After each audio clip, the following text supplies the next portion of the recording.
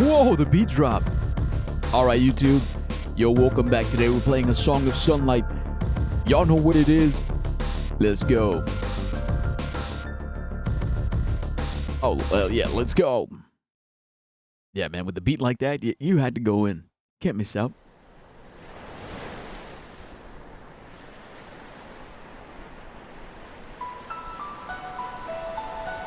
Chapter 1. The Children of the Sun. Hey, that rhymes. Chapter 1. Children of the Sun. Yeah. You better run, run, run from the sound of my gun. You ain't the one. You the two. And when I get done, I'ma shit on you. Hey, bars.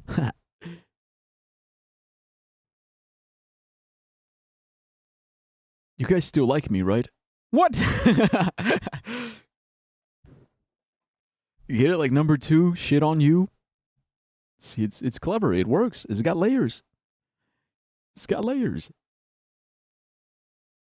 Okay, I don't think we use the mouse. I'm just gonna put it over here. Anywho, I'm gonna go shower. Okay. BRB? Yeah. That morning, the first day of the warm season was... Take 2. That morning, the first day of the warm season was a day of high prayer. High prayer wasn't often, but always coincided with the change in the weather. I jolted awake, disoriented and aware that something wasn't right. What is it that's wrong? Bro, don't you hate it? Don't you hate it when you... It's like, okay, there's something wrong. I don't know what it is. What is it that's wrong? I feel like shit and I don't know why. What is it that's wrong? Hearing the sounds of the crowd in the morning air outside my window, the dread came over me and suddenly I realized. Kanari and I should have left already. Desiring greatly not to embarrass myself by being late to the first prayer of the season, I rushed out of my room to find him. Kanari?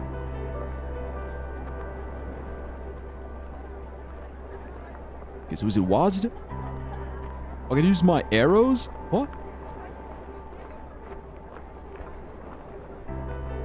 Oh, that's new. Let's go. Rest. Save. Leave. Inspect. I took a moment to glance at my desk made of a light, unlacquered wood. Atop it sat the water basin, which I used to wash my face. The basin was wonderful work. Some of Kanari's best. Okay, so Kanari makes basins. I really should be going.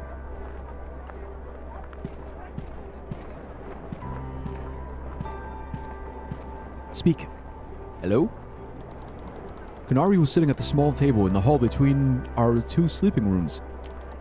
He studied a small shard of ceramic taken from a broken vase lying in pieces before him. Okay. Can, let's go, I said, firmly. Kanari smiled. Did we need to be somewhere? God above, I asked you to wake me up one time as a favor, I said, kicking myself for being so naive. You asked, but I don't remember agreeing, he replied, returning to his study with a half-hidden smirk. And it wasn't that late. I only heard the first bell.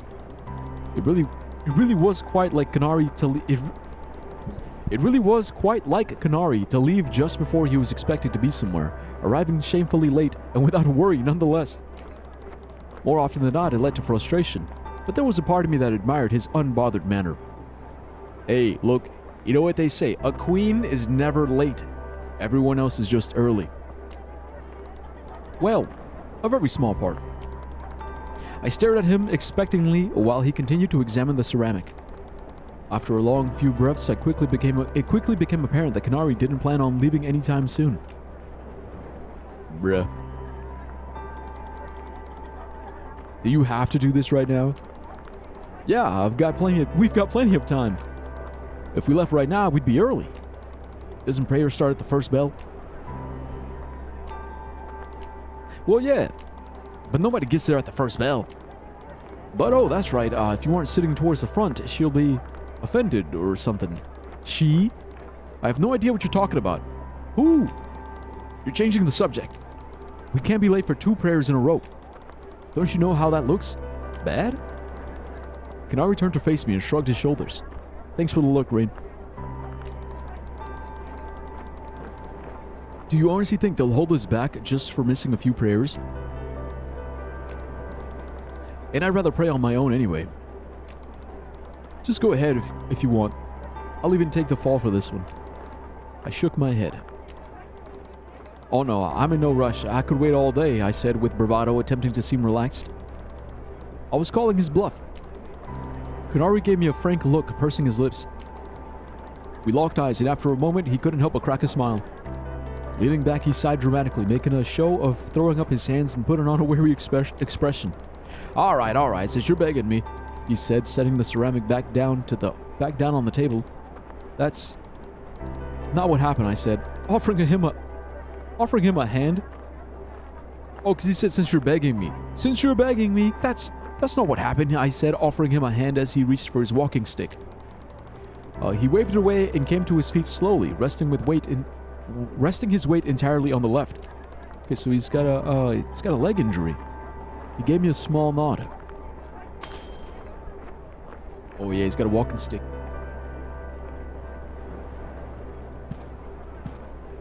Okay, wait. So now I'm walking slow? This room is kind of a mess. That's what a room is for. You know? Putting things down. You put way too many things down. It's perfectly organized. It's my stuff. Don't we have somewhere to be? Oh, yeah. Right.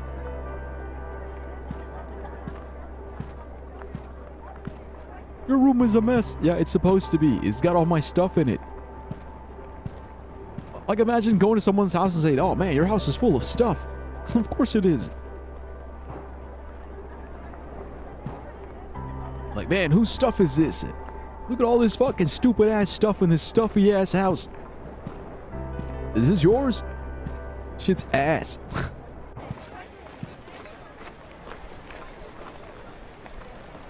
The settlement was awake. The crowd milled about as Kunari and I stepped from our doorway into the light of the street. A soft wind fell over us, twisting my menage about my legs. A soft wind fell over us, twisting my menage about my legs. The low chatter of voices filled my ears, and I watched idly as faces passed by. Or passed me by. Or just passed me. I had seen every face before. Some each day for years, others in passing. To find an unfamiliar face was rare. The children of sunlight knew one another well. It was mid-morning, shortly before the second bell. Kunari had been right about that, it seemed. The sun burned in the sky, sparse clouds breaking the bright pale blue. We were expected at the temple. All the young and healthy. Let's just take the main street. I'll lead and you follow. God, no. Then we'd really be late. That is a good point. I'll follow you then. Yeah.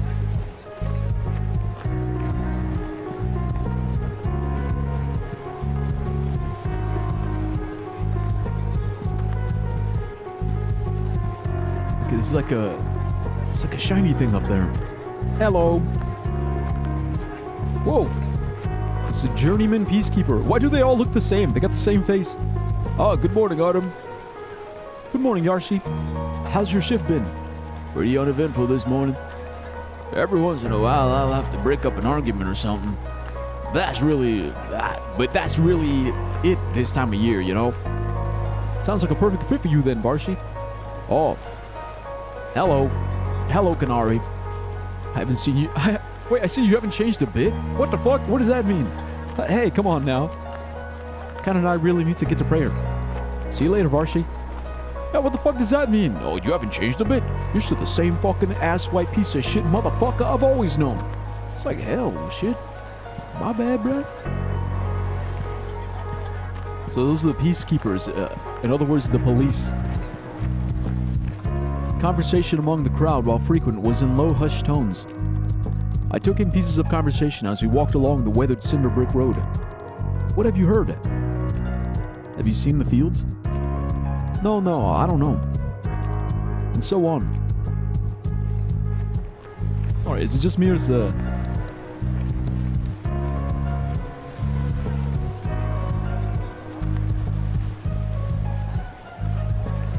It's a little bit too loud. A smidge. journeyman peacekeeper. Hey, Adam. How are you? I'm doing well, thanks. You're advancing this season, right? Congratulations. Thanks. I'll join you guys pretty soon. I look forward to it. Oh, and this was Canary, right? Oh, don't pretend you don't remember me. Wait, what? Don't pretend you don't remember me? You and I were inseparable back in the day. Not quite. Bro, so does Canary have like some kind of reputation amongst the police? Bro, why? So what the fuck? Like, what's his backstory? Like, why? Okay, slowly coming to a stop, I began to notice that the street was filled with carts. But they were vegetable carts. The ones used to bring food from the plantation to the settlement. It wasn't odd to see them this time of year, as the warm season always signified the harvest. No, what stopped me was that they were all empty. Empty and abandoned, it seemed. Why have all these carts been left here? Huh? I don't know. Oh, wait. Might have to do with all that stuff they've been saying about the harvest. What stuff? Who's been saying it? Didn't I tell you? You didn't. That's why I'm asking. At work, I heard some rumors about the harvest this year. Like, that it's not too good. From a few different people. Not good? Nobody told me anything. Nobody told me anything. What does that mean? Lower yield than normal, I'd assume. It's probably not a big deal, okay? Shouldn't we be going? Oh, yeah, sorry. There goes the bells. Just like home. Bang, bang, bang, bang.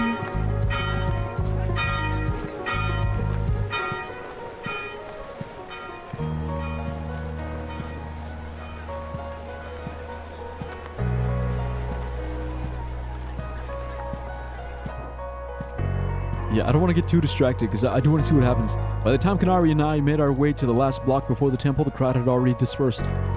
Everyone was already inside, it seemed. The street was left in peace quiet. Wait. Oh, and peaceful. So the street was left in peaceful quiet. To Canary's chagrin and my dismay, the two of us were late. Did we pick up the pace? I think everyone is inside already. Well, that's that. They started without us. Guess we gotta go back home. What? No way. There's no way we can just skip it. I seem to recall a saying, if you're gonna be late to something, you're better off not showing up at all. You and I both know that nobody says that. Come on. All right. Yeah, I like this guy. I like his style. He's like, oh, well, look at it, man. We're late. Might as well go home. Here we are. Temple of the Sun. Boom, boom, boom, boom. Bam, boom, boom, boom.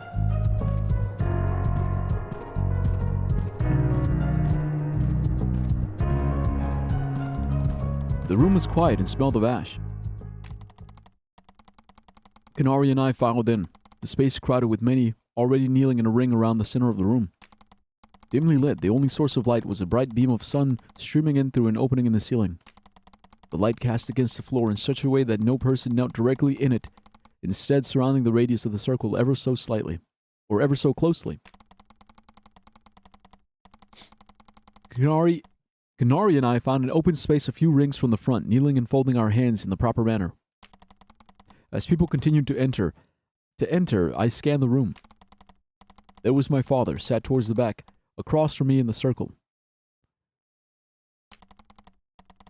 We made eye contact, and he gave me a small smile, nodding toward the floor. I looked lower, noticing Ashadar's weapon lying delicately across his knees. Embarrassed I had forgotten, I quickly did the same. In the far back of the room was my mother, speaking in hushed tones to a girl close to my age. After a moment, she caught my gaze as well and smiled. High prayer drew all to the temple, every young man and woman from each obligation. The settlement came together in prayer often. It was how we spoke with God. I opened my eyes, and the Sunlight Maidens,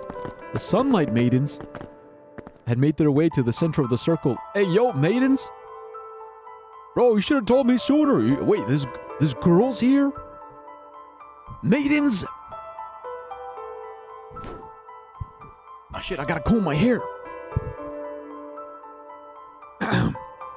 I opened my eyes and the sunlight maidens had made their way to the center of the circle.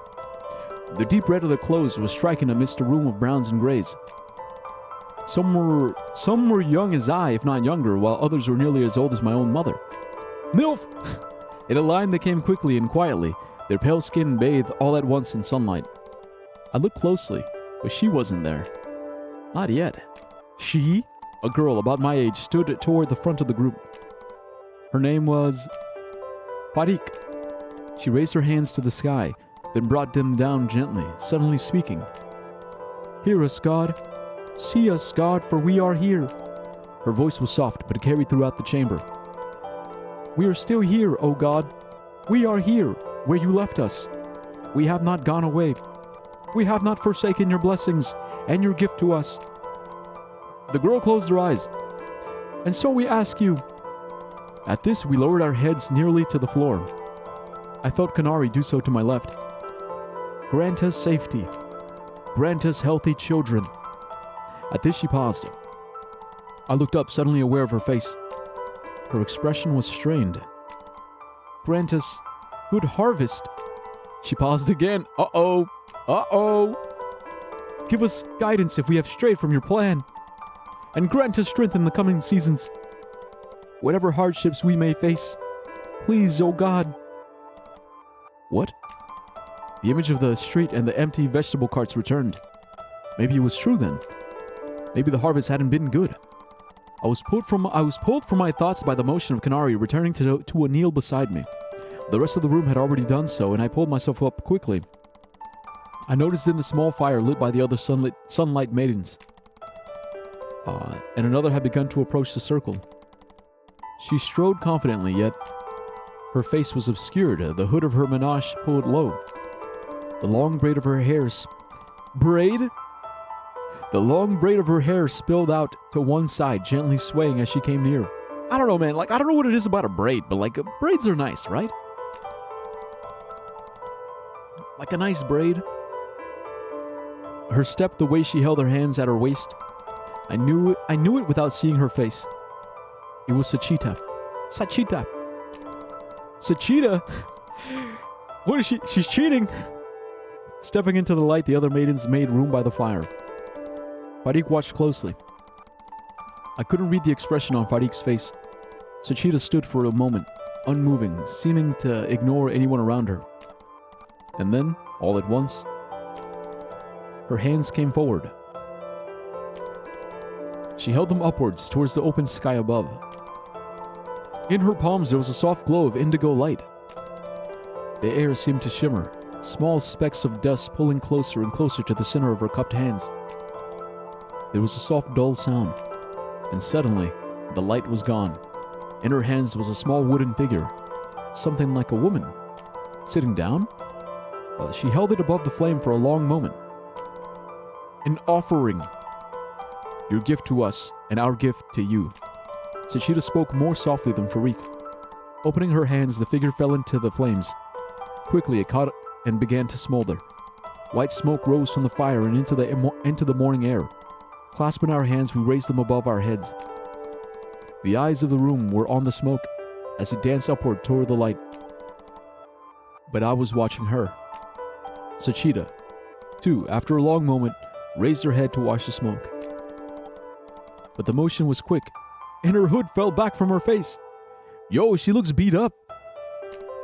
There, in the hazy light, Sachita's features were on full display to the room. Her hair was a lighter brown than most. It fell to both sides of her pale face, pale white, like that of any sunlight maiden. Yet, at a further glance, the left half was strange. It's all bruised. Splotches of crimson red ran across it. The appearance of burned skin. Her eyes, at first glance, shone a vibrant ochre. I gotta say, it is a little... Okay, quick little timeout. Timeout, pause.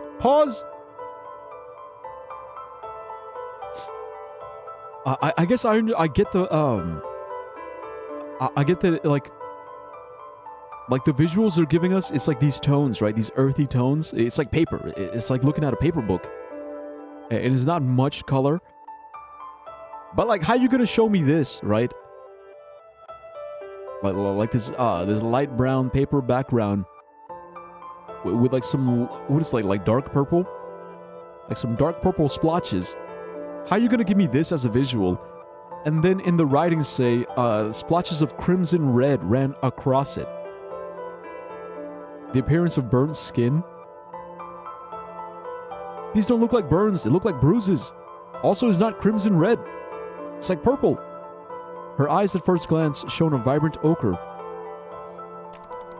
But the left, the iris had faded, now an ashen gray. It was half of her body, it seemed. Half of her body that bore the memory of illness. Sachita's face grew apprehensive as she realized her hood had fallen away. Quickly, her gaze went across the crowd. I looked as well. You said because purple is the opposite side of color spectrum from yellow. So that's why they did purple splotches? Like to make it stand out? I mean, the thing is, they could have also just like, used lines. They could have also just used lines to darken it, you know?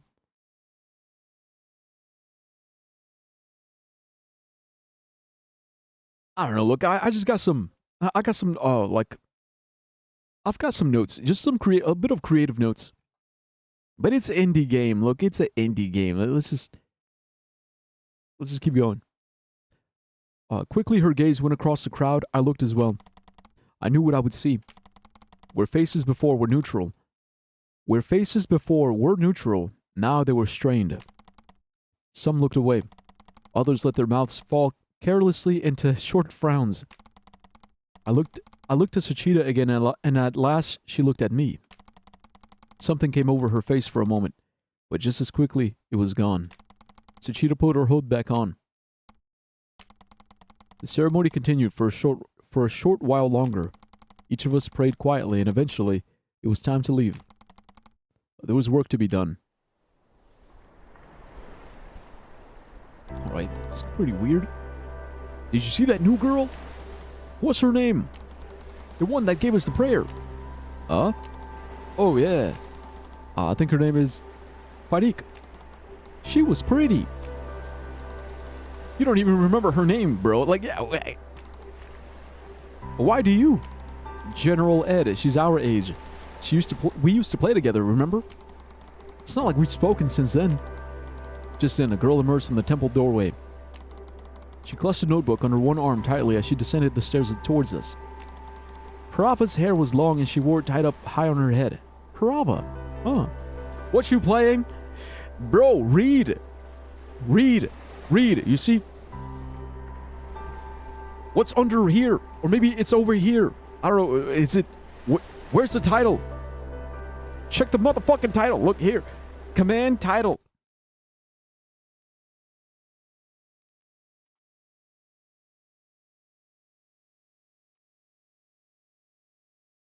No, command game. There it is. A Song of Sunlight.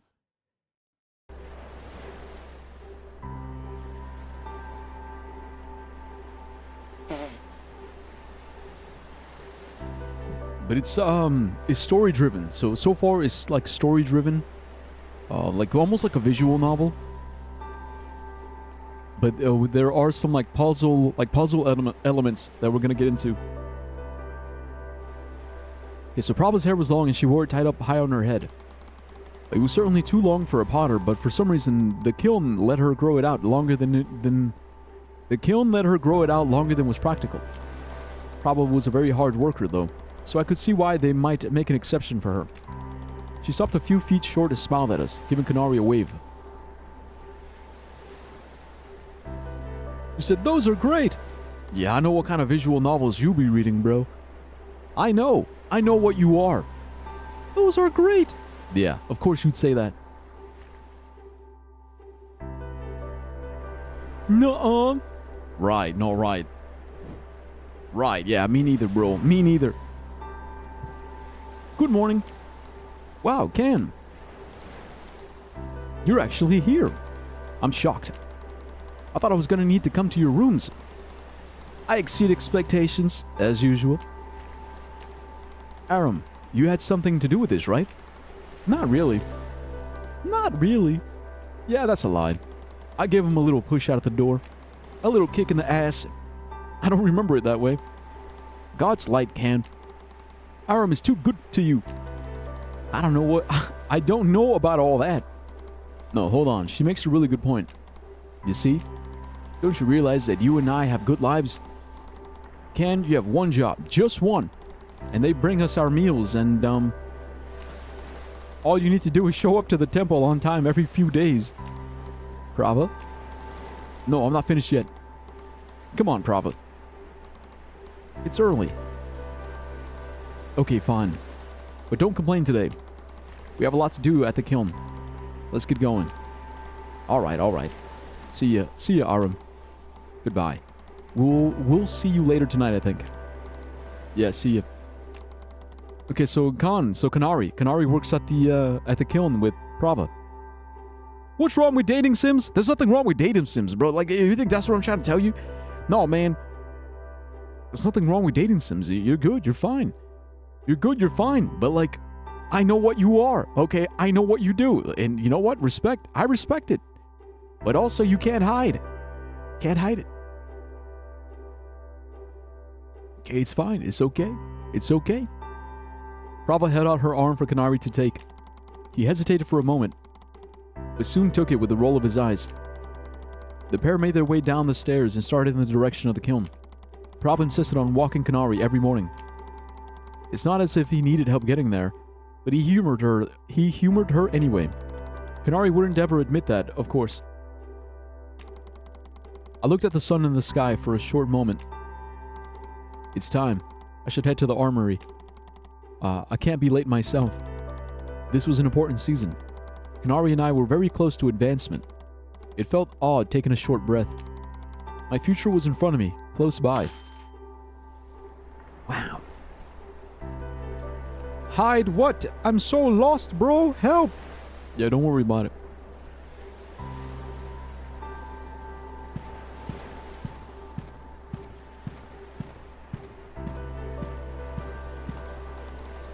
Wait, where am I going? This isn't the way to the armory. God, I'm tired.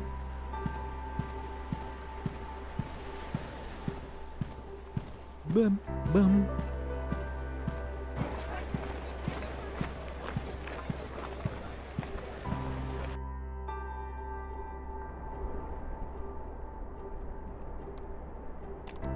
That's the wrong way. Okay, so it says rest, use. Rest. I guess just to save. The music is very calming. Yeah.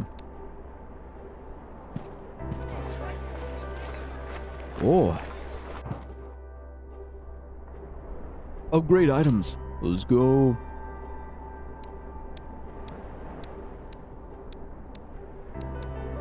Apprentice sword, apprentice shield.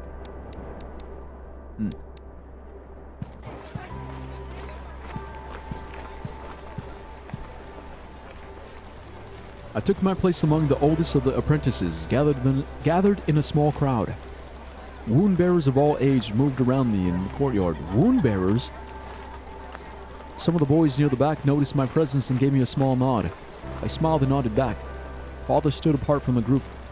He was my father, but known to the settlement as Ashadar of the High Wound Bearers.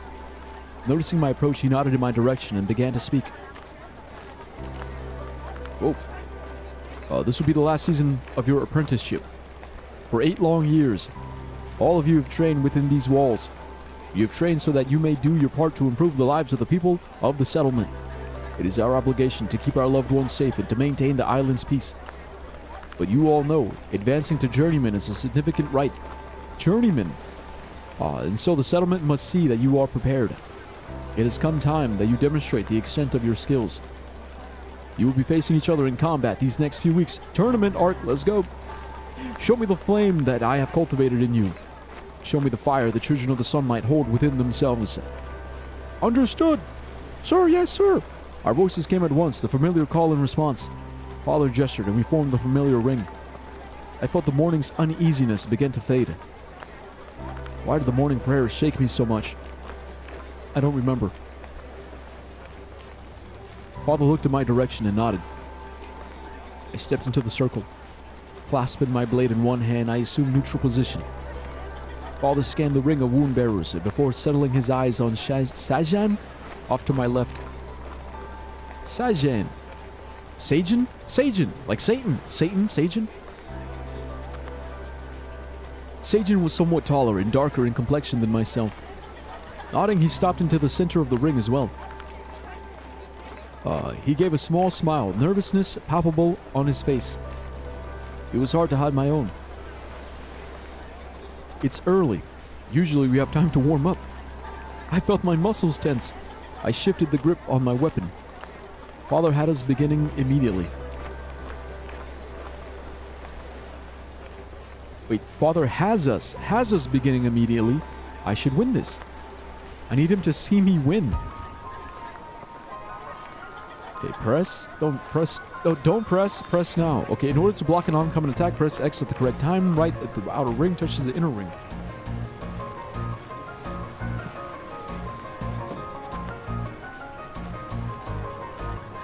Okay, so that's blocking. Stamina. Blocking attacks will drain your stamina bar. If you run out of stamina, you won't be able to block and will take increased damage. Okay, the better you time your block, the less stamina you'll lose. If you time it perfectly, just as the rings touch, you'll lose 0 stamina. Okay, stamina will passively refill. Defend. Okay. Blocking attacks will drain your stamina. Oh, it just... Alright, yeah.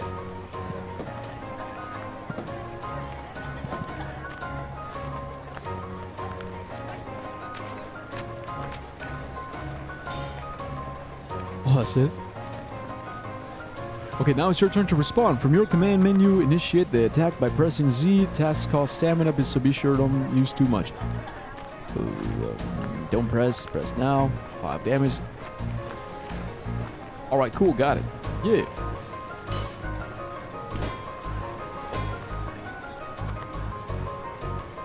Alright, easy enough. What the hell is this? Wait, turn timer. While you've had unlimited time to choose action so far, know that in real combat, you only have a few seconds to make a decision about what to do. If you run out of time, you'll automatically defend. Practice what you learned so far and defeat Sajin. Aye, aye, Captain. Let's go.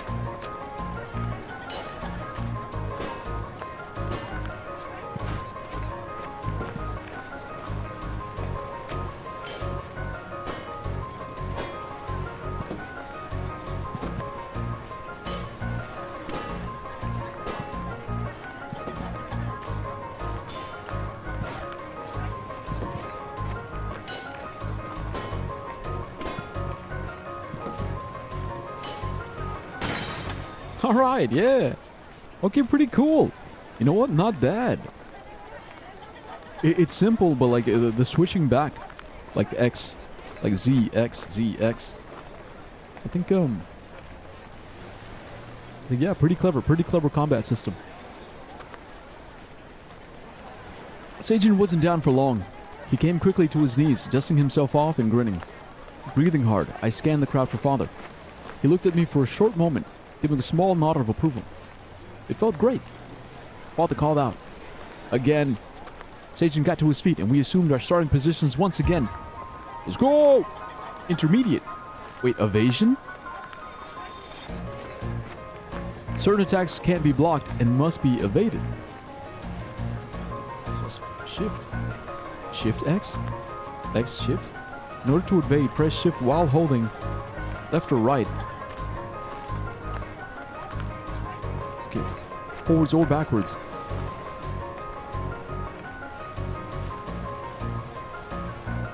Okay, so instead of blocking, evade. Oh.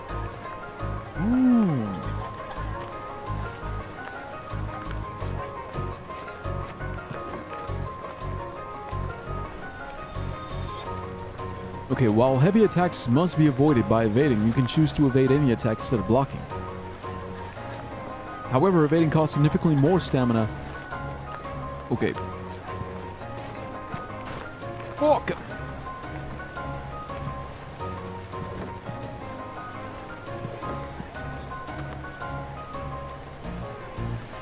What the fuck is this? Okay, directional attacks. All the attacks you've had to deal with so far have been neutral hits. However, your opponent may attack in a specific direction. Pay close attention to the circle to watch for a direction. Okay, in order to block a directional attack, simply block it as normal, but hold the direction of the arrow shown at the same time. Okay, alright, yeah. Fuck, wrong button. Yeah.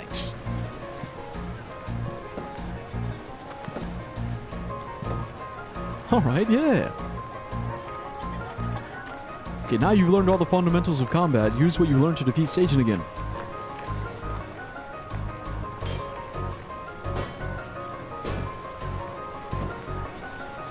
Fuck!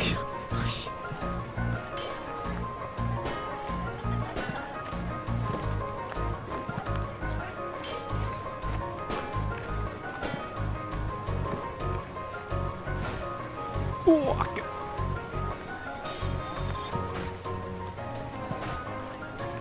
Bro, it's trickier than it looks.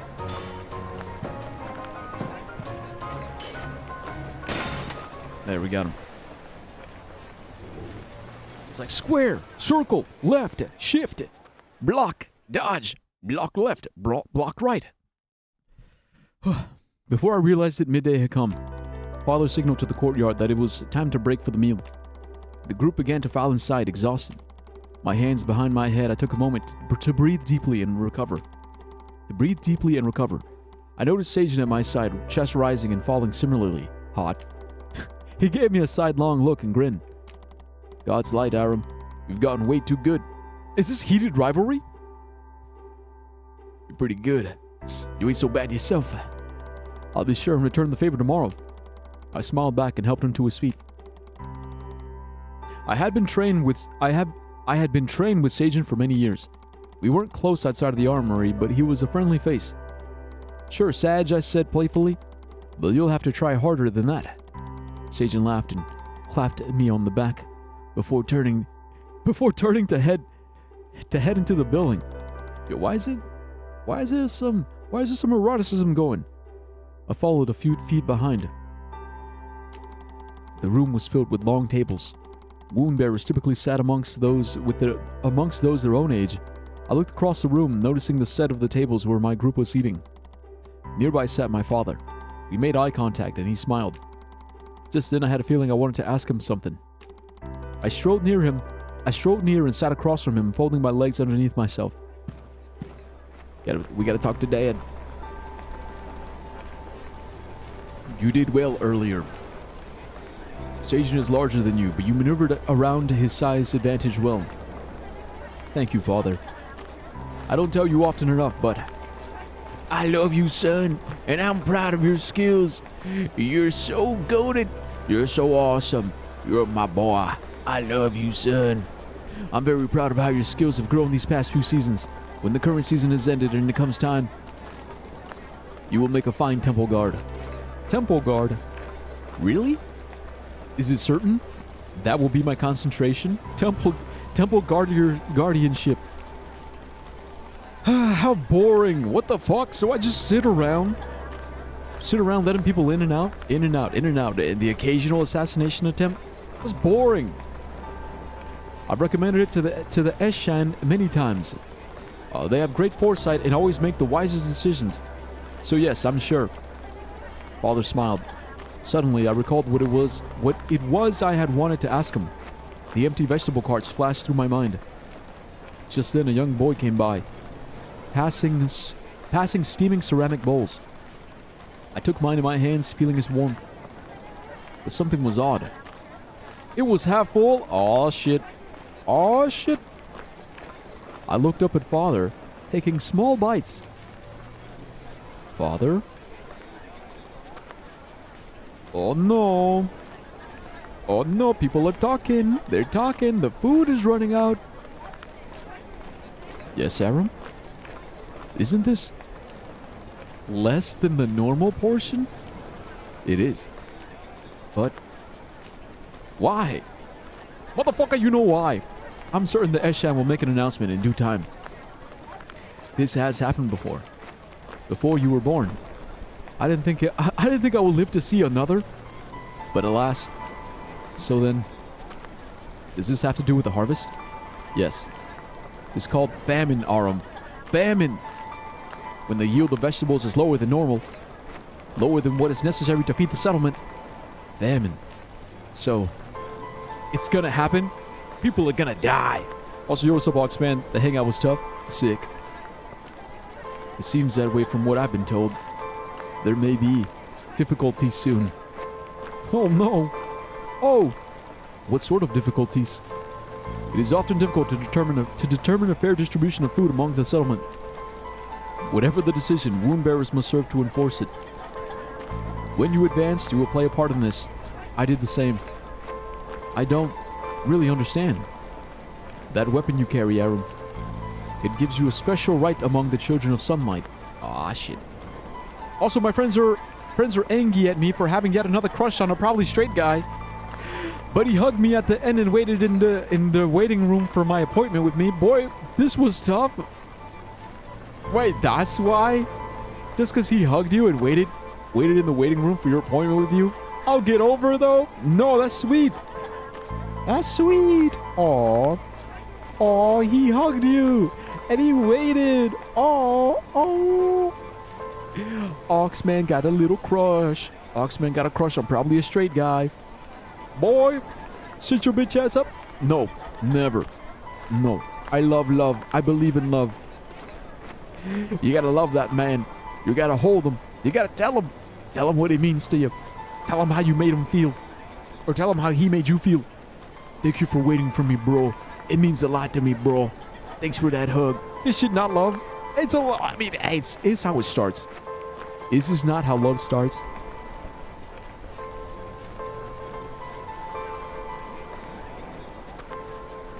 Friendship. Yeah, that too. Yeah. Yeah. Beautiful friendship. Okay, it gives you a special right among the children of sunlight. You understand this. Wound bearers maintain the peace. There may come a time when the weapon must... There may come a time when that weapon must deter those who disturb the peace. If you disturb the peace, I'm disturbing your peace. What? What do you mean? Let's speak of other things, Aram. Don't worry yourself about these things right now. He's saying murder. He's saying I'm gonna have to murder some poor motherfuckers who are starving to death. Yeah, I'm gonna have to be the one who's like, no, stab. Shh. No food for you. The only thing you're eating is 9 inches of steel. You have plenty to focus on as is. When the time comes, we will discuss it further. All right. We continued to eat, speaking of smaller things. But his words stuck with me. I tried to ignore the feeling, but I was shaken. I already know that wound bearers are often asked to keep the peace. If somebody is stealing from the community or hurting another person, there's just no need to do something like that on our island. So I can understand using force to stop that person. But if all they want is a meal, there's always been enough to go around until now. The thought of it made me uneasy. Eventually, the meal ended, and we returned to work. The days slipped by as I continued to practice and spar with my peers. The bright midday sun grew cold and brilliant orange by the time Father dismissed us. It was late afternoon by now. Interesting. Where's the game set? It's like Dune. Yeah, it is just like Dune. Like there's a lot of like Middle Eastern influence. What would you call that? It's like being a weeb for the Middle East. Yeah, like Sandy Colony. Yeah, it's got like that Sandy Colony vibe. And it's a little utopian. It's like there's a lot of peace, everything is fine, but I got a feeling like shit's about to get bad, like with this famine. You said, is it a sandy space colony or not? I don't know if it's a colony. That's the thing. Like, as far as like the politics, I don't know if it's like a colony. I don't know if it's like the heart of the empire. So that hasn't been established yet. But you know what I mean by like Dune, right? It's like Dune where it's got like like that Middle Eastern influence. Like we were literally at prayer earlier today.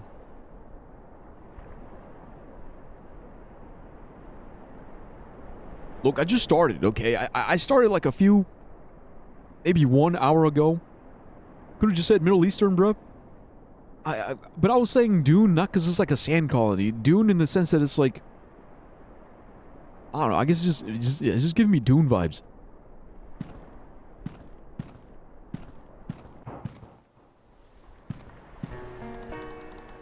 That was really impressive.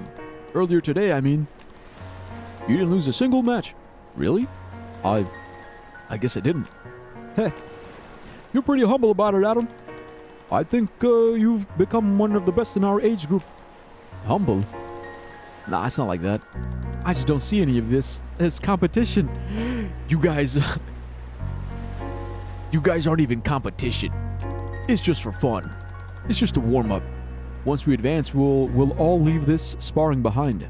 All of this is so that we can protect people, right? I won't ever need to fight any of you guys for real, so... Oh no, the foreshadowing. No! I'm never gonna have to fight you guys, right? And in Civil War. Civil War. Just killing your brothers in the battlefield. Ah, hell. Oxman. You know, when World War III starts and I have to fight you, fight you on the sandy beaches of Normandy, France, I'm not gonna... I can't do it. I don't know if I can shoot you in the face, bro. I won't ever need to fight any of you guys for real, so... What's the point of comparing ourselves? You're not wrong. That's a good way of looking at it. Hey, speaking of, what concentration are you hoping for?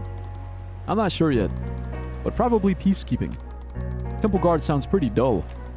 Like, I wouldn't really get out to do much. Wouldn't really get to do much. Do you think... And Sentry? Well, I don't think it's for me. I see. Yeah, because it's privilege. It really is privilege. Because if you're a temple guard, you're basically like... You're inside the temple. You don't got shit to worry about. But if you're a peacekeeper, well, then you're basically a cop. And sentry duty, I'm pretty sure sentry is like on the border. So you're on the border. I guess you're at the most danger. You're in the most dangerous part.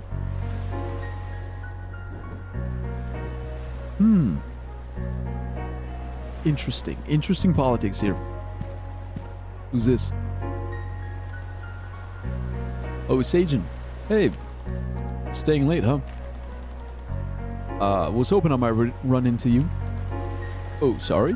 I wasn't planning on staying long. Damn, really? Not even for a little bit? Is this guy my boyfriend? I was thinking we could get another match in. Well, come on, Aram. I need redemption from before. There's no way I can let things stand as they are. Dude, it's just like heated rivalry. It's not like that. You've beaten me plenty of times in the past. Not recently. In fact, I don't think I've beaten you... I don't think I've beaten you sparring once in the past year. Maybe. Come on. I know exactly why I lost earlier. I'm ready this time. Okay. Just a quick match. I hope you're ready for a real challenge this time. Alright, let's go.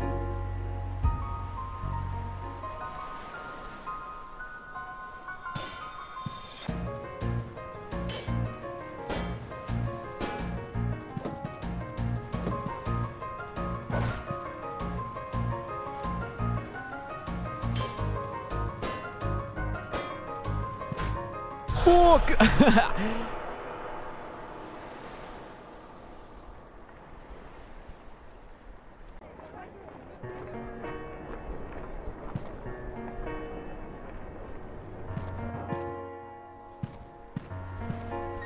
Look, I hadn't fully healed.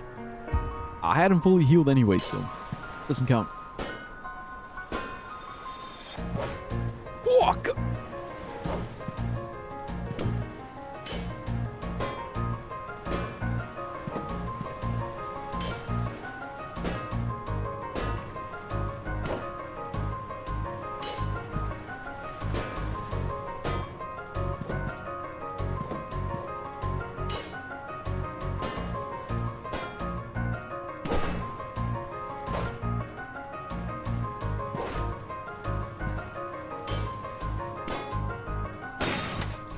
There we go.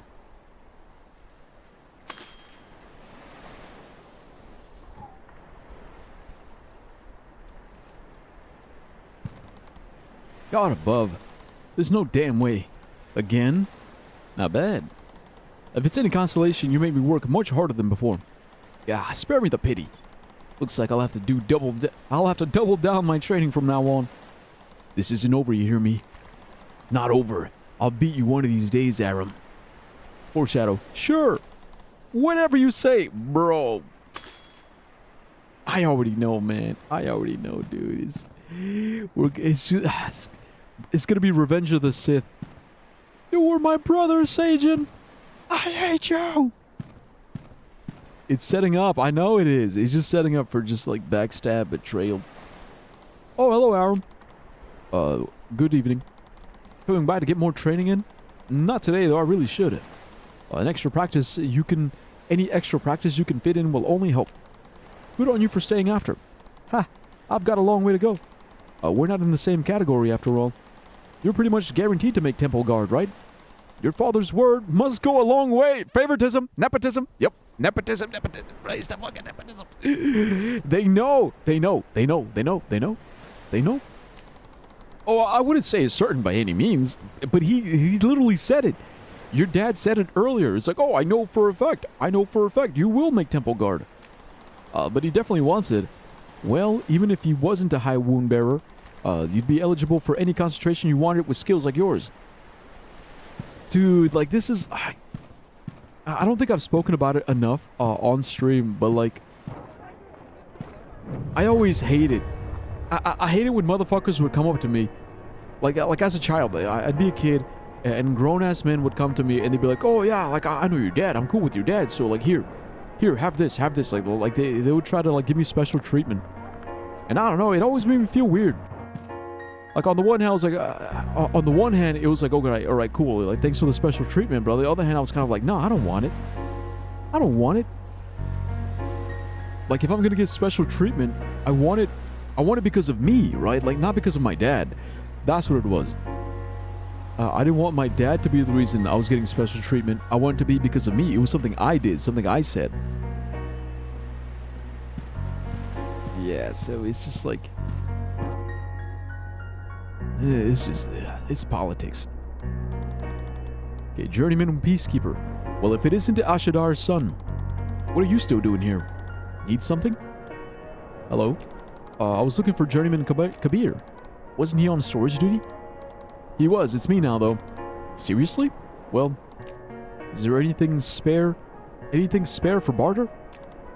Probably, but you have to trade as much as anyone else, you hear? No exceptions. What? This is my obligation to. I shouldn't have to pay in full. Sorry, man. Those are the rules. Go tell your dad if you think it's unfair. See, cause then they start doing this shit. Screw you. Kabir was much nicer. And they're like, oh, why would you tell your dad about it? Why don't you cry to your dad about it? Your dad. Oh, your dad. It's like, it just makes me angry. It's like,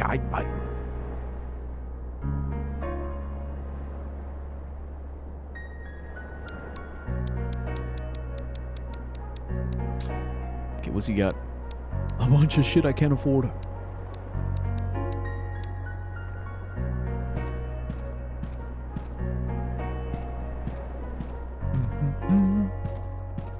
Bum bum bum. Bum bum bum. Bum bum bum. Okay, so here you can upgrade items. Yeah, I'm thinking we go shield first. Well, confirm. Oh, because we need metal.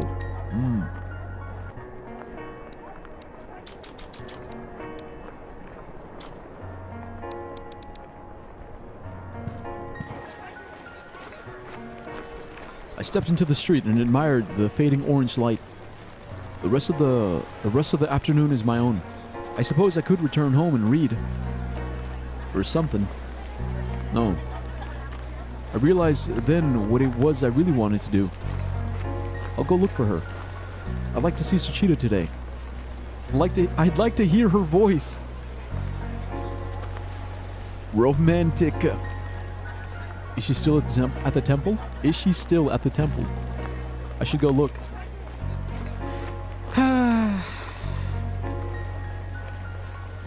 Sachida. During free time, you are allowed to explore the settlement at your own pace and complete side content, take side quests, talk to the people of the settlement, and collect items. The story will not progress unless you pursue the main quest line objective. You can view your current... Okay, alright, yeah. So that's what this is. Vitality. Defense. Laceration. Fracture. Concussion. 60. Wait, is that a good thing? Oh, resistance to concussion.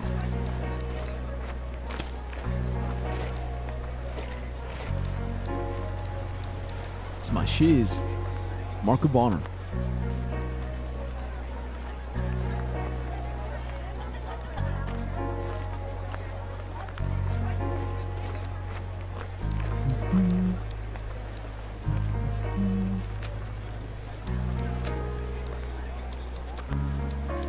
Alright, yeah. Gotta find Sachida.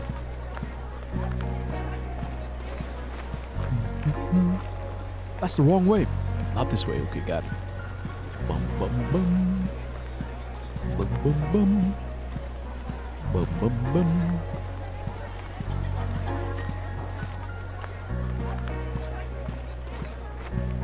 Right here it is.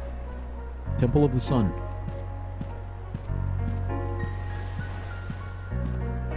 Bro, I'm actually invested now. Look, I'm such a romantic. I love a good romance story. Before, it was about the politics, right? It was like politics, the famine, the guards, the blah, blah, blah, blah, blah, the nepotism. But now, time for some romance. Okay, it's Aram and Sachida. Sachida and Aram. Oh, hello, miss. Have you seen... Hello, Aram. Good day. Not too bad so far. How about you? Sona? Sona? Like persona? How about you, Sona? Pretty boring. You may be surprised to hear. I always try and volunteer for errands just to get out for the day. But I think they're on to me. Bro, she's trying to get out. She don't want to be here no more. Yo, her posture's bad. Okay, this is, you're Aram, right? That's right. Have you been well, my lady? My lady? She's blushing. Fine. I'm fine. That's good. I guess. Why are you flirting with the maidens, bro? Come on, focus, Sachida.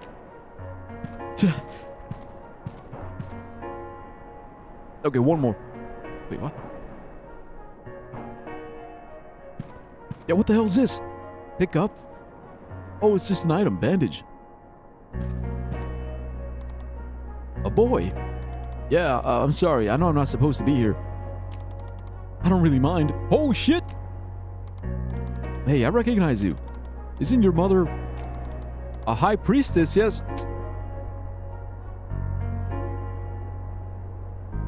Bro, this is that shit, man. This is that shit. It's like my dad is my dad is the Ashadar. The Ashadar, you know, he's like a big shot, big deal, a wound bearer or whatever the hell. And my mom's a high priestess. Come on, man. What's next? What's next? Is my uncle the president? Is my auntie like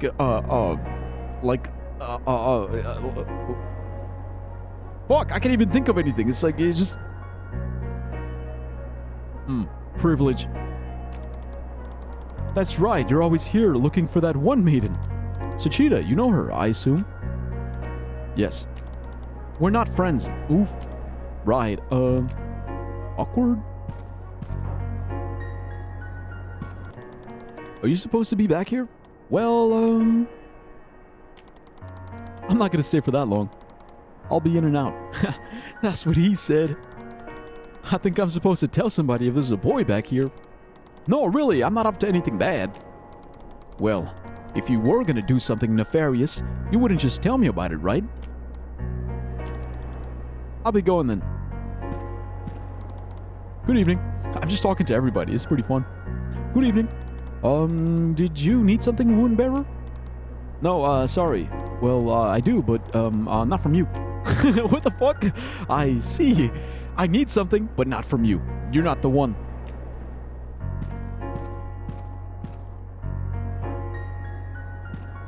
Boom, boom. Rest. I'm just sleeping in someone's... Just sleeping in a stranger's bed, I guess. Boom, boom, boom. Wait, this is the entrance to the chamber of the Eshan. I can't go in there. It's not proper without an invitation. Okay. Okay, you shouldn't be here. It's not proper. I know, I'm sorry. I won't be here long, my lady. So that makes him blush? Whatever. Say a prayer later and ask to be forgiven. I will.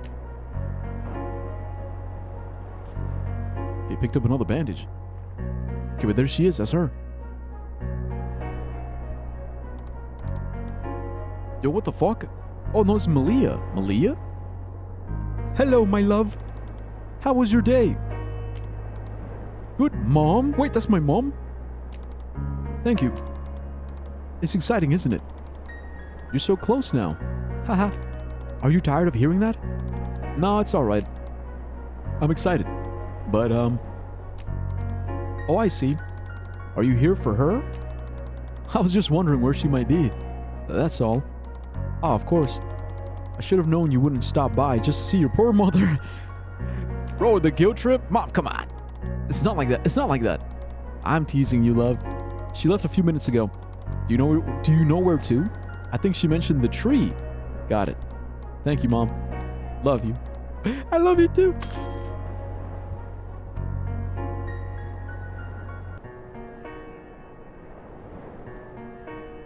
Bro, my dad is proud of me. My mom loves me. What kind of sick fantasy is this? What kind of sick fucking fantasy is this? Ugh, gross. Yeah, must be nice. Must be nice.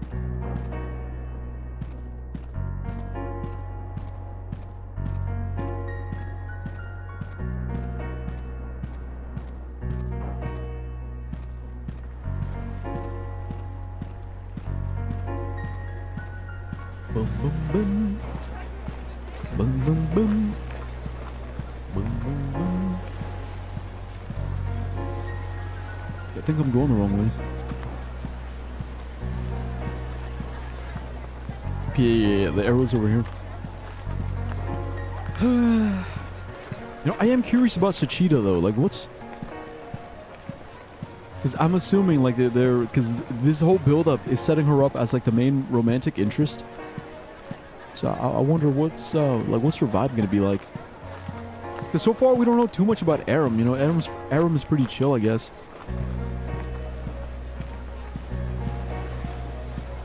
Like, pretty standard protagonist.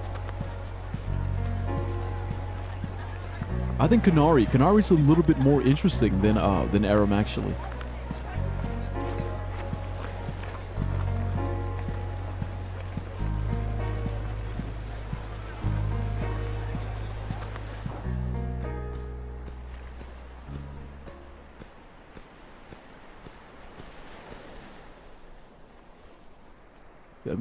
Looks like they're farming.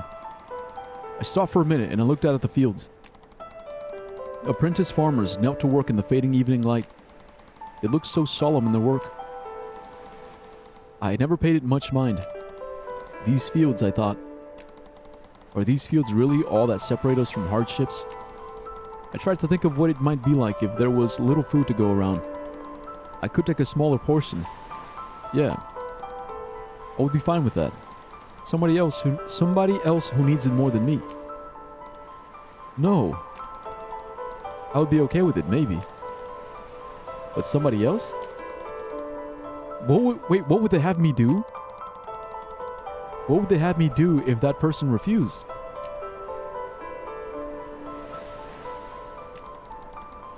Why are things becoming so complicated?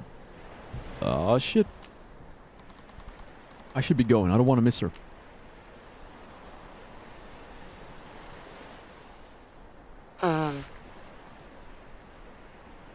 No, but I do love it because it's so simple, right? It's such a simple thing like famine. There's a society, there's a group of people, but the food, now, like everything was fine, but now the food is like the food supply, there's a food shortage. Food is becoming more scarce. So then comes the question of like, okay, well, how do we survive that problem? You know, like, society is peaceful when everything is going well, but when things go wrong, when there's mistakes being made, when there's a shortage of food, when there's a shortage of water, a shortage of shelter, right? When there's resources that aren't being produced, and resources that are also aren't being shared.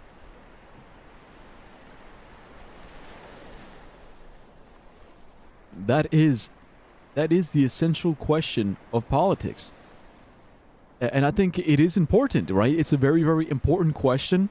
And I think too many people, they it's like, because when people say they hate politics, I hate politics, I hate politics, I hate how divisive it is. Oh, it's so divisive, it's so angry, so fighting. But it's like, yeah, if you hyper focus on like the wedge issues, like the the wedge issues that are meant to rile you up and make you emotional and make you angry, right? If you hyper focus on like culture war bullshit, like whether or not you play Hogwarts Legacy, or whether or not you stand up for the Pledge of Allegiance, right? Like little things like that don't fucking matter. Like what politics has always meant to be truly about is this essential question, is how do we take care of the people? How do we make sure that all the people are okay, all the people are safe and accounted for and taken care of and fed? How do we maintain that peaceful balance? And I think that's, for me at least, I think that's the beauty of politics. I was literally thinking about it this morning. What was it? What was it that made me think? It's like power, right? Why do people want power? See, because if you're like the president, the mayor, or even just the leader, if you're like the leader of a bunch of people, I do believe that it kind of is your responsibility to like check in on them. That's what it was. I was thinking about like extrovert versus introvert. Like if you're an introverted person, you just want to do your job, make your money, and then go back home and stay in your home. I feel like that's okay. That's within your right as a private citizen to live a private life. But once you become a leader, right? A leader, a public figure, once you start representing a whole crowd of people, once you start advocating for them, it's like you have to be an extrovert. You have to go out. You have to talk to people. You have to understand them. You have to understand them and able to advocate for them, yeah? It's like that. Like that's... You can't just hide away in your hole and think, well, that's it. That's what makes me a great leader. I stay in my castle. It's like, no, bro. You gotta go out. You gotta learn. You gotta understand. You gotta talk. You have to reason. You have to see. See and understand, like, okay, this guy thinks this way because of these things, and this guy thinks this way because of these reasons. And I do believe that that's something that I've tried my best to do my entire life, because I see it all as education. Everything is education. And I guess I challenged myself to learn and understand so that I can be better, because in many ways it's like I'm grooming myself for leadership. Like I do want to be a leader. Like it's why I became a teacher, right? Because I wanted to be the leader of a classroom. I fantasize about being a principal one day so I could lead a whole school. Like I stream on Twitch because I kind of want to have my own Twitch community, and I want to be able to rally a bunch of people for like a good common goal. It's like I like knowing my chatters on a personal level, so that if something's bothering them, they feel comfortable enough to tell me about it. Yeah? And if I can do anything about it, then I'll do something. And if I can't do anything about it, then fuck it, I'll get good. I'll get so fucking good I can do something about it.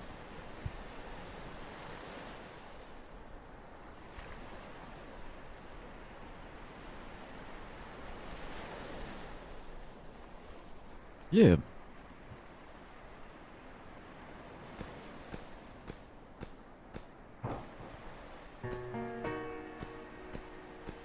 There she is, Sachita. My feet fell gently in the swaying grass as I approached her. There in the dull amber field, sat beneath the pale tree, Sachita was like a white sunflower. Damn, she looks horrible. Her hair fell gently to one side, head resting against the gray bark.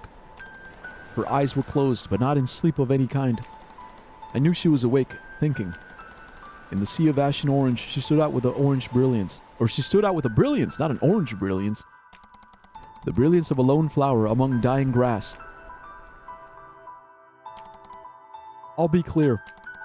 I love Sachita. Yeah! Yes! My man! I love it. He's like, look, I'll be clear. I love her. Like, see, because he's talking to us. He's narrating. He is the narrator. And I love the fact that he took the time to pause and be like, yo, just to be clear, I love her. I don't feel the same way about anybody else. Not like this. I felt my anxiety begin to fade as I approached her. My time with her often had that effect. As I drew closer, I opened one eye. Oh, she opened one eye, a slow smile filling her face. She drew up, her hair now falling carelessly to the sides of her pale cheeks. Aram, she said. I stopped and waved. Her voice was soft and sweet. It sounded much different than this morning.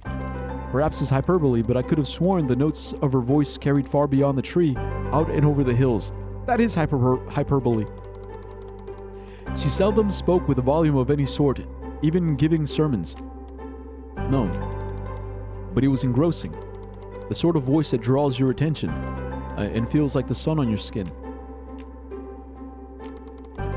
You're a bit far from town, Sachi, I said. She looked somewhere off to her right. Well, I was counting my steps. I wanted to see how many it was from the edge of town to here, you see. And then, from here to the water. She looked at me childishly, clearly enamored with her findings. Don't you think it's strange, Aram? What's strange? I replied. This tree is halfway between them. Almost exactly. Her eyes narrowed, and she seemed to think about her words a bit longer. Well, I suppose that depends on what you count as the furthest building. I looked back the way I had come. The settlement lay to our backs, roughly 1 mile away. It's the kiln, I think, I said. I thought about it some more. No, do the sheds count as buildings? I shrugged at her. Is that really why you came out here? Do you think it's boring, she asked, clearly disappointed I wasn't celebrating her discovery. Yeah, a little, I said, laughing. Well, that's not very nice, she replied, idly running the long braid on her hair, in her hair through her fingers. I was just always curious, that's all. She sighed, looking out at the horizon. I should really spend my free time doing something a bit more. She trailed off. It was empty, past the tree. The path continued, but only for a short while longer.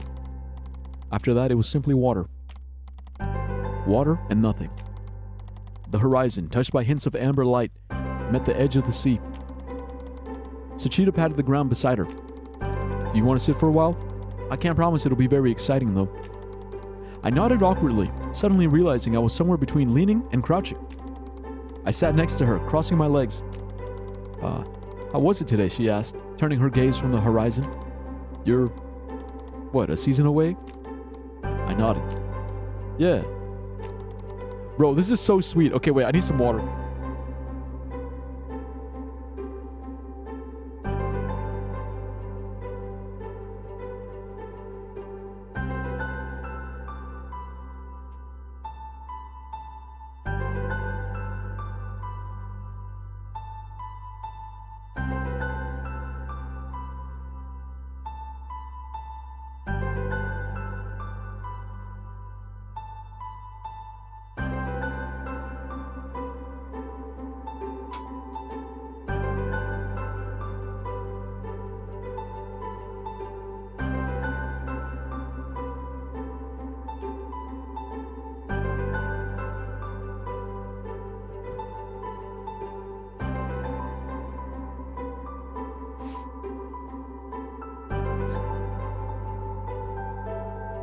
Yeah, I'm so happy for you, she smiled. You must be excited. I thought about my conversation with Father. I looked down at my hands and at the weapon strapped to my waist. I am. I've wanted this for a really long time. I turned to her. We might see each other more often, actually. If I become a temple guard, I'll be able to escort you sometimes. She nodded eagerly. You're right, I hadn't thought of that. There was a short silence. About this morning, during the prayer, I began with a sudden desire... With a sudden...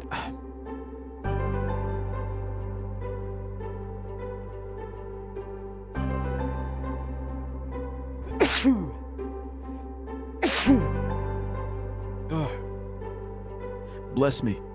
Thank you for blessing me. About this morning, during the prayer, I began with a sudden desire to broach the topic. At this, Achita's face grew somewhat red.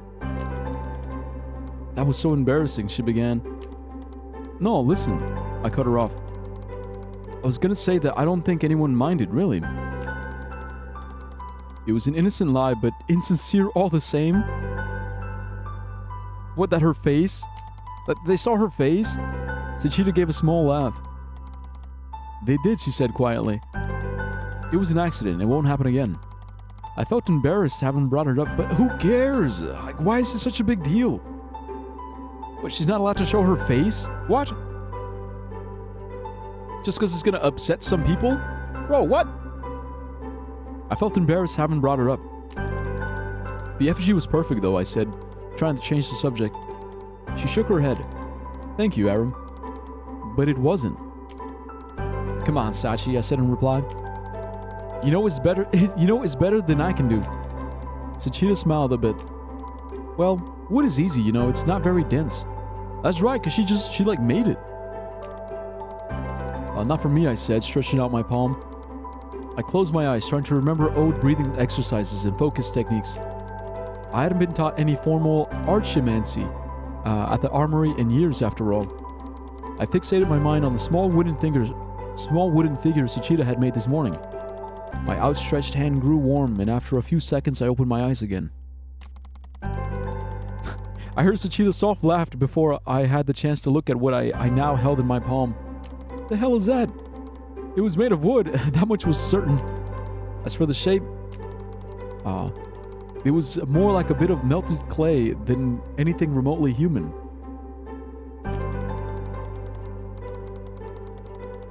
Even if I had more time to study the original, I wouldn't be hard-pressed to make anything so detailed as hers. God's light. I've actually gotten worse. Sachita composed herself enough to speak. It's a good effort. I started to chuckle as well, despite myself. Her laughter was infectious. I suppose that was because it was so rare to hear it. We grew quiet, and minutes passed in comfortable silence. I can't really poke fun, honestly, Sachita said, some of the brightness gone from her voice. My last batch of practice for the festival came out like that too. Metal is really tough. I glanced at my sword. It's supposed to be pure iron, right? Not an alloy? She nodded. Pure, which is supposed to make it easier. But I'm struggling. The other maidens could do it on their first few tries, I've heard. I don't think I'll have it ready in time. And they'll have to pick somebody else. She opened her mouth to say something more, but stopped. Sachita spoke like this often. She was quick to self-deprecate. I never knew how to respond.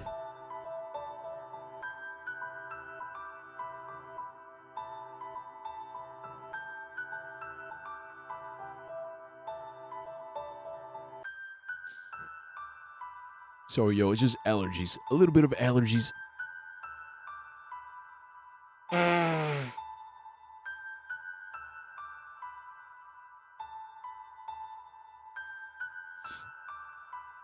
Wait, how did I miss this? What the fuck?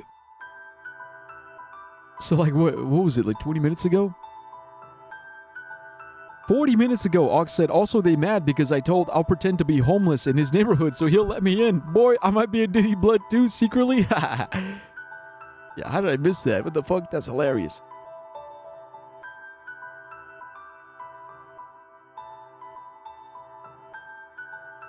Hey man, I don't care who you are. That shit hilarious.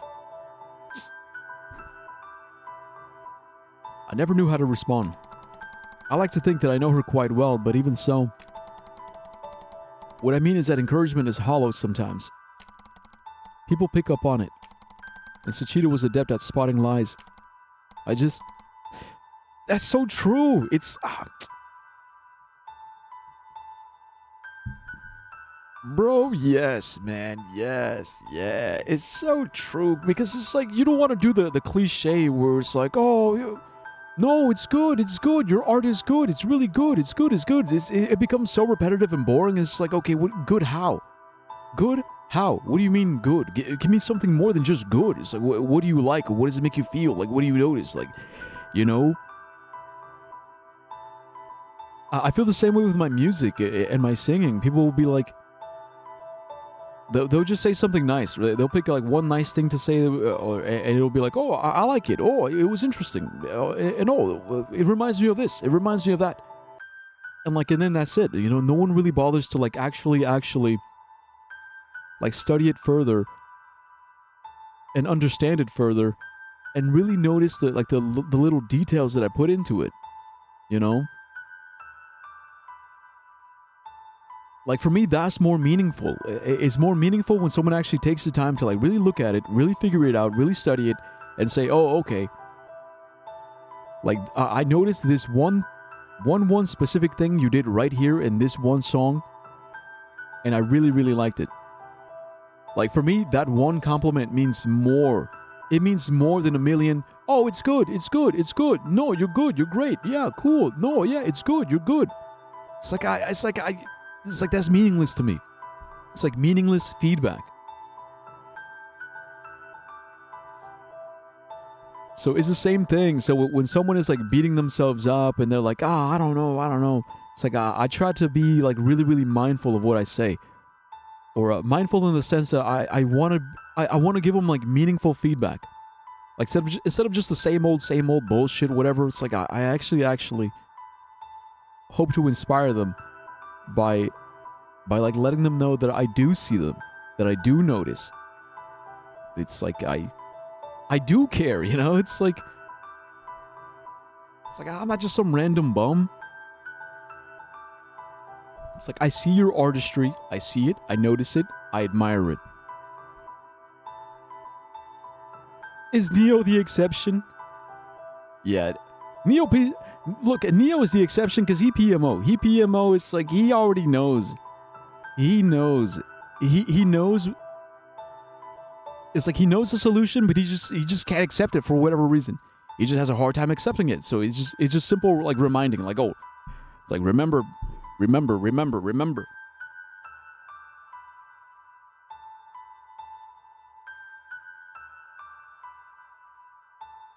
So that's why. That's the only reason why. Okay, Sachita began. I don't want to disappoint the high priestess. Wait. Mother? I looked up for a moment, thinking of a response. Wait, is that my sister? What? Mother? What mother? My mother? Your mother? The high priestess? But there's time still, I managed meekly. She nodded slowly. That wasn't the right thing to say. Looking down at her hand, she turned a palm towards the sky. After a moment, a flash of indigo light came from her palm. When the light faded, in her hand was a small wooden ring. A sun ring, like that any man or woman would wear. It's detailed, sure, she said quietly, but in a different material, it wouldn't look as good. She smiled softly. Do you want it, Aram? A ring? It was a familiar question. Sometimes she gave me the things she made in practice. For as long as I could remember, my room was full of them. Small wooden rings, blocks, and other things a child makes with archimancy. Sachita was like that. I tried not to show it, but I was eager to accept them. I figured it meant she was thinking about me. It was a nice feeling. I nodded and extended my palm toward her. Clutching the ring in her fist, Sachita pressed it gently into my open palm. But then she lingered. Her hand rested on top of mine for a long moment. Oh, shit. Her hand was still warm from the archimancy she had cast. It was soft and without calluses, unlike my own. After a moment, our arms drifted downwards, hands still touching. I felt the dry grass scratch my skin. The wind blew light, leaving a warm silence.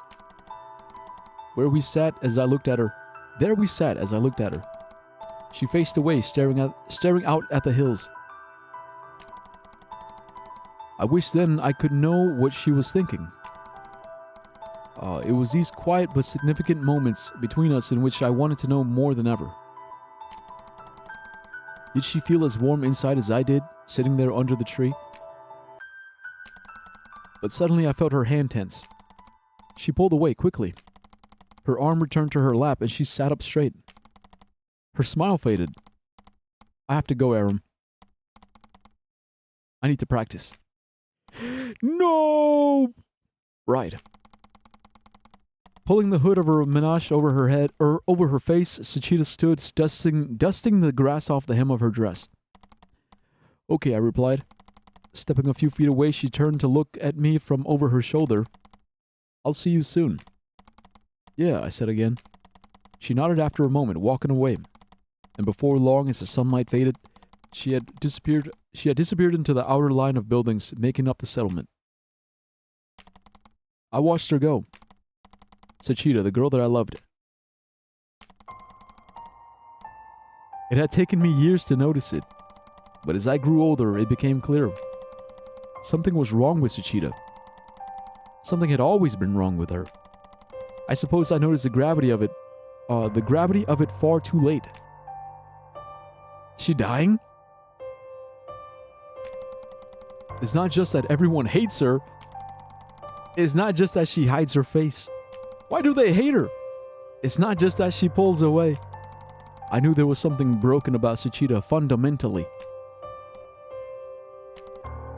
That I know. Bro is doomed. It's doomed. A doomed romance. But it doesn't matter what it is.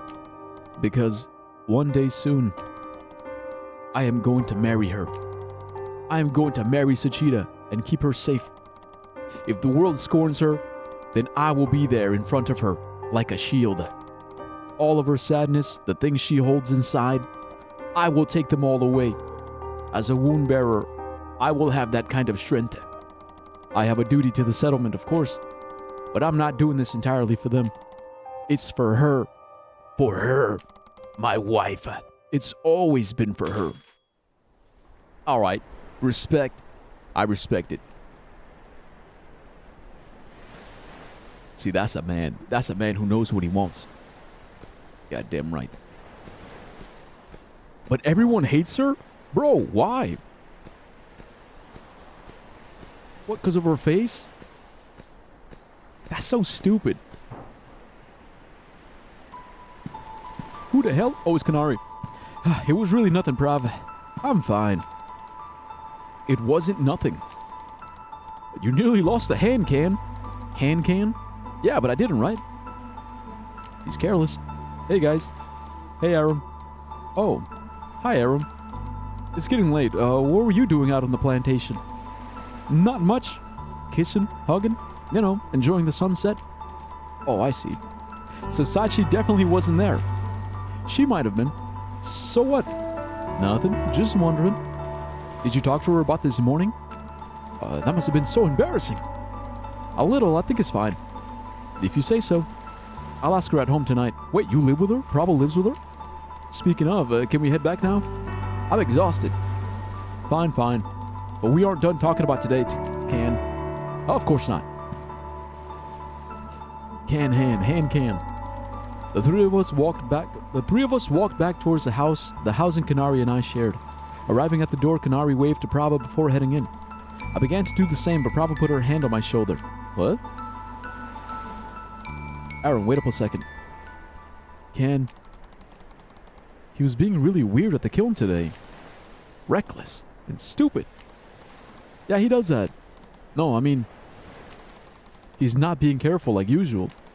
He's being unsafe with the tools and around the fire. It's passive suicidal ideation.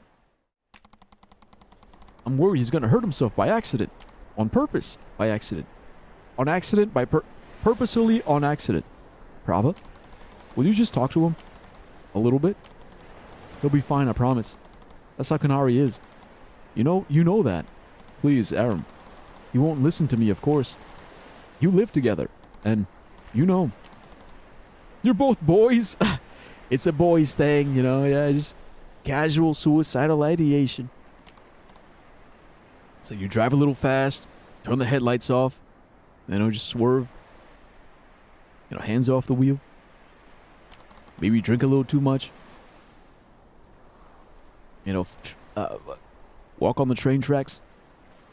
I'll talk to him, I promise. Okay, thank you, Aram. I just want to make sure he's okay, It's alright, I get it. Well, good night. I'll meet you two tomorrow morning, okay? Yeah. Good night, Prava. With that, she gave a small wave and walked down the street. I watched her go for a moment, quickly disappearing around a corner. This wasn't the first time Prava had asked me to talk to Kanari in her stead. It was always for similar reasons, and I decided, as usual, not to say anything? No. I had discovered early on it was best not to pry with Kanari. No! Prava is protective. She tends to overreact. No! No!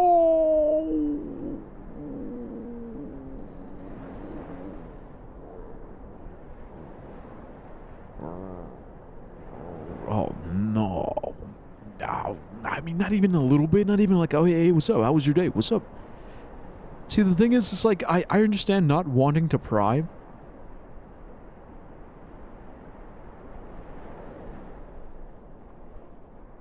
But it's like at least leaving the door open, Bro, I just found out my store's iPad was stolen.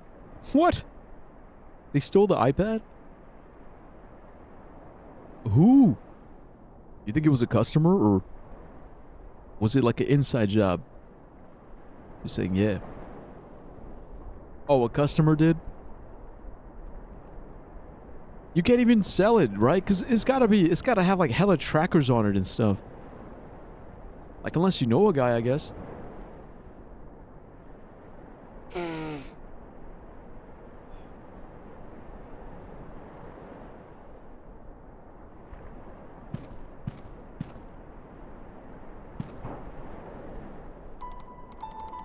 I don't know, but yeah, I just got a message about it. Alright, I'm headed to bed. Sure. But first, let's have a little chat. Chat? Oh, yeah. About? Don't play dumb. You and Sachita were out there for a few hours, right? Hardcore making out, yeah? I guess, I don't really remember. Anything, happen? No. If something did, you'd be the first to know, trust me. Well, did you at least try? Try what? Don't be an idiot. I'm not just gonna lean in and try to kiss her suddenly. God's light, I'm not telling you to just jump on her. You need to set it up and, ease into it. I know, Kat, I'm not that stupid. Really? You seem to think I'm completely hopeless around girls. Which you are. But believe it or not, I've known Sachita for a long time. And I know she feels the same way about me. Oh, no.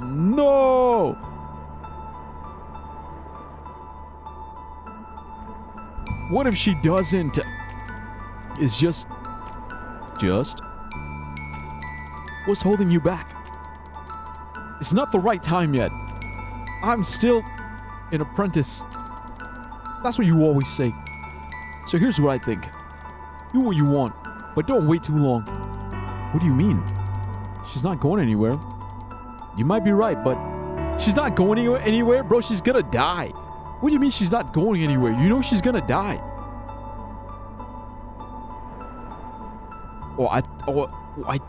Or is she not? Is she not dying? I don't think she's dying, but there's something wrong with her. What if she does die because something's wrong with her? You might be right, but you're one to talk, Cam. Huh? I'll tell Sachita how I feel as soon as you kiss Prava. That's completely different. I don't know. Really? It's not like that. Sure it's not. Hey, it's getting late. I'm going to bed. For real this time. Yeah. Good night, Adam. Good night, Cam.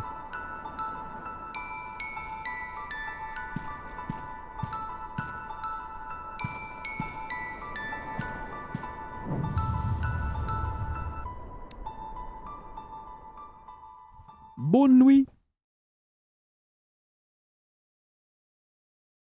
Yeah, I'm liking the writing so far. It's pretty fun. It's pretty fun. Okay, 3,118. The hell? Was that really true? Wait, 3,118? I nodded as if I understood. Wait, her voice came again from the front of the room. Last night, a mother lost her life in childbirth. Her name was Samira. Her daughter was going to be named Sanvi. She didn't survive either. So now, there are 3,118 people on the island. Oh, so that's the count. Oh, no. No! Okay, so 3,000 is gonna go down. It's gonna go down. I nodded again, wondering why the baby hadn't lived. Do you see? This number is very, very important. All of us sat in the small room, brilliant amber light pouring through the open windows to our right. We knew not to respond, even when it seemed like a question. Our lecturer was speaking, so we were quiet. It worked better this way, and we all knew that. She paused and looked out the room. Recall that when God created the world, that He first made only the ocean. It was a lonely world. He was there, alone, surrounded by water. I tried to imagine a place like that. The island suddenly gone, leaving only an empty horizon in all directions. It was frightening, so I stopped thinking about it. It was lonely because God hadn't created His children. So next, He made our island. And eventually, He made us as well. She paused again. But God only made so many of us. He chose a very wise number. She let her words linger in the otherwise quiet air, thick with the smell of cooking fires somewhere nearby. What would happen if there were too many of us? This was a direct question. A girl towards the front stood, bowed, and spoke. We wouldn't have enough food. Our lecturer nodded, pleased with the answer. Only so much of our island can be farmed, she said. What would happen if we were too few? Because we would be lonely, I wanted to say. A boy next to me stood up. I knew his name. There wouldn't be enough of us to harvest the crops, he said, unsure. Our lecturer thought about it and shook her head. No, that's not right. Explain your reasoning. The boy seemed embarrassed, shuffling his feet and looking away from the front. I thought, if there were fewer of us, we couldn't harvest and cook all the food before it spoiled. Our lecturer nodded. I see how you arrived at that answer, but no, we would simply grow less food in that case. Again, politics. The reason is that the fewer we are, the more likely that our children will die as infants. I didn't understand again. God knew this too, so He chose this number. There are enough of us so that our children can be born in good health, but not so many that the island couldn't support them. Then she raised her hands. As thanks to God for our island and our gifts, we carefully maintain this number. Think about this. All of you were born because we needed you. You came at the right time to take the place of another that came before you. Don't you see? Your lives are precious. And so, you cannot throw them away. You know what? That's actually kind of beautiful. That's actually kind of beautiful. I like that. You came at the right time to take the place of another that came before you. Wow.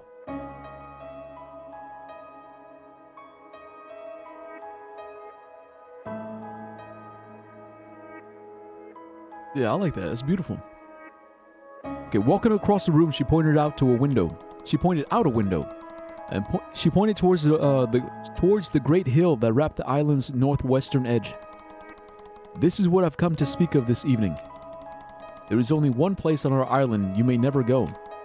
At this, recognition flashed over the group. I knew what she was going to tell us. I had known from a very young age. It's known as the Well. If you go there, children, you will die. You will die, and in the process, ruin God's careful plan for us. If you remember nothing else from your days in general education, remember this. The Well is a place of death, and nobody will come after you.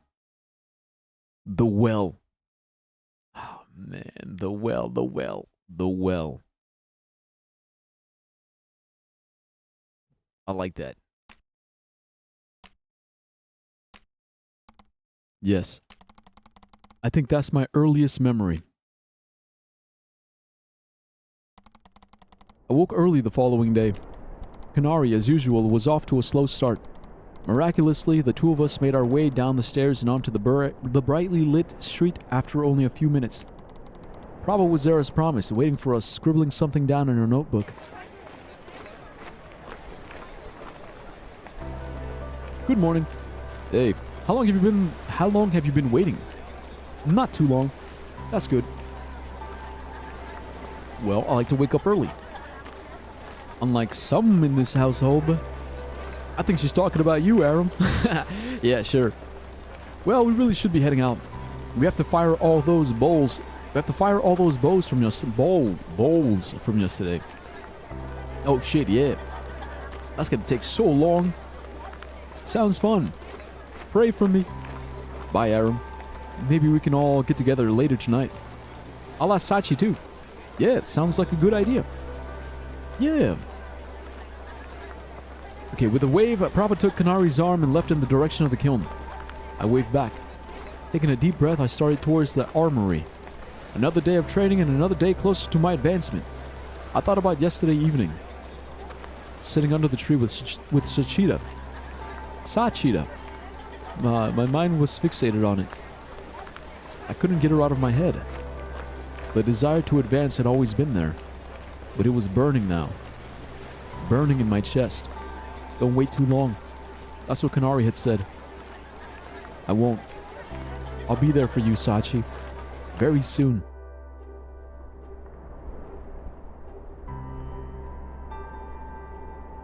Strong.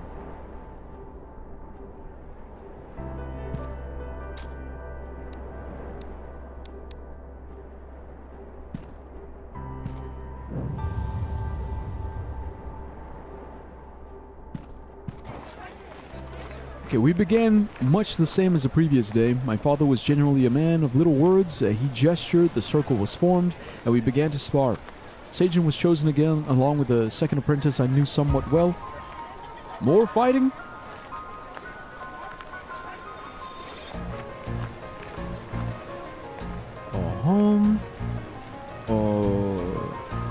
Different weapons have different effective ranges.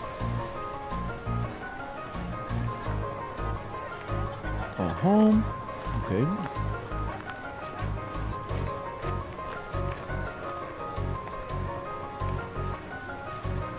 Alright, got it.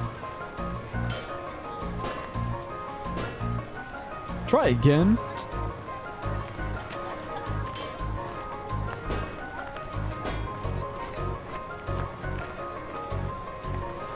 Okay, on your turn, you now have the option to evade forward or backward during the defense, evading in a matter. Right, yeah.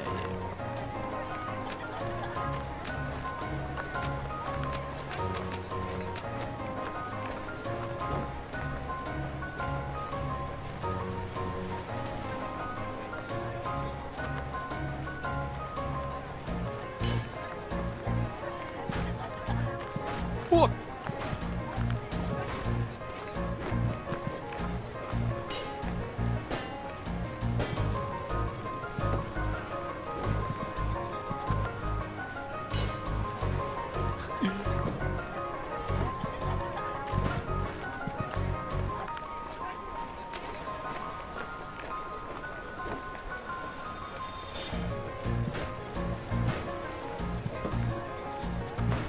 Oh, God. So bad at this.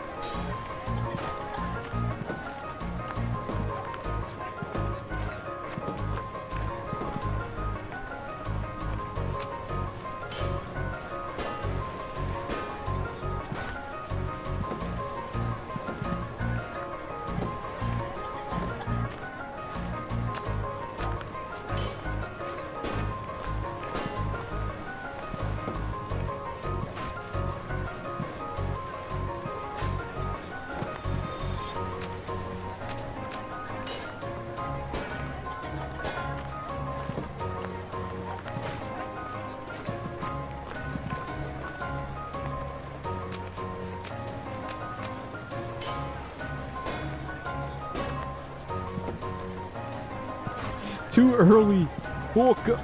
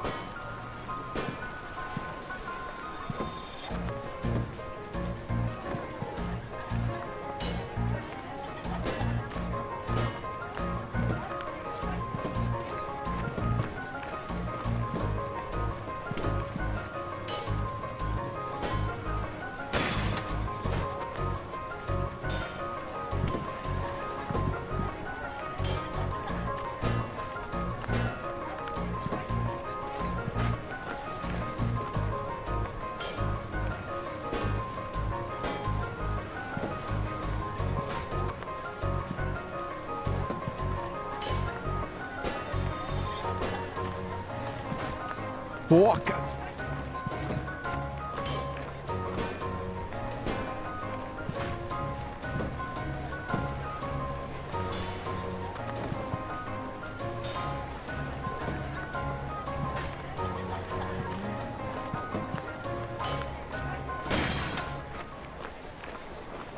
So again, it's simple. It's so simple, but like tricky. It's tricky. It's pretty good. I like it. Okay, so Ashadar raised his hands, ready to call the next pair to the circle.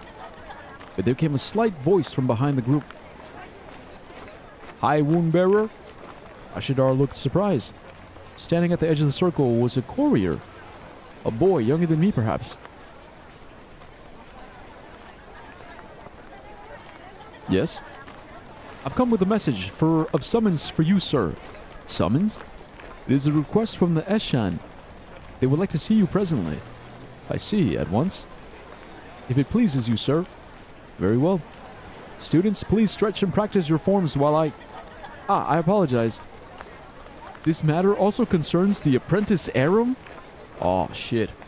Man, screw your summons. Hey, what's up, Shadow?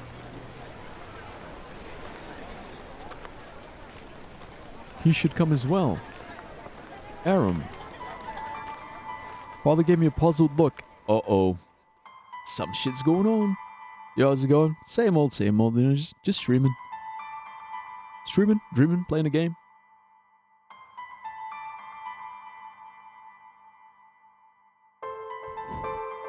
Yeah, but there's some drama, man. We're playing this game. It's called, what is it? A Song of Sunlight? I'm kind of hooked. Father gave me a puzzled look. The boy carried word from the Eshan. They wanted to see me and my father. I tried to recall the last time I had spoken with the Eshan. Kanari would remember.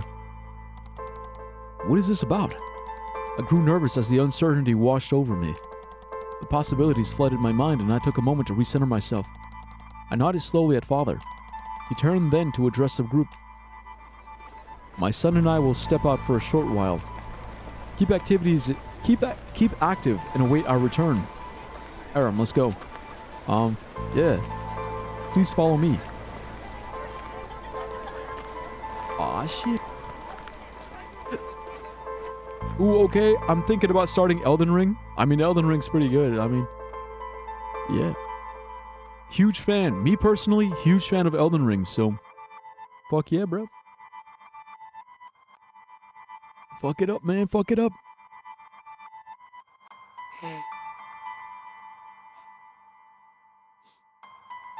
We walked in silence down the streets. The messenger kept a few paces ahead of us, unspeaking.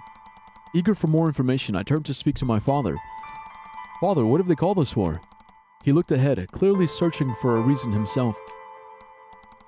I don't know. This is scary. The chamber of the Eshan was within the temple itself. We came quickly and climbed the steps under the bright midday sun. Please go on ahead. They are expecting you. Thank you. It was a blessing. Likewise. The chamber of the Eshan was lit similarly to the temple itself. Light streamed in through an open ceiling, casting a square beam among the stone floors. The Eshan themselves sat obscured in shadow, and the light unable to reach their seats. This was a room that I seldom visited. The uncertainty of the situation made my stomach feel light. I thought back to Father's words as we walked. I don't know. Maybe. This was about the harvest. They wanted to talk to Father about the food shortage. Bro, he's a wound bearer. The fuck does he know about the food shortage? Bro, talk to the farmers. No, but why am I here as well? That's what makes it all so sus. I felt my nerves grow. Father stood at my side. I looked at him for a moment, trying to gauge his expression. His face was neutral as always, but I could tell he was as uncertain as myself.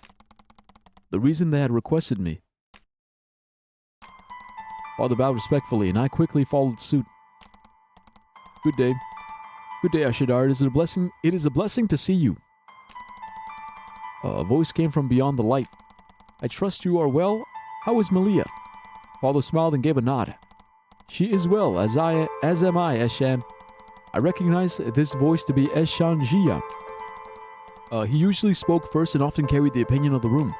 His voice was warm and decidedly aged, but it carried confidence and certainty. And Aram, how you've grown since last we've seen you. I nodded, somewhat reassured by the pleasant tone of his conversation. Ashidar seemed to consider it for a moment. Ishana, I'm afraid I still don't quite understand, he said. Another voice came from the left. No? We are here to discuss Aram's advancement, of course. Okay. This was Eshan Niraj. My advancement? Father seemed as surprised as I. His advancement, he began. Forgive me, but it's scheduled for the end of the season, is it not? As my eyes adjusted to the light, I saw Eshan Jia give a small smile. For others of his age, yes. But Aram is a special case, as your child. Okay, at this I saw something come over my father's face. At first it was very subtle. My father was a gentleman, but composed so often that he appeared rather stern. It was rare to see emotion overtake him in any capacity. But he wore a face now of genuine and utter disbelief. Is this not early, he said slowly. Wait, what? I don't think so at all, Eshan Jia replied, smiling at me. What the fuck is happening? We have heard wonderful things about Aram and his skill in wound bearing. It will be the island's great benefit if he becomes a journeyman and starts training in his concentration immediately. Forgive us for breaking courtesy, Ashidar, but you should have known there was a possibility we might move early given your position. I processed the words for a long time, and everything else seemed to fade away. Alright, wait. It will be the island's great benefit if he becomes a journeyman and starts training in his concentration immediately.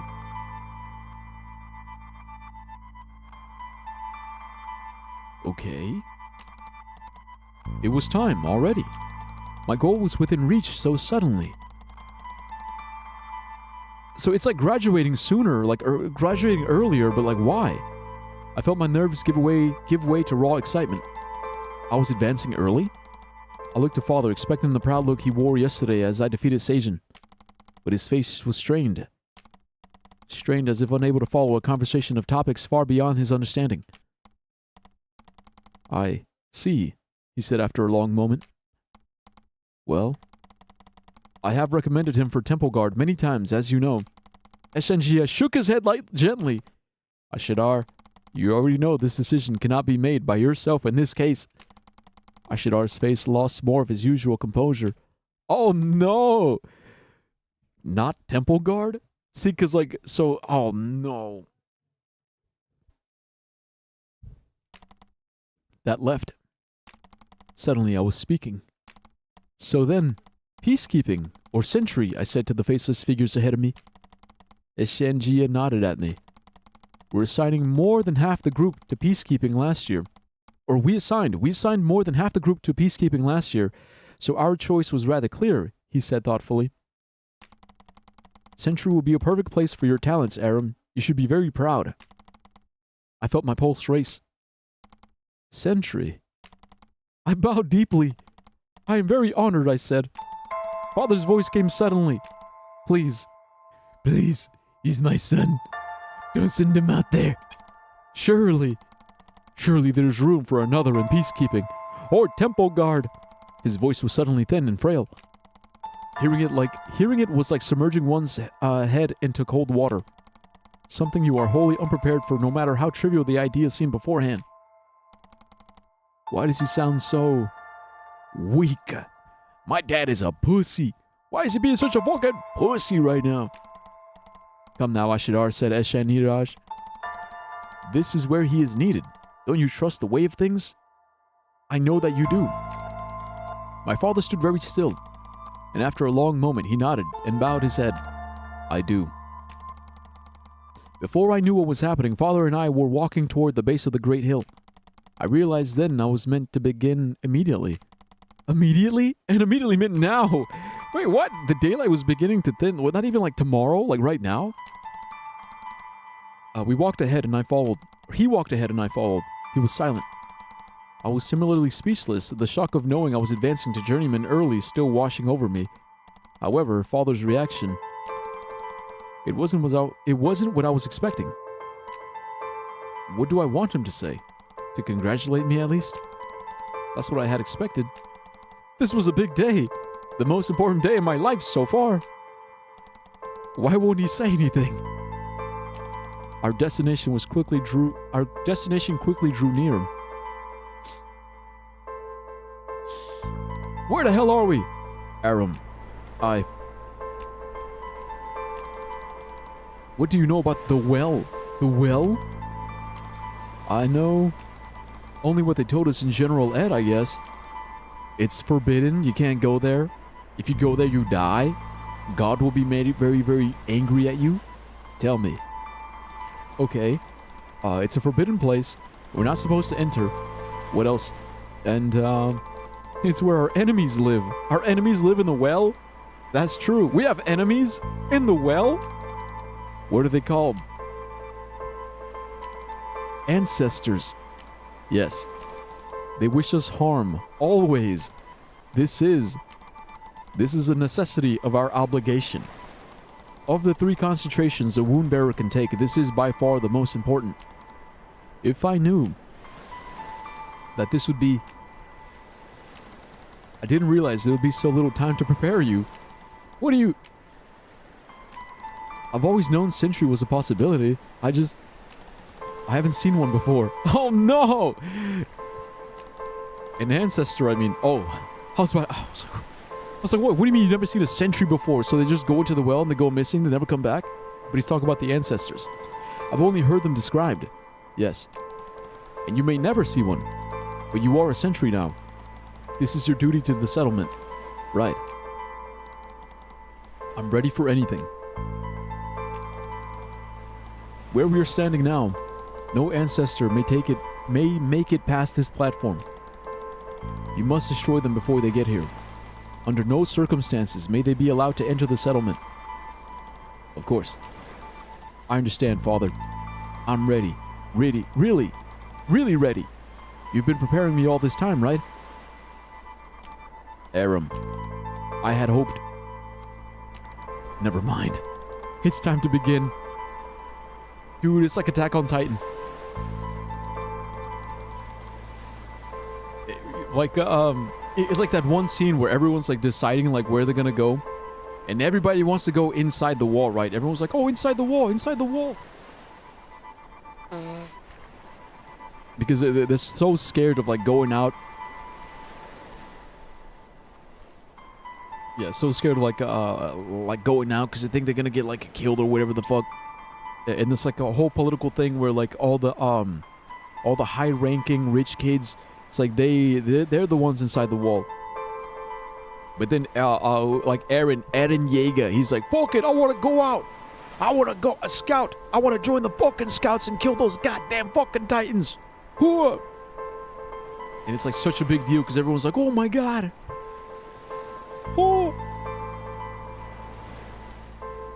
Okay, with that, we entered the large passageway.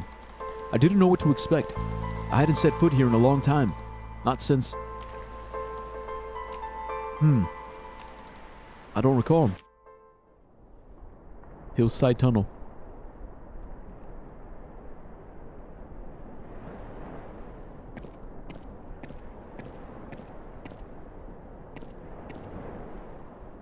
Can't talk to this guy?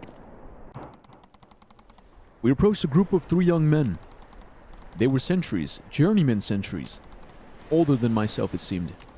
They sat around what seemed like a fire pit, not presently lit. The first, a tall boy with short hair, stood and bowed to address Father.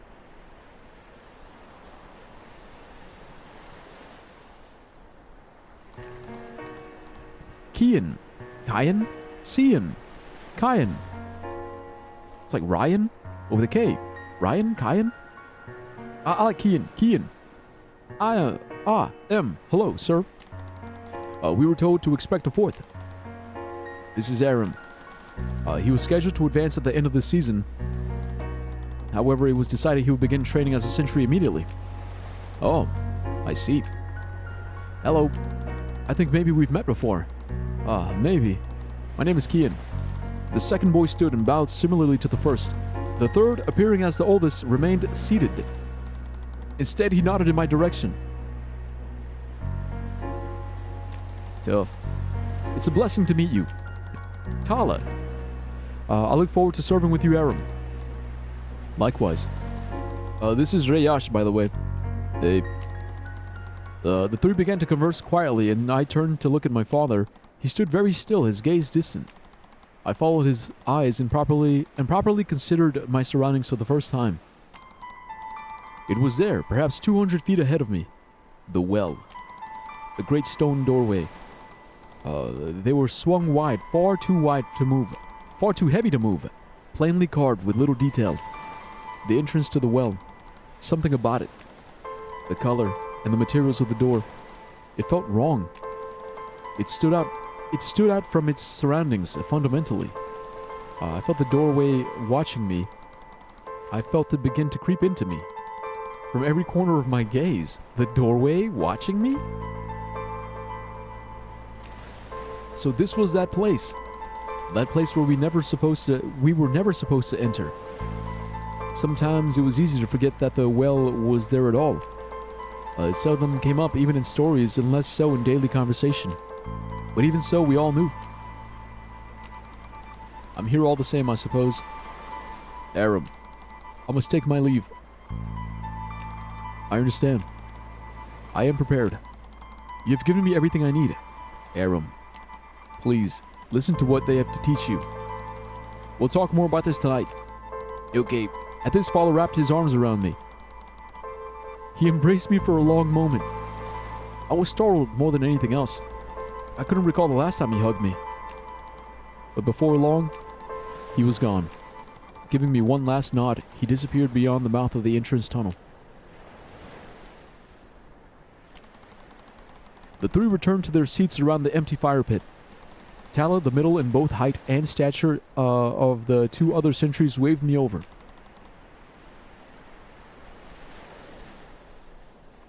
I took a seat by them.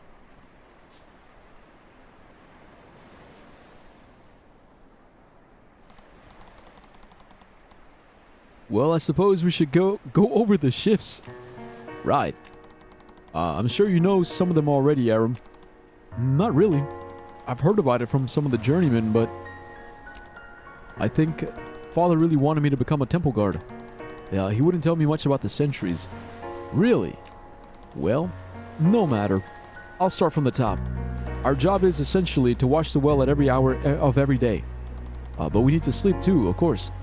So we, the sentries, watch the well in shifts. Who's watching it right now? Who's sleeping right now? Right. The 3 of us. Oh, well, 4 now.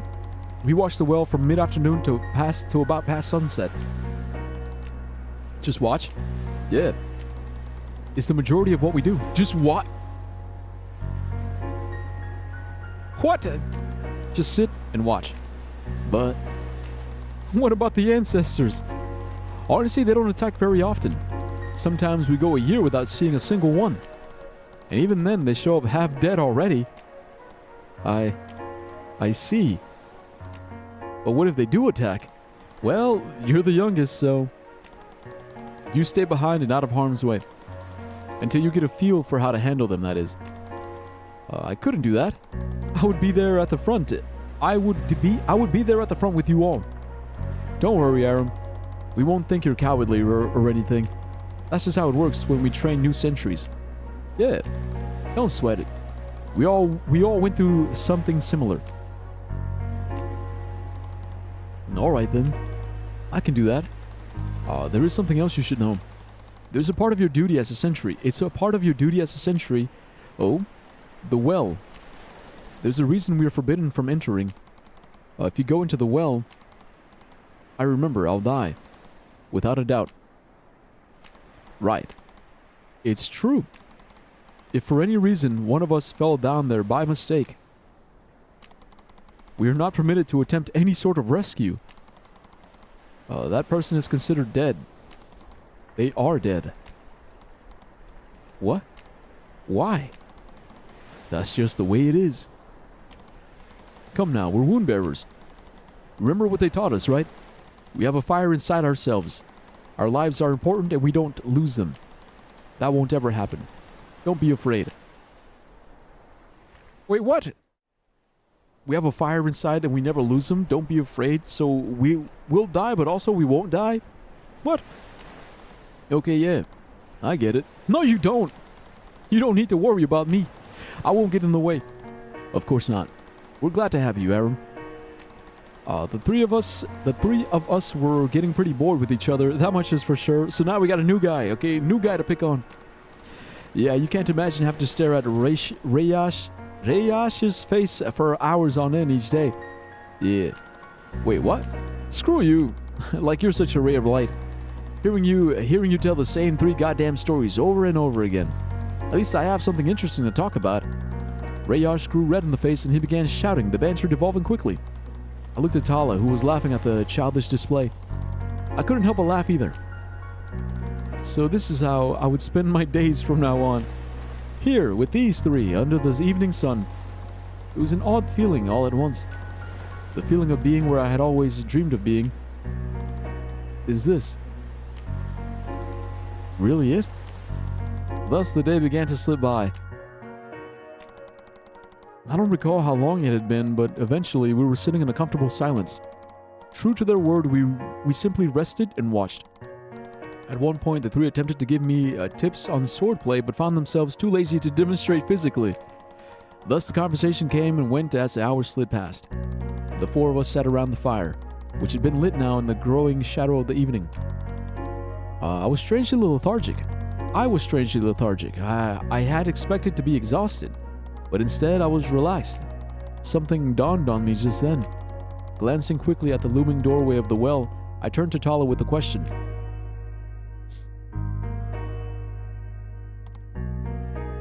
Hey, the doorway. Can we not just close it? It looks heavy, but with a dozen wound bearers, maybe. Or, we could make some sort of boulder with archimancy and seal it up. Ha, I wondered the same thing on my first day. The Eshan insists we keep it open, actually. I suppose in the past they tried closing it. Apparently it doesn't deter the ancestors even a little. They just gather behind the door. All at once, dozens of them pushed their way through and very nearly made it to the settlement. We lost a lot of wound bearers doing it that way. Makes sense. So if we keep it open, they come one at a time and we can pick them off easier. As far as we can tell, they don't coordinate their efforts at all. I see, that's smart. Hey, Aram? Yeah? I've got a question as well. Why were you assigned so early? That's a really good question. And we're gonna find out next time on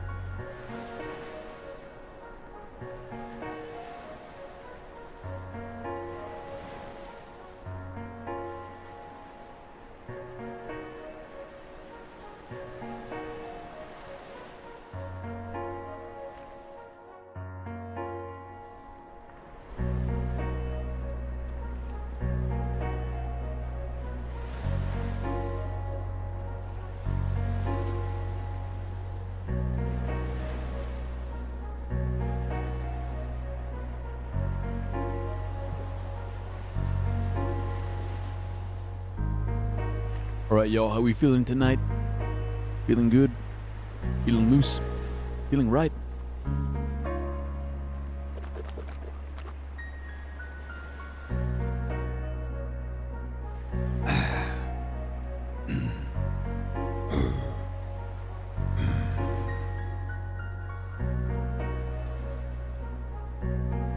Why were you assigned so early? Yeah, I was wondering the same. Seems odd they picked you just to advance early, no? I'm not really sure why. It's not unheard of. Advancing early, I mean. At least when it comes to wound bearing. The Eshan wanted to see me all of a sudden. And they decided, well, that I would become a sentry and start immediately. I guess they saw some serious potential or something.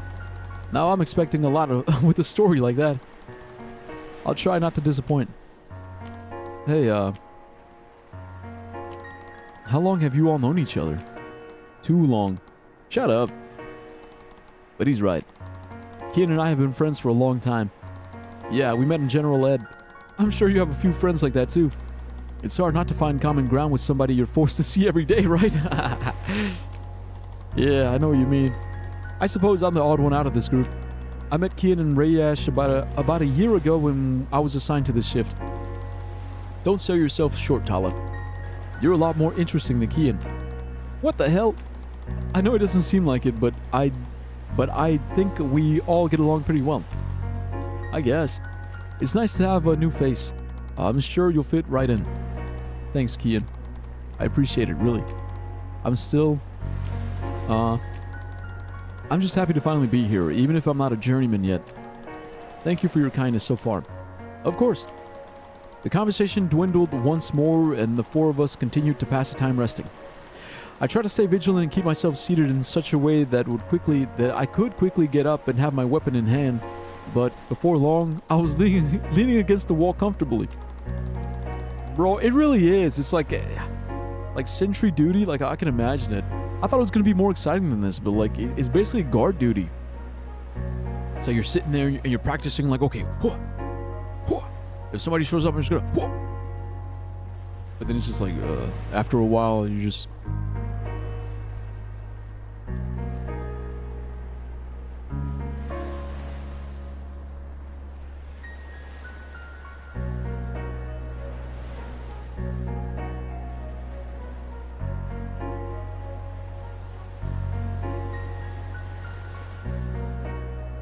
I nearly grew drowsy when laughter pulled me from my daze. I came to and listened in. Kian and Rayash were sitting a few feet away, engaged in what seemed like a scandalous conversation. There's no way, I don't believe you. Kian's voice was empathetic.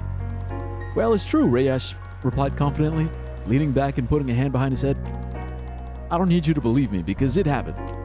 Bullshit. You kissed Nithya? Kian sounded incredulous.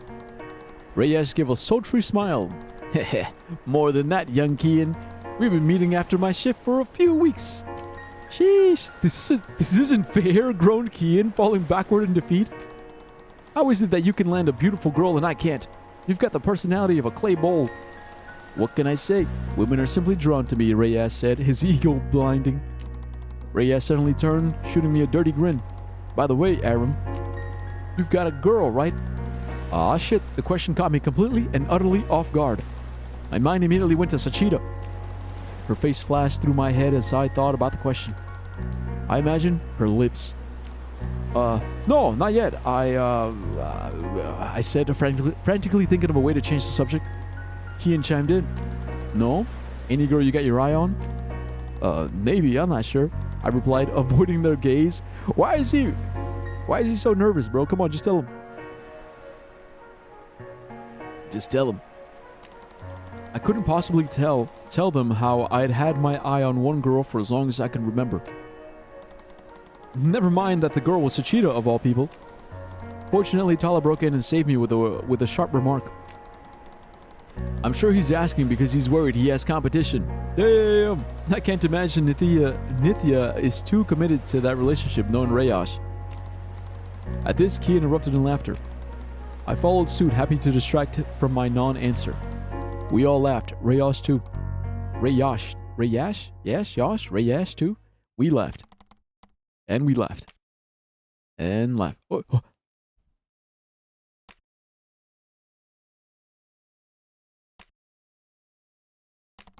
And then Kian wasn't laughing. Bro, what the fuck? What is this? Is it the ancestors? Long black metal fingers slowly collapsed around his face and neck. Pressing into his skin with razor-sharp ends, small streaks of blood began to seep between his long fingers. There was no sound for a moment. I simply watched, unable to understand what was happening. In a single moment, his body was lifted from the ground. He was held by something. Bro, what the fuck? A tall creature stood behind us on the grass. His body was stark white. His limbs were black like ink. His jaw hung agape. Its jaw hung agape, filled with small rows of serrated razors. It made no noise. Kian began to struggle as the creature pressed his hands tighter around his neck and face. Screaming, Kian flailed his legs and arms wildly. His screams quickly became choked. There was a sharp sound and Kian let out a gasp. My face was warm suddenly. His body fell to the grass softly. Frozen, I watched. Kian's eyes were gone, simply missing. One of his ears was gone as well, lying on the grass beside his head. His screams transformed into long, labored moans. Kian writhed around on the floor, blood oozing from his mouth, nose, and eyes. I was unable to speak or call out. Rayash leapt to his feet, standing. He held his blade tightly in one hand. Kian, Rayash asked quietly, the shock visibly washing over him like a cold fever.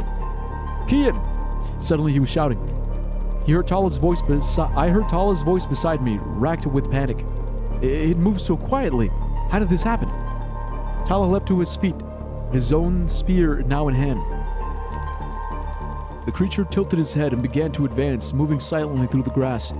It seemed to glide upon his slender limbs, clicking softly as the joints rotated. Rayash stood still behind the creature and Tala and myself. His blade was outstretched, pointed ahead. Kian moaned softly on the ground. In the midst of it all, I sat and watched. My entire body shook and my stomach felt like ice water. What's happening? I tried to think about my training. What was my training again? When a person is injured, I'm supposed to... Tala! Rayash called out, and I heard quick footsteps move away from me.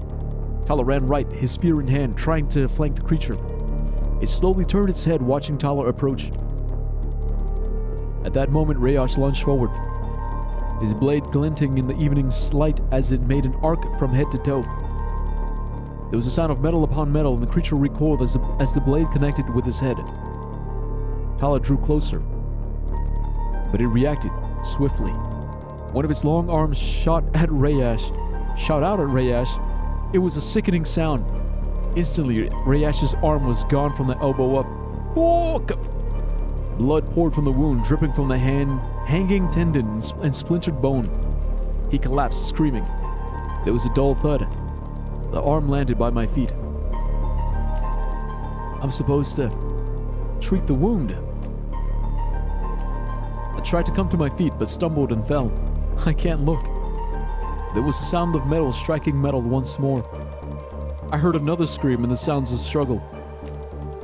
I tore my head upward to see Tala's spear, stuck partially in the creature's narrow torso, fall to the ground. Tala was now held, his slender arms wrapped around his body. He struggled. The creature made as if to lift Tala off the ground, but suddenly it seemed to freeze. It tilted its head and made a low clicking noise. Suddenly the creature began to shake erratically. His limbs vibrated, and its head rotated to an unnatural angle. But then, its claws contracted. Digging into Tala's back, he cried out in pain. The creature still held him firmly, but it was dragging him towards the doorway, the great stone mouth of the well. I could barely lift my head to watch. I didn't want to look. Tala's face was pale. His limbs hung loosely to his sides. The grass was streaked red as the tall creature pulled him further and further toward the doorway.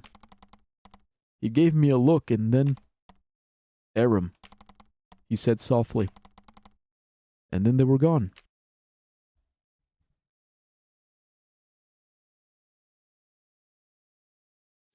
Bro, what the fuck? I was lying there still, in that spot where I had sat by the fire. I hadn't moved an inch. I don't recall how much time had passed, but I stood.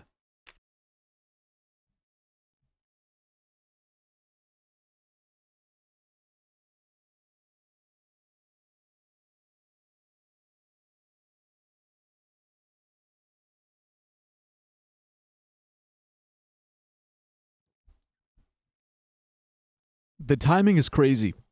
It's crazy, crazy timing.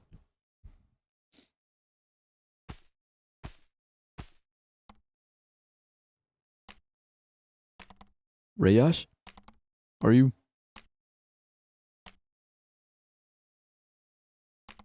Rayash? Rayash. Why did you keep asking? Bro, come, please say something. He's been bleeding out for hours. You didn't fucking do shit. Goddamn fucking coward, bitch ass Aram.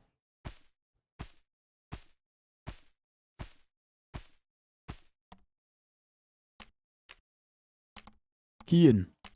Kian? Kian! Kian! Will you say something? He's not saying anything. Fuck it, man. Take me. I'm going in. I stumbled across the grass. My sandals felt wet. I looked down and saw that my toes were red. Still, it hung open. The doorway to the well. That's where Tala is. He was taken. Maybe. Maybe Tala is still alive. Maybe. If I go after him, I can save him? But it's the well. The well! I know what I've been taught. Yo, what's up, Tech?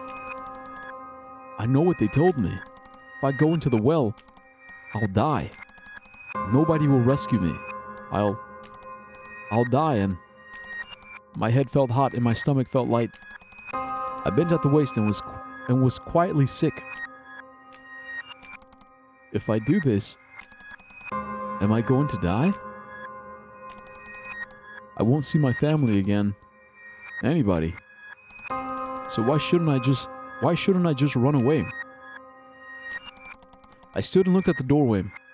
I noticed then that it was a staircase. A staircase. And it went down. Down into the ground. Nothing much. What about you? Playing this game? A Song of Sunlight. I stepped forward. If I do this, I'll be throwing it all away. My life, everything I worked for. What am I about to do? I was at the edge of the door. If I don't do this, I won't be able to live with myself. If I don't do this, I've been lying to myself. Rayash and Kian, they're dead and I did nothing. Otherwise, what have I been doing for 12 years? What am I about to do? I'll walk away right now. Nobody will know what happened besides me. I'll walk away right now. How will I show my face to Suchida ever again? I'll walk away right now. I'll walk away. What am I about to... My legs felt like they were moving on their own. I'm going to try, Tala. I'm going to try and save your life. And in the process, I'm going to die. He went in! Aw, shit. Aw, shit.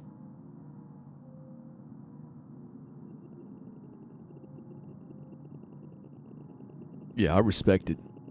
See, because I was going to do it as a joke, like, oh, what if I just go in? But nope, this is actually, yep, it's part of the story.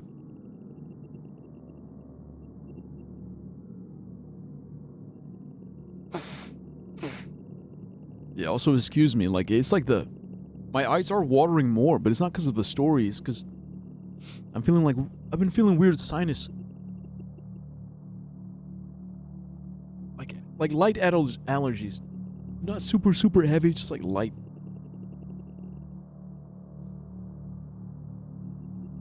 Do you ever get allergies, Tech?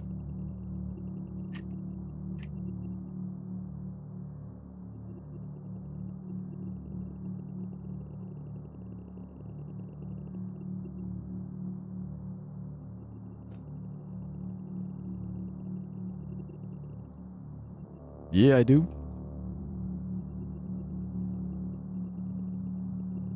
Wow, you're so relatable. Oh man, just like me for real.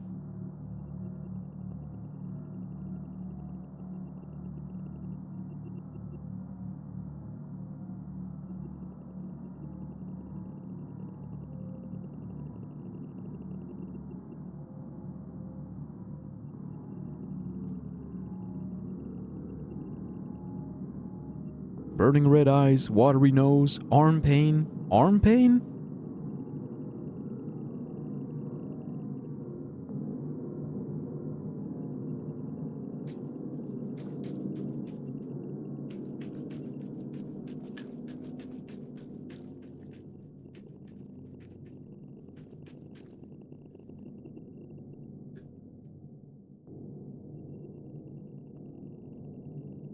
Ah, delicious. Alright, let's go. Bro, I got 18 health, and it's my first day on the job. But fuck it, we ball.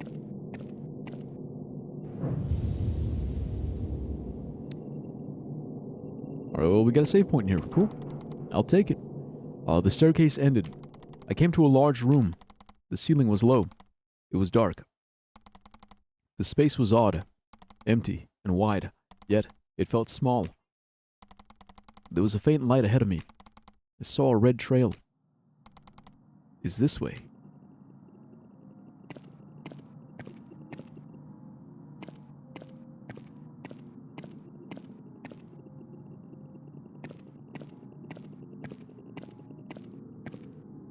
Counterattacks. Blocking consecutive enemy will sometimes perform a counter package to green.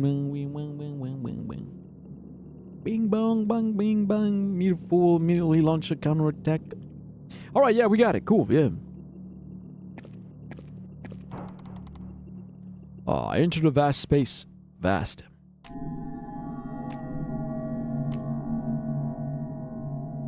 What the fuck? Sneezing like a broken robot. The largest room I had ever seen. To both of my sides was a great drop, the bottom of which was so far away that I couldn't see it. My breathing grew rapid and I felt my hands begin to shake even more than they already were. The space so vast and unfamiliar. This will be the place where I die. It's ahead of me.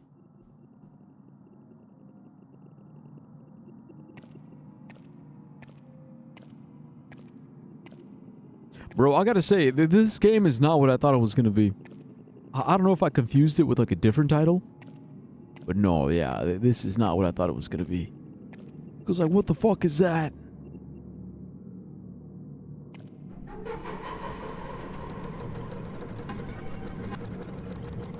The creature stood motionless ahead. We were upon a great bridge. And there was Tala. He was lying face down, unmoving. The creature faced away from me. It seemed to perch over Tala's body. I stood and watched. My hands are shaking. I felt for my weapon. father's words went through my head. I have to destroy it. Is Tala still alive? I took a step forward and suddenly the creature turned to face me. No. This is an ancestor. It began to click softly. I realized then that its sleek white face bore a deep scar. Its torso was similarly marked by Tala's spear. So that's why it didn't already kill me. They damaged it. It may be enough. By the way, 42 days left for Eurovision 2026. Sick shit. Enough that I may live through this. I raised my weapon, an apprentice's sword, and suddenly I was running forward.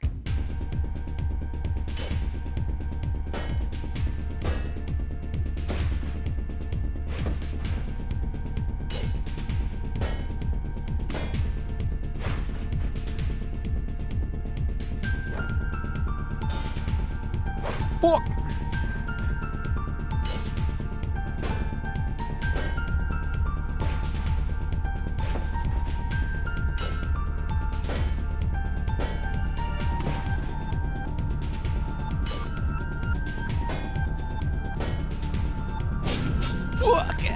I got laceration.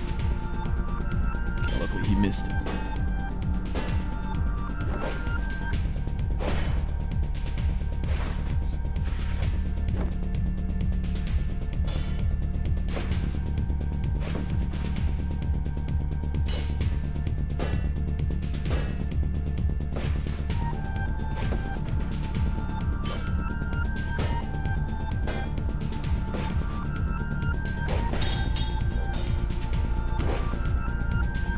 Fuck!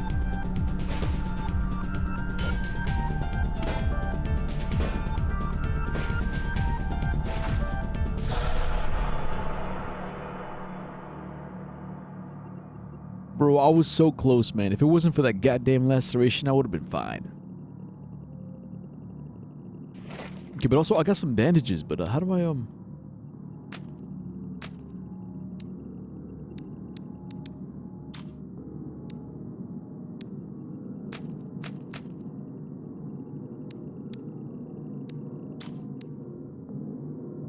Wait, stamina cost 8?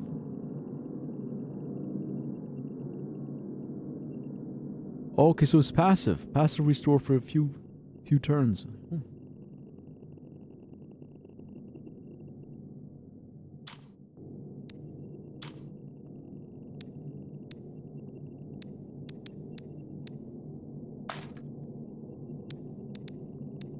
Yeah, there we go. Alright, I got it. Just gotta lock in.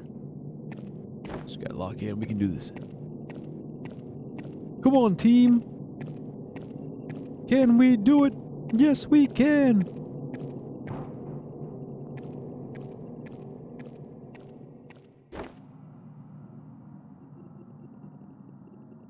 Oh, is it like Dark Souls? Like, I gotta get my souls back?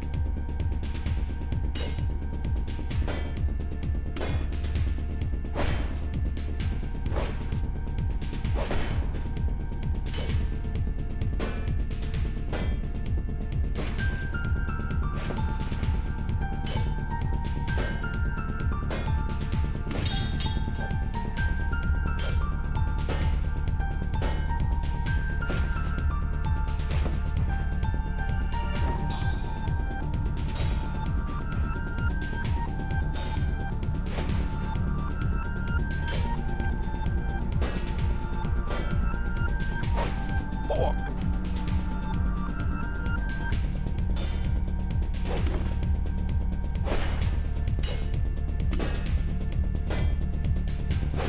Yeah.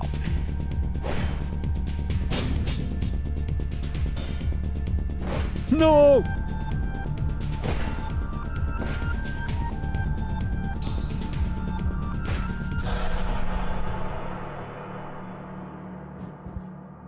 Bob the Dyer? The fuck does that even mean? Oh, like Bob the Builder? Yeah, Bob the Builder. Bob the Builder, Bob the Dyer.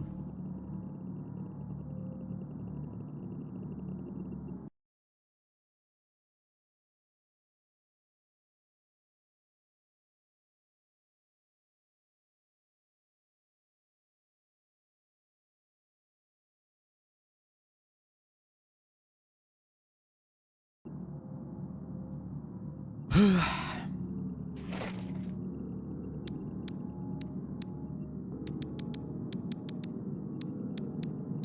I used the bandage, but it wasn't enough.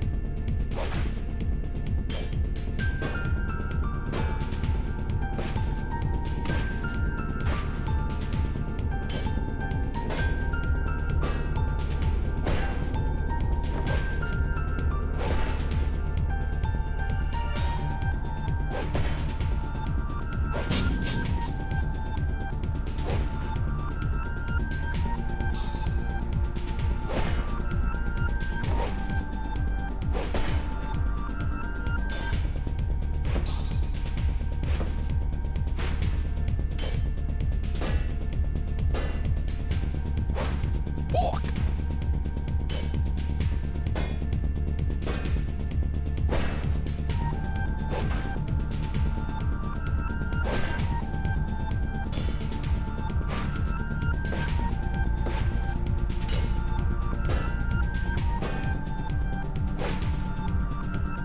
It's always, it's...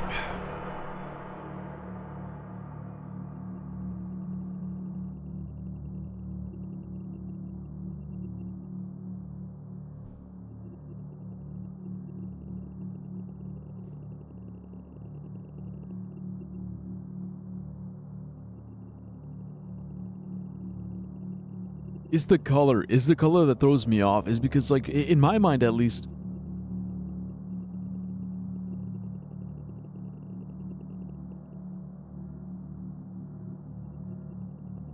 it's like, why is it the green circle? Green circle to attack, red circle to block, and then it's a red square to dodge?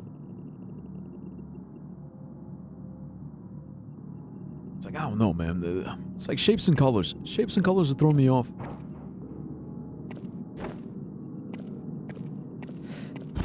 I'm gonna get it, though. It's not very intuitive for me, but I'm gonna get it.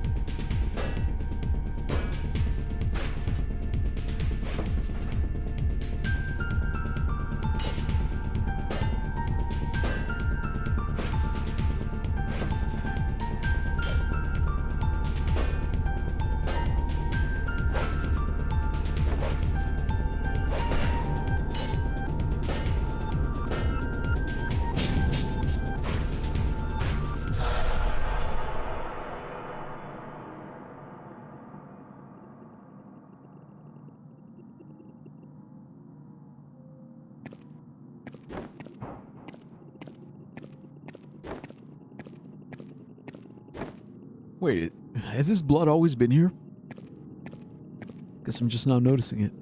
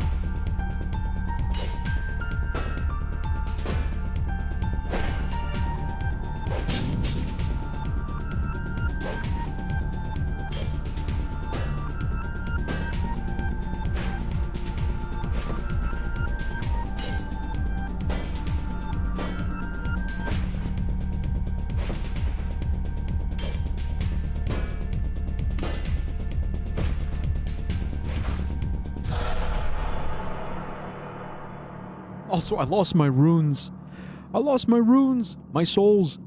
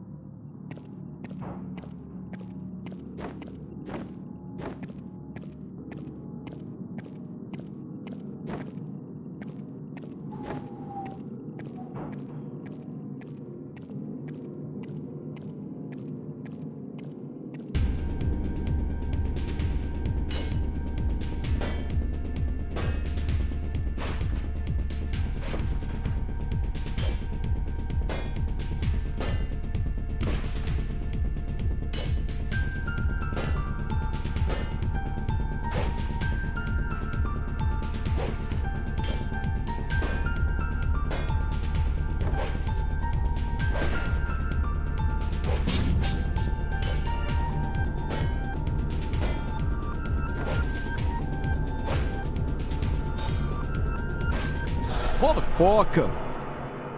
Yo, hey, what's up, TK? Yo, what up, bro? Man, I'm fucking struggling, man. It's like the first boss. It's the first boss of the game, and I'm struggling.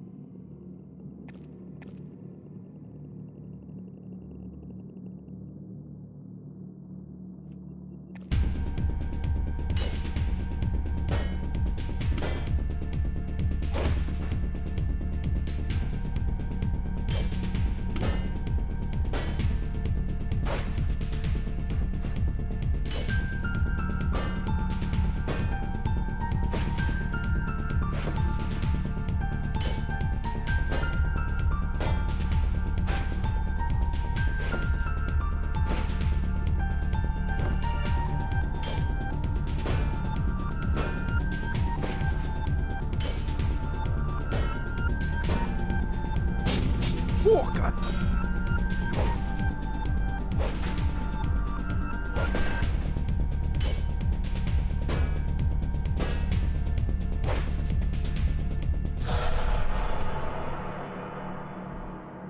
Are you finally done with the samurai game? Hell no.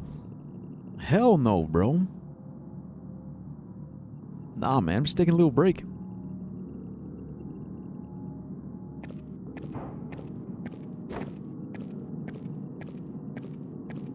You know how it is. Sometimes you take a break from one game to try another game. You know, just a little break game break. That's all it is. A little game break.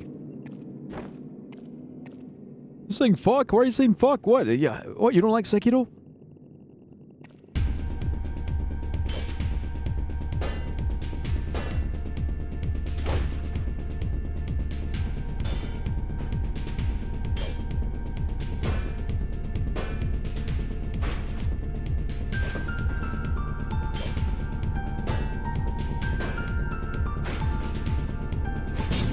Fuck.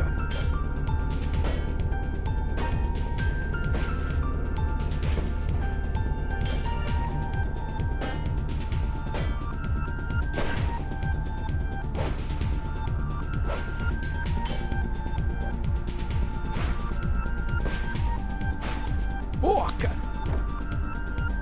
Shit.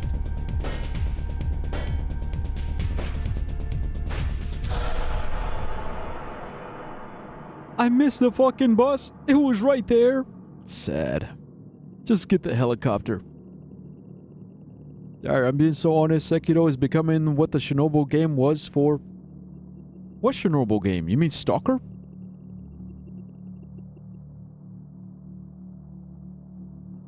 For me? You didn't like Stalker? Yeah, Stalker. So what, you don't like Sekiro? Yeah, that's okay. That's fine. That's valid. You know, that's not something you gotta hide. You don't gotta hide that. You don't gotta be ashamed.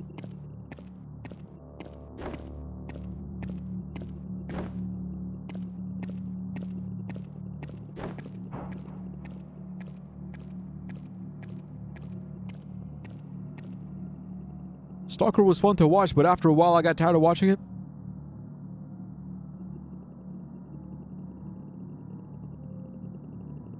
Yeah, I mean, yeah. Same with Sekiro. I mean, yeah. That's basically it. Dire skinning you alive after this? Why would I? I got to season 4 of The Witcher. Season 3 was low-key a low point, like it sucked. Also, for some reason, it had numerous dialogues where characters just glaze each other. Hey, I'm afraid of that. I'm not going to... there's no need to be afraid of that. I'm not gonna skin you alive. Look, here's the thing. Like, I get it. Ah, fuck. Like, look, you guys seem to forget that I'm not just a streamer. I'm also a chatter. I know what it's like. I know what it's like when you're watching a streamer and the streamer is playing a game and it's like hard to follow along. It's hard to like...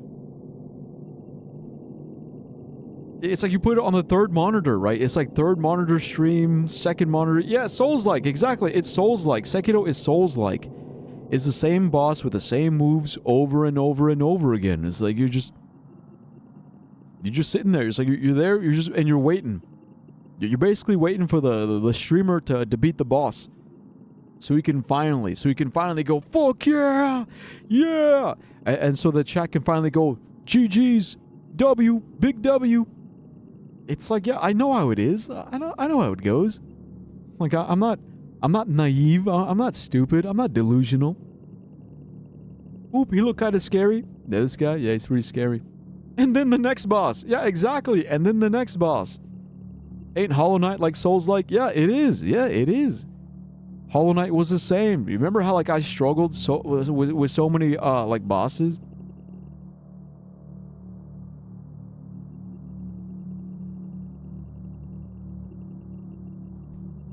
DC was okay. Boy. Also, so what happened to The City? See, if you were here earlier, you would have seen it. But essentially, I got put on sentry duty.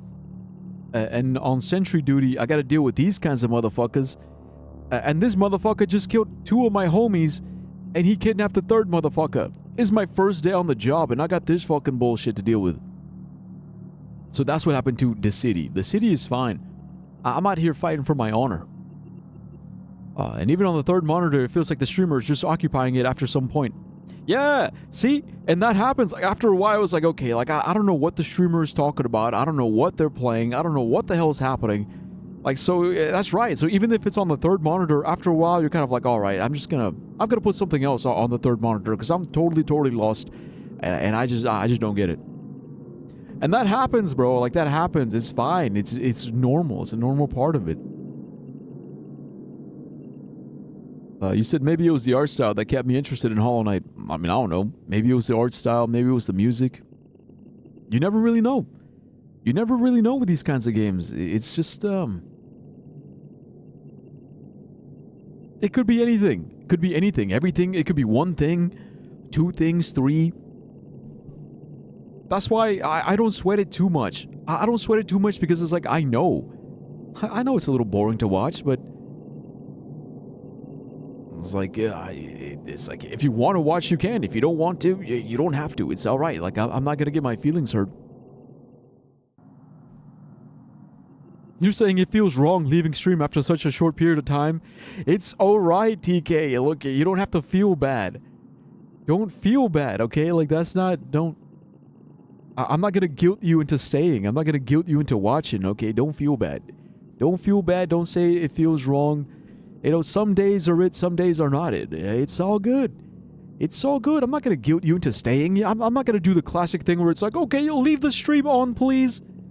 Mute the tab, not the stream. Please, I need the view. I just need to, just put me on the 4th monitor. Just put me on your iPad. Leave your iPad plugged in. Please. It's like, nah, bro. It's like, come on, man. Like, I have too much love for the art of the, I have too much love for the art of streaming. Like, I would never beg for your attention. I would never beg for you to stay. I do it as a meme sometimes, you know, for the funny bit or whatever. But like, you know, it's just like sometimes it hits, sometimes it don't. It's okay. We keep going. Yeah, I get it.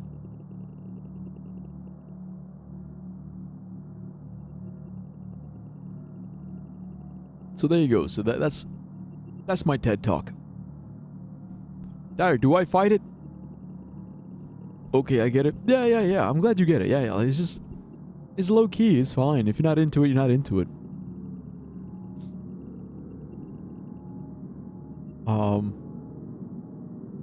I do like that you brought it up though. Like, I'm glad you brought it up. I'm glad you said it. Because another thing that I do respect is like, it's like I respect that you gave me your honest opinion. That's what it is. Because sometimes people would just like instead of voicing their concerns, they'll just leave. They'll just leave, and then they'll be like, "Man, Dire is boring. Dire fucking sucks." And it's like, okay, well, why don't you tell me that to my face? Why don't you tell me? Why don't you come into my stream and tell me that I suck? Tell me that I'm boring. You know? So I'm glad you said it out loud right here. You suck. Yeah, you taught me. You taught me how to suck. You are boring. Fuck you. No, fuck you, bitch. Fuck me? Nah, fuck you. But before you do that, watch me fuck this guy.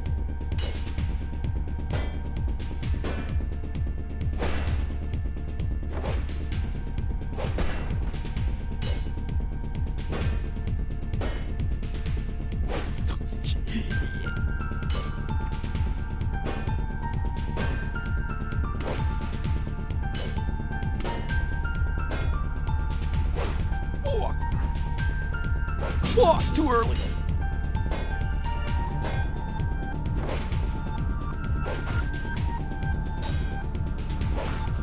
What the fuck?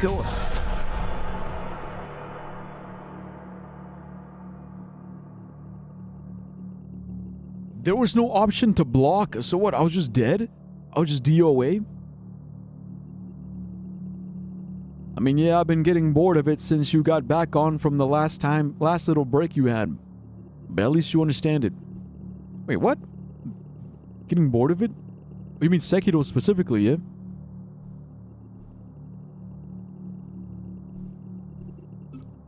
Yeah, see, because the way you said it made it seem like I've been getting bored of your streams. All of your streams are ass. I've been getting so bored of all your streams because your streams are ass, bro. You fucking suck. But yeah, you mean specifically Sekiro. Nah, and it's understandable, like...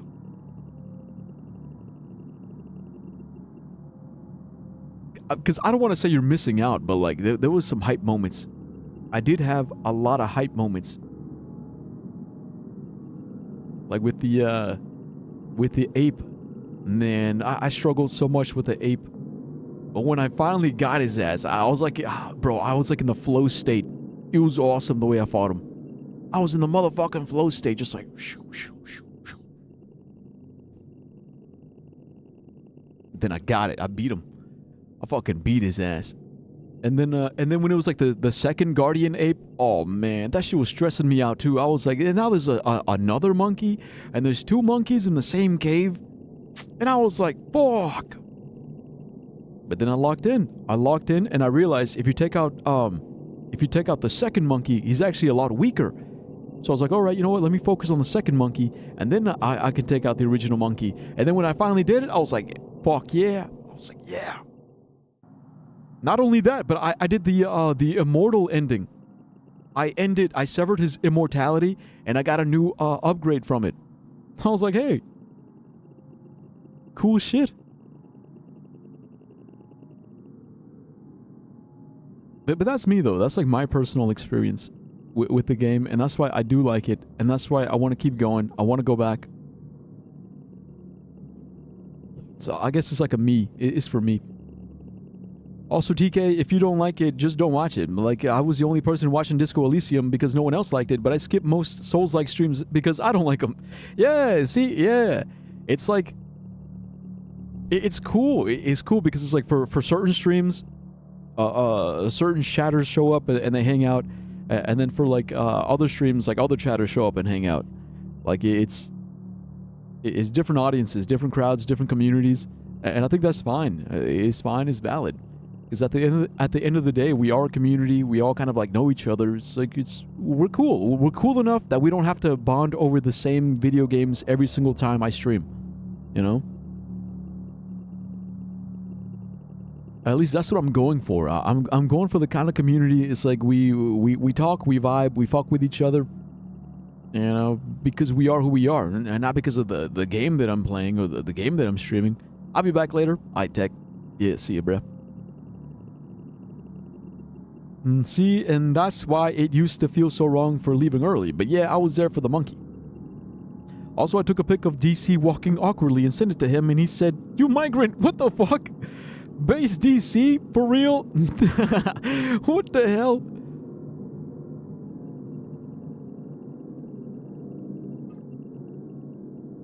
Okay, but he said it as an insult. I don't like that. That's pretty bad. I know, but like it just feels weird being in chat so constantly here, then just leaving for a certain game just to come back for another one.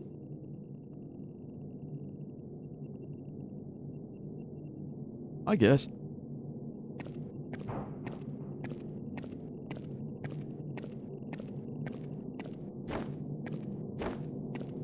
I mean, like, I guess it'd be cool, like, sure, hypothetically speaking, like staying for every single game, but realistically, like, I know that's not real.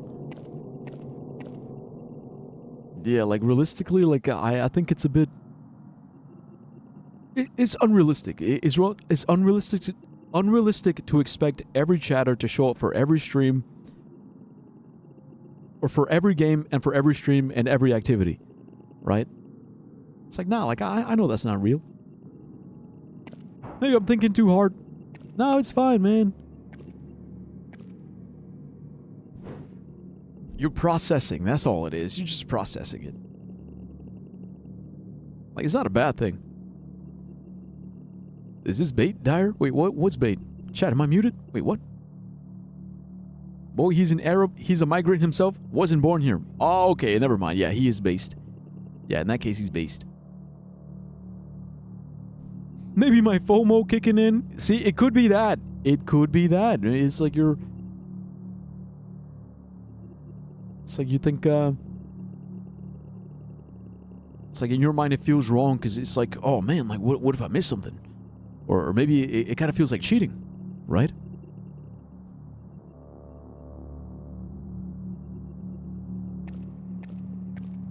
Man, bread wouldn't do this to me? Wait, bread wouldn't do what?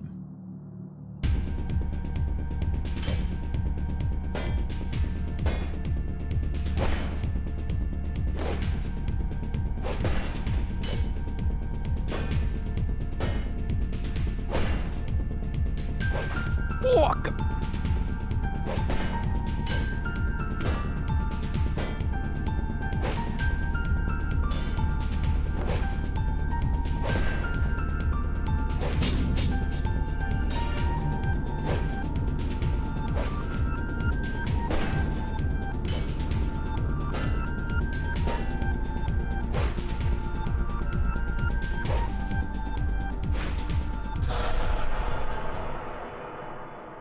Bro, how is he killing me so fast now? I feel like I used to last longer. What the fuck?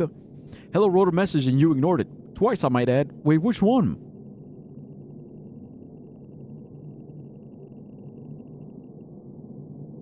You didn't even look at my message? Huh?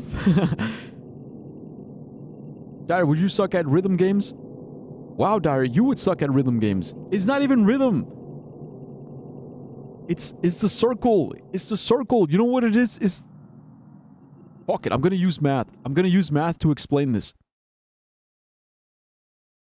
Look, because you guys don't... You guys don't get what I'm struggling with here. You guys don't understand the way my brain thinks about it.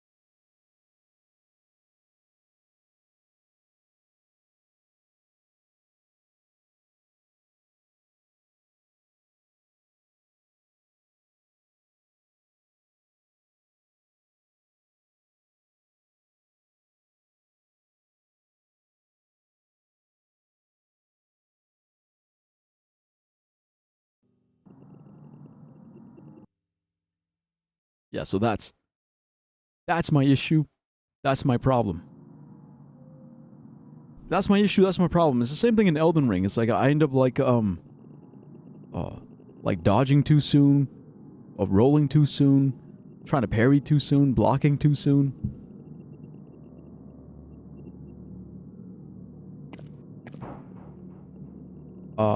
I thought you told that you sat? Bruh, SAT? Then right, probably. You had 3 chances. This is not my fault. Isn't it like the final test? No, what is it for then? It's a college entrance exam. Yeah. You need it for uni and college. But it's the SAT and also the ACT. Yeah, there it is. Thanks for the bits. The SAT is a standardized, digital exam for college admissions, primarily used in the US to assess reading, writing, and math readiness. Now lasting just over 2 hours, it features 2 main sections scored on a 400 to 1000. On a 400 to 1600 scale, it is owned by the College Board and taken by high schoolers. So that's how it is nowadays, is 2 main sections. Oh, we got more. Key details about the SAT: format, digital, consisting of 2 sections, reading and writing and math. Structure, 2 modules for each section, with a 10-minute break. Duration, 2 hours and 14 minutes. Scoring, total score between 400 and 1600, which is the sum of two 200 to 800 section scores. Tool usage, a graphing calculator, Desmos, is built into the app for the entire math section purpose, measuring college readiness, and provides a standard metric for university applications. Yep. See, back in my day, it was 3 sections. 3 sections. So the total score you could get on the low end was what? 624. Yeah, and 2400 on the high end. So that's how it was back in my day. And you want to know what score I got on my SAT? Like, out of the grand total of 24,000 possible points, or 2,400 possible points, I got a 1910. 1910 out of 24. Pretty good. Pretty good. My voice nearly disappeared yesterday. Why? Because of stupid ABBA. Stupid ABBA. Waterloo. Bee-bee-da-ba-ba-da-bum-ba-doo.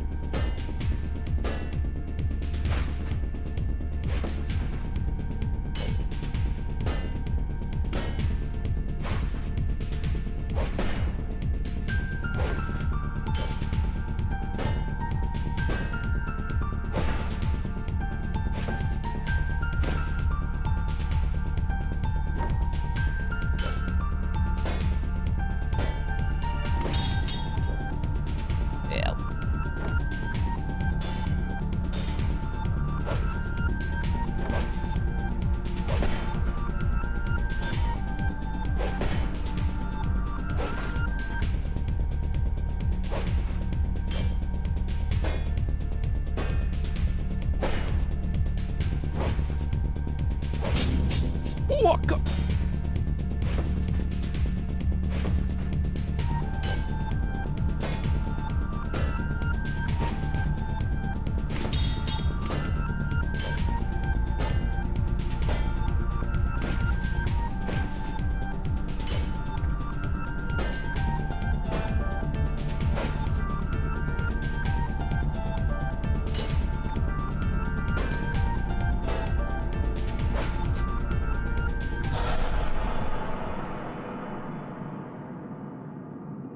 Pretty sure most colleges don't really require it nowadays.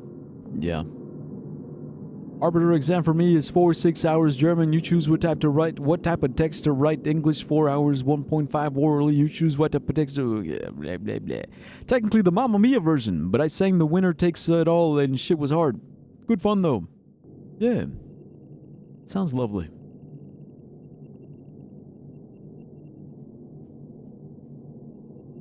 That the most fuck ass shit ever.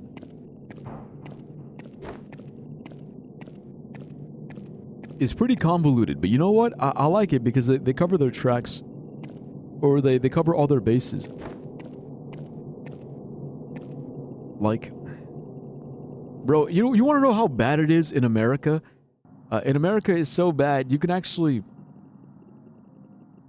like, I knew this one girl, she got her sister to take her SAT for her. And the reason, and the way they were able to get away with it is just because, like, no one really checks. So you got to show up with, like, your identification or whatever, but, like, they don't, it's not like a thorough check. I guess they look pretty similar. It's like they use, like, it's like using body doubles and twins. You find someone who's, like, smart enough to do it, who sort of kind of looks like you, and it's like, oh, here you go, here, have my ID, go in, take my test. Also, it's not a rhythm game. It's not a rhythm game.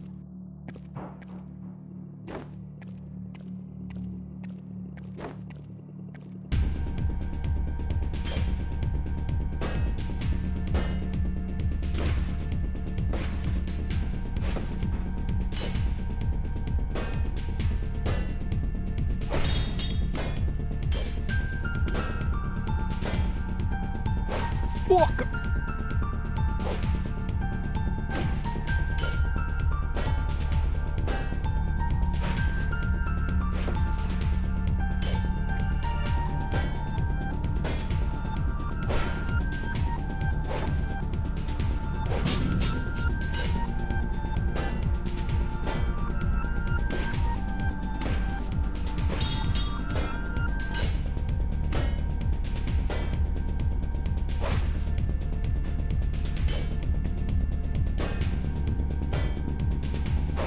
Fuck yeah. Ah, shit.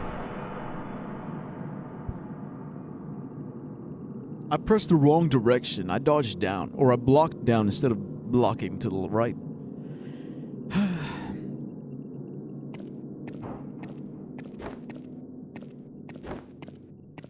I got it, folks. I got it. We're gonna get through this. Look, I've been in more dire situations before. This is fine. Yeah, thanks for the bits.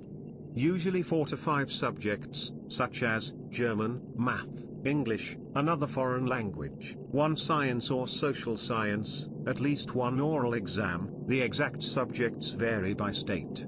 Important, your final arbiter grade is not only Your final arbiter grade is not only the final exam, it usually combines grades from the last 2 years of school and from the last 2 exams? Man, that's a lot.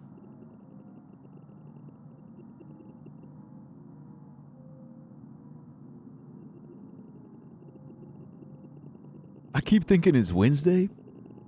Why? Are you full of woe? Are you full of woe right now? Reminds you of a song. I was riding through the 6 with my woe. You know how that should go. You know how that should go. Running through the 6 with my woe. I want it to be Thursday. Lamau, why though? Cause fuck ass. Ew, Drake. Yeah, I know. Right, you're just like, I don't like Drake. I hate Drake's bitch ass, but damn, like he popped off with that one. Like that one. Yeah, that's one song I do fuck with. BRB again? Alright, Rain.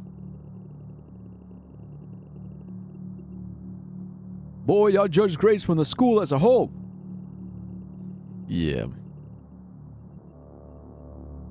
I mean, that's kind of the problem, man. There's no...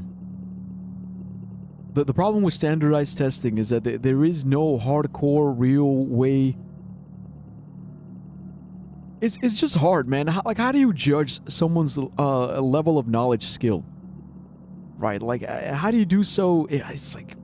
There's no fast, effective, efficient way of doing it. It's like you want to be mindful, you want to be holistic, you want to consider everything. Like, it's like, okay, not just one exam, but also, like, and also not just a written exam, but also the oral exam, like written, oral, you know, grades, several assignments and projects. It's tricky. It's a tricky thing. GPA. Yeah, that not fuck ass. Like you system. GPA is kind of fuck ass. Because imagine you get 1 F in 9th grade. You get 1 F in 9th grade, and you can never... It's like... And it's just there. It's like a hole. It's like a weight. Because of one F, it's like one weight holding you down, and it fucks your GPA. One little F. And it's crazy. It really is crazy ridiculous how so many scholarships. I don't know how it is now, but back in my day, it was like so many scholarships depended on your GPA. And who was in control of your GPA? Teachers.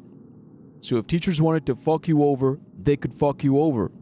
They could be like, oh, well, you know, if you get this F and your GPA goes down, if your GPA is too low. Matter of fact, they would use it as like a status symbol.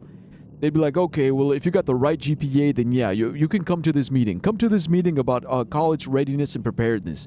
But if you don't have the right GPA, well, then fuck you, kill yourself, and fucking die, bitch. It's like they would use that as a status symbol. And it was so annoying because, like, when I was a senior, it was the top 10%. It's like the top 10.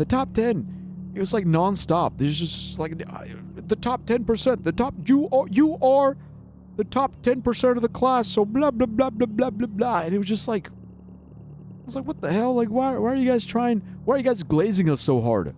Just because we're in the top 10%, that's supposed to be like a big fucking deal or whatever. We get invited to all the meetings, all the parties.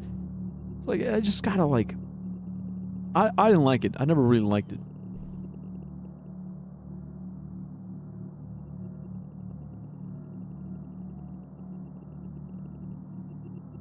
You should see him perform it live. I don't think I will.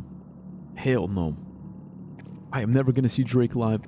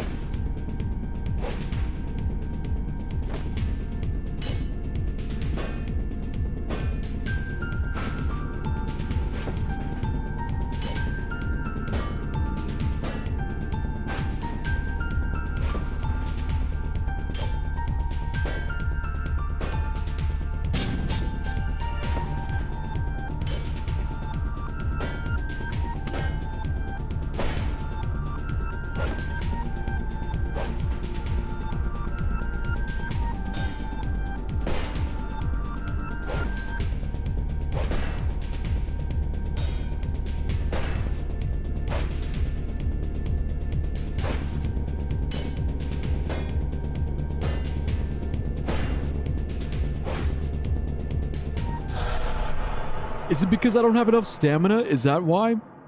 I think I keep getting hit because I don't have enough stamina to dodge. I think that's what it is. Because I only had like 27 stamina, so I couldn't dodge. Because it takes 30 to dodge.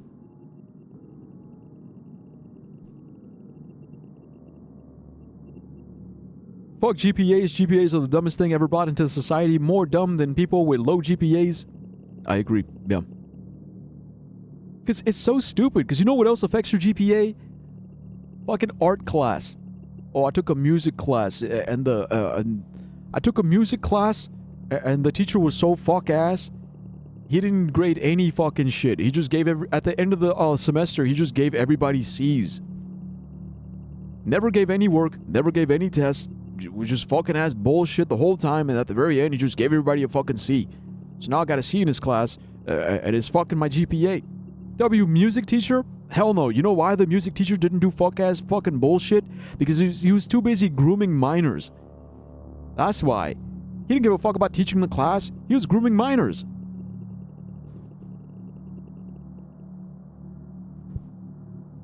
What the fuck? Never mind. L, music teacher. Lamau? Yeah, and it happens more often than you... It happens more often than you think. It's more often than you fucking think. It's like you ever sit there wondering like, oh man, why don't this teacher do anything? He to DC. Yeah, he to DC.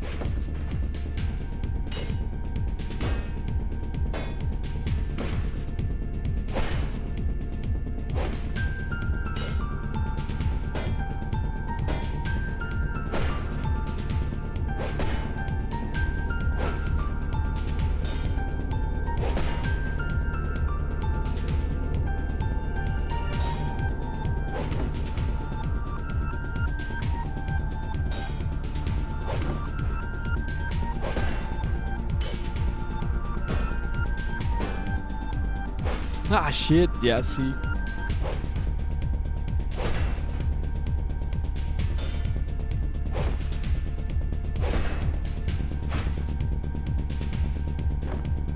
Fuck!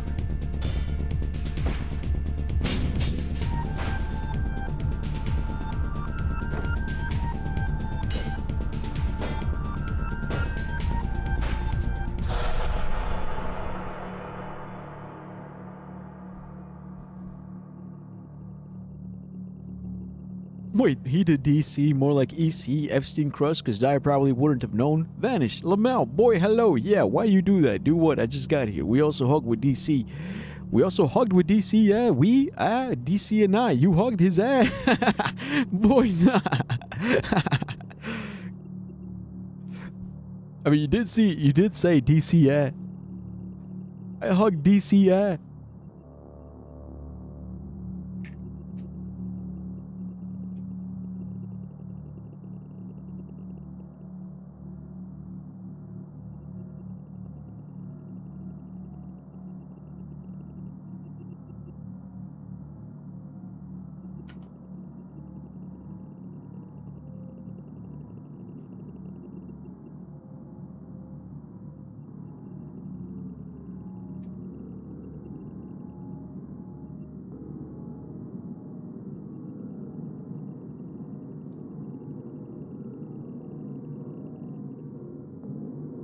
Gamer subs. Klaxosaurus blood. My waifu. Zero2. Zero2! Bro, one of the greatest animes of all time. Darling in the Franxx. So goated. The greatest. I don't care what nobody says, okay? That ending was perfect. The ending was perfect.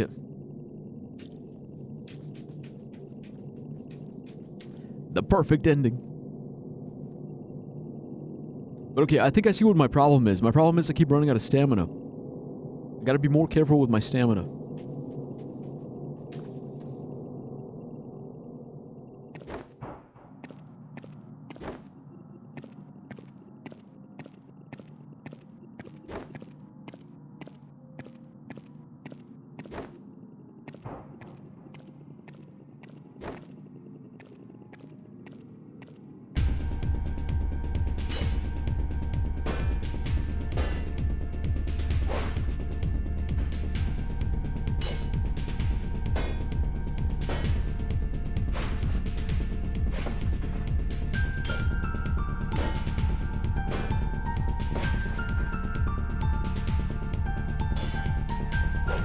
Fuck!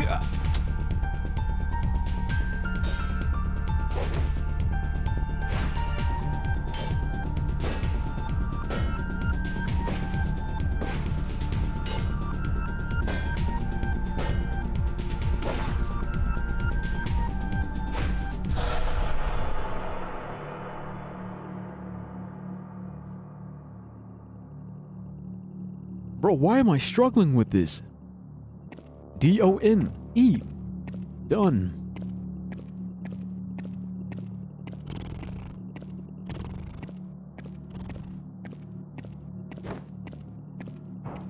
Bro, I thought this was gonna be like a puzzle game. It ended up being like a fucking visual novel.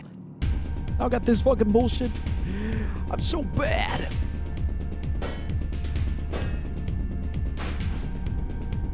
I just want to see Sachi again. Sachi, my girlfriend.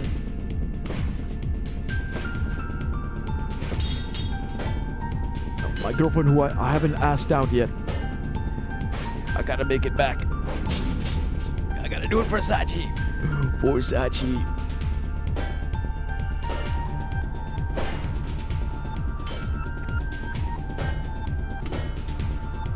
Oh, shit.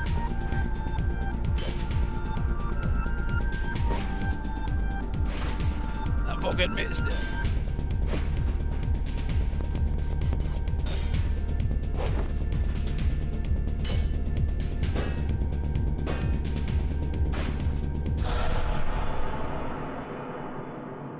How do I keep missing those, man? This game, bro. Yo, you're Actually, I like it. The story's pretty good. I like the story. The combat is so tricky. It's just so tricky, bro. Like, I don't know why. I'm just bad. I'm bad. It's not the game, it's me. I'm bad. The game isn't I'm I am at this game. You ever thought about that, man? There's some video game journalist. They'll be like, whoa, this game fucking sucks. And it's like, nah, bro, I think you suck. What was like that most famous example with Cuphead? Bro got stuck in the Cuphead tutorial, and he was like, this game is too hard. It's the Dark Souls of side-scrollers. So yeah, it's like, this bro does not know.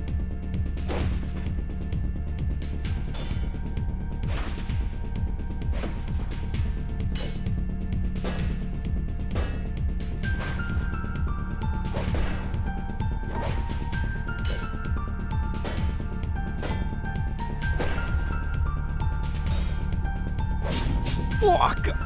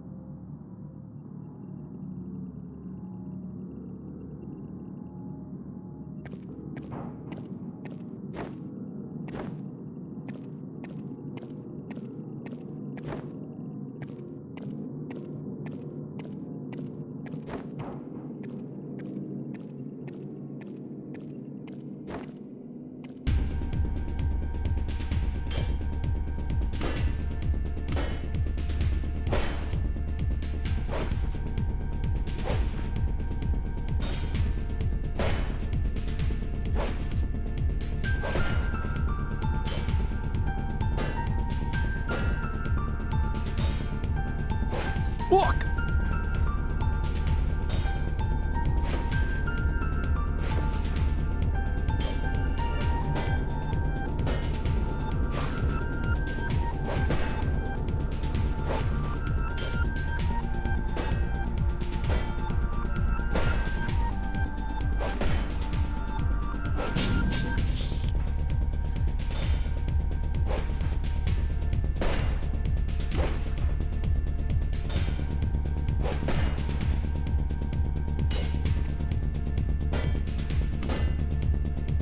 Fuck!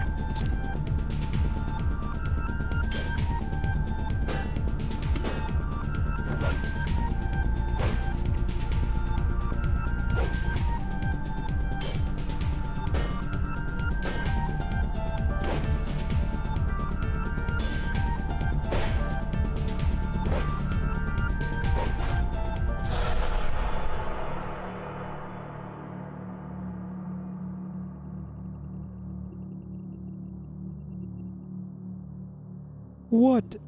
Bruh. Ox. What? Bruh. This game. What? Oxman, tell me more about your DC, bro. Come on, I want to hear more. Tell me what you love about him. Tell me what you like about him. Tell me what you want to know more about him. All right, yap to me, okay? Yap to me. I have no one in my life. I have no one. Zero romantic interest. I want to live vicariously through you, okay? You got this one romantic interest. I want to help you. I want to be your wingman. All right, please. We need this, okay? We really need this win. I'm not telling. Just a little bit. Come on, man. Come on, man. What, you don't trust me? You can trust me?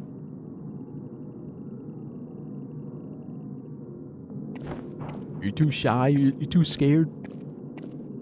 He's funny, charismatic. Ah.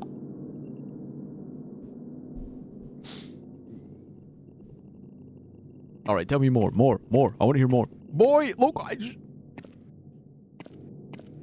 Bye. No, come on. I like it. I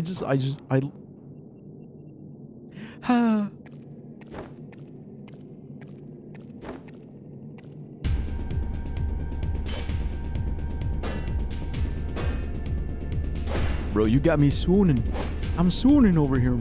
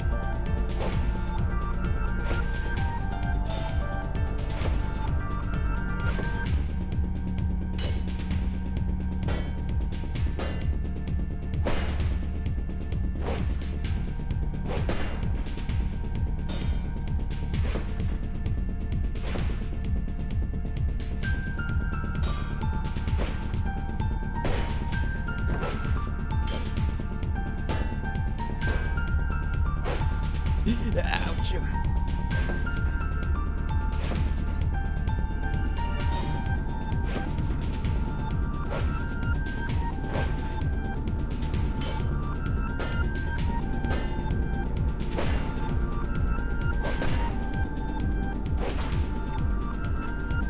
It's the stamina room.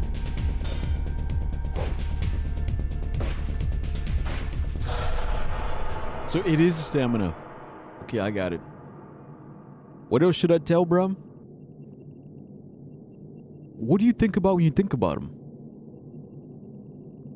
What do you think about? What comes to mind? Yeah, I love hearing this shit because it's like, yeah, it's like the romance. It's like the beginning embers of a nice little romance. He comes to mind, yeah, but what about him? Like what? Come on, man. You know when you think about somebody, you don't just think about them. It's like you think about the them. Like what is the them that makes them them? Memories. Okay, what are the memories? What are the quotes? What are the sayings? What are the habits? What are the little you know, the little thanky things, the secret ingredient. What's the secret ingredient that you notice? Boy, I'm gonna watch The Witcher. Yeah, have fun. Love. L. Said pause on thingy thing. L is for the way.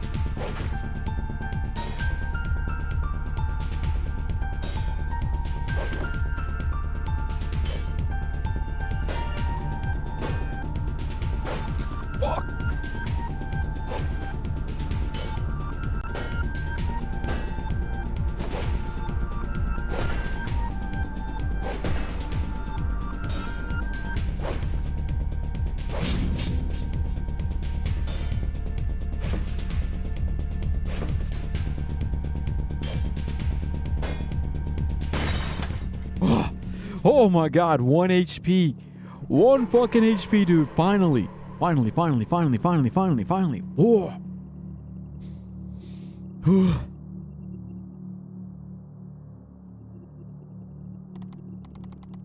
I stood, breathing heavily. My weapon felt heavy in my hands. Is it dead?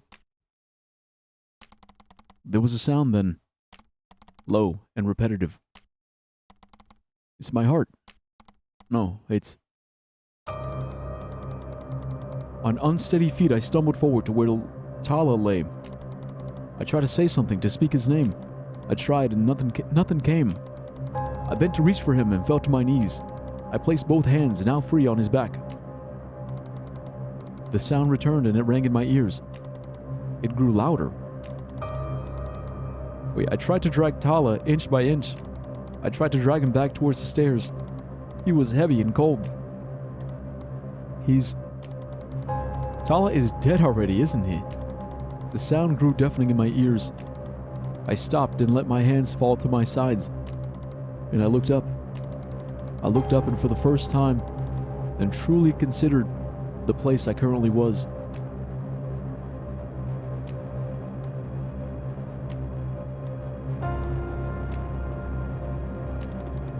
This is the well. Like a satiated hunger, the noise suddenly went away and left me in ringing silence. All that remained was the hollow quiet of the enormous space surrounding me. Like the sky above the settlement on a cloudless day, the ceiling stretched beyond sight. This place, it's below us? This place, greater than the settlement by 1,000-fold merely from where I stood, this place from which the ancestors come, is right below our feet. I felt my body begin to shake. I tried to reason with it, to understand what it all meant, how something like this was possible.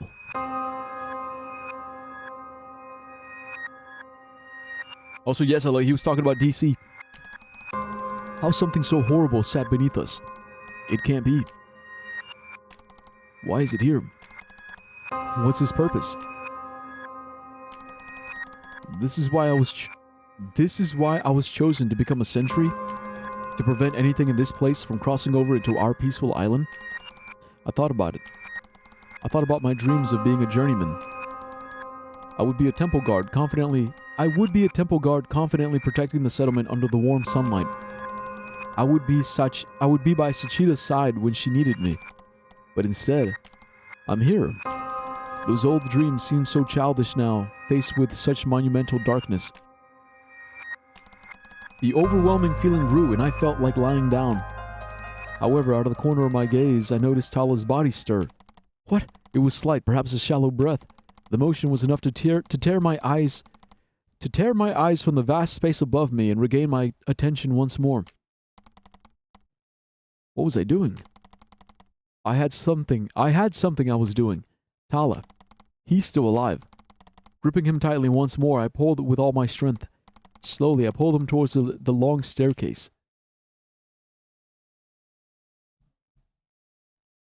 Okay, because we survived, we lived, but now comes the repercussions. Because technically, we're not supposed to go in here. Like, technically speaking, if we get dragged in, we're already dead. My memory of what happened next is fuzzy. Suddenly, I recall being in the courtyard of the settlement's edge. The last of the light still kept in the sky. I heard voices, a cry of shock. And quickly, Father was there.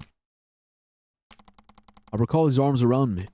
Then, he was holding Tala. I recall being taken to the temple. I recall my mother's cries of fear. Her arms were around me too. Somebody tried to ask me something. Aram? Aram, can you hear me? I nodded. See, they don't know that I was inside the well.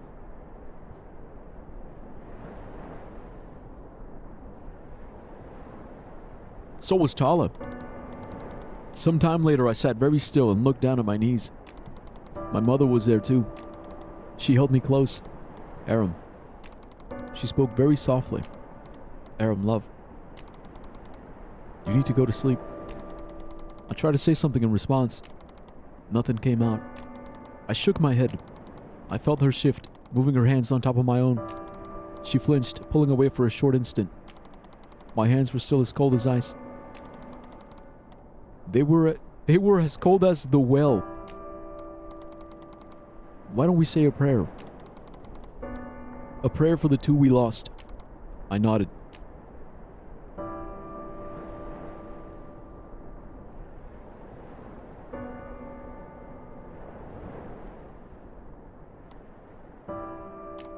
That day, the last day of my long apprenticeship and the first day of my days as a journeyman, I fell fitfully into dreamless sleep while my mother whispered a quiet prayer. A prayer for two now dead I had met only a short few hours ago. As my eyes grew heavy, the adrenaline finally subsided. I pictured the vast, quiet, empty darkness that lay beneath our feet. Of all the images now seared into my eyes in my memory of the previous day, Kian's body crumpled on the grass, stained a dark crimson red. Ray Ash face down, lying next to the remains of his own arm. The one that I saw as I drifted towards unconsciousness was the overwhelming vastness of the space.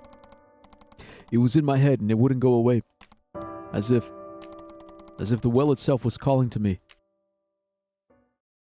Ah, shit. The well! It began as a feeling of heat. Dry, smothering heat. This wasn't where I was supposed to be. It looked like my old classroom, but I knew it wasn't. Pale orange light streamed in. It felt hot on my skin. My throat was dry. I tried to stand, but a voice froze me in place. You're not going to run away, are you, Aram? Run away? But I didn't. I didn't run away. I went after Tala. I went into the well. That's not what I mean. Now that you've seen that place, do you intend to hide from it? Oh, bro, this is tripping me out. Okay, wait. I need to pause. Because, like... So the reason why the well... I keep coming back to the well is because in a lot of my songs, I talk about the well. Specifically in chapter 1, in my first album, or my first, like chapter 1, in the chapter 1 album of my music, there's a lot of songs where I refer to the well. The most famous one, or the most, like, obvious one is, like, fell into the well. Like, I go, I fell into the well. She said I might as well. But it's like, but basically that whole song is about the well of, like, mental insanity.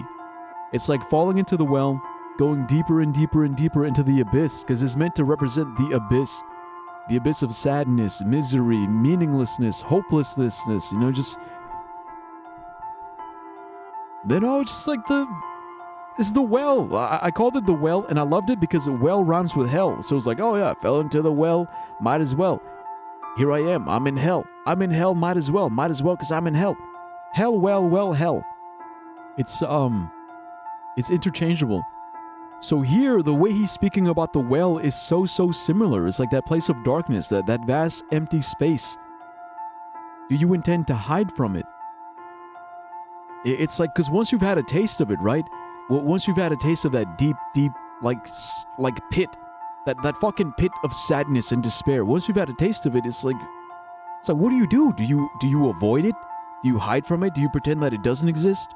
It's like, how do you live your life normally knowing the darkness that your mind is capable of?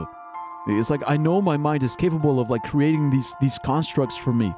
I know that my mind is capable of, like, of making me make decisions that lead me to spots and places where I am not happy, I'm not well. It's like, so now that I know that I'm capable of doing that, it's like, do I hide from it? Do I run from it? Obviously I avoid it, but how? How do you avoid it? Right? It's like, how do you avoid making the worst decision of your life?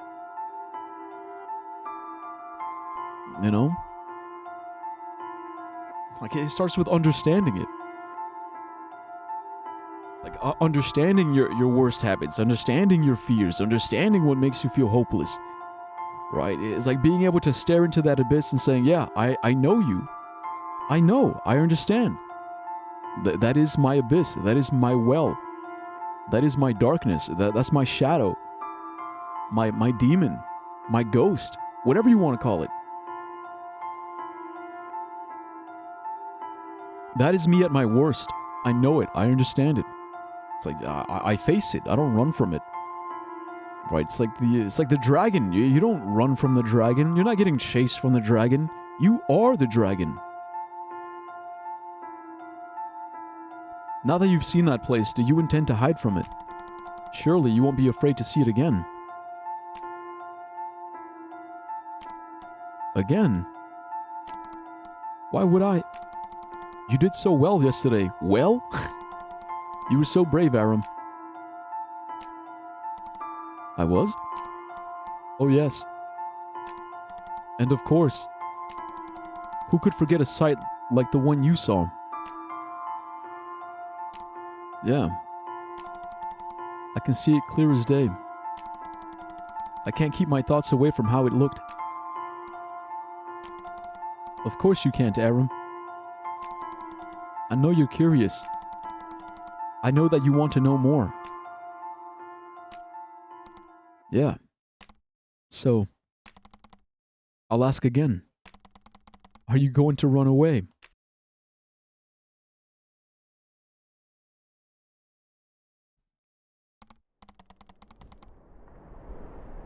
Oddly, I woke earlier the next morning. I wasn't tired or sore. I woke with a strange clarity of some kind. My head felt full last night, full of sights and sounds, but it was empty now, and I began to think clearly. I'm in the temple? It brought me here, and not the hospice. Yes, of course. The Eshan will want to know what happened.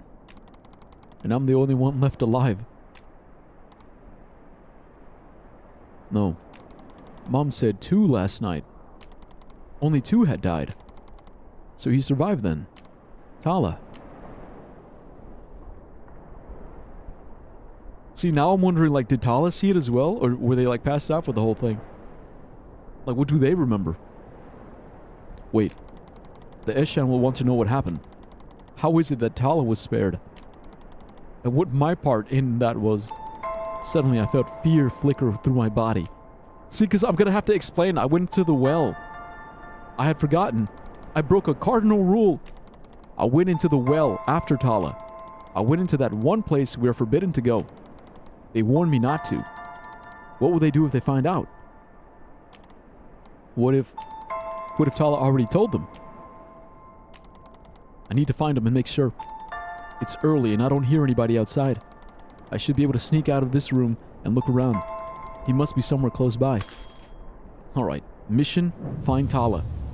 Find Tala and set our story straight. What does he remember?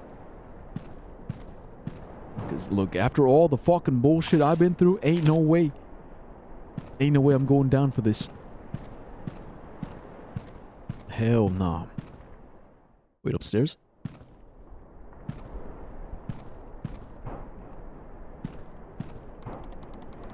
Peeking through the doorway, I finally caught sight of Tala. He was sitting up on his makeshift sleeping mat. On his makeshift sleeping mats, looking out the window. Remembering the blood, I expected his injuries to be severe, but he seemed in relatively good shape, with only a few bandages wrapped around his chest. Noticing my presence, his eyes widened. Aram? My God. Aram, I'm really happy to see you. I know, bro. It's crazy. Shit's crazy. I just met this guy yesterday. God damn. Tala, I was afraid of that. I thought you'd... How are you feeling? Huh? Honestly, I'm feeling okay. But never mind that. What happened yesterday? I don't remember all of it. But I do remember that you saved my life, Aram. You saved my life, and you could have just run away. I thought about it, honestly. But for some reason, I just couldn't do it. I understand. If I were in your place, I don't know if I would have made the same decision. But you did, and I'm eternally grateful. I had a good feeling about you. I knew I wasn't wrong to think that.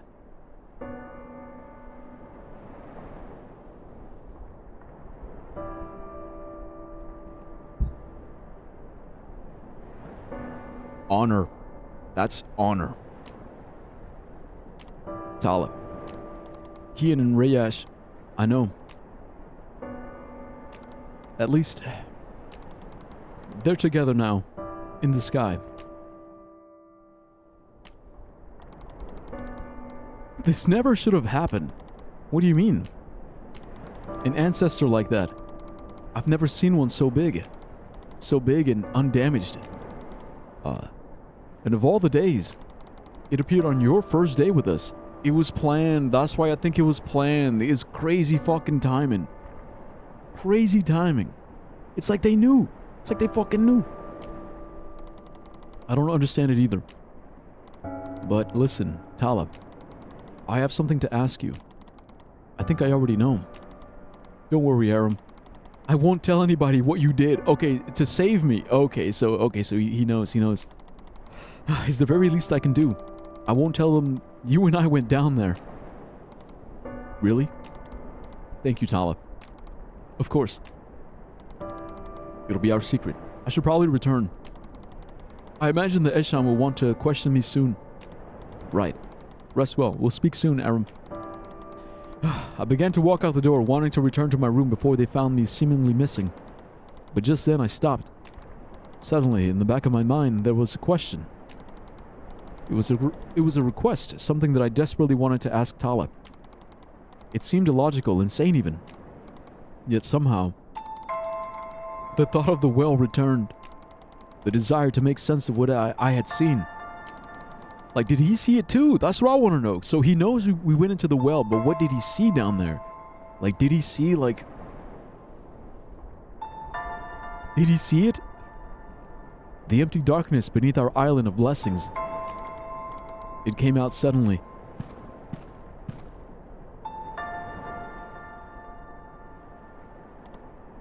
Tala. Yesterday, in that place.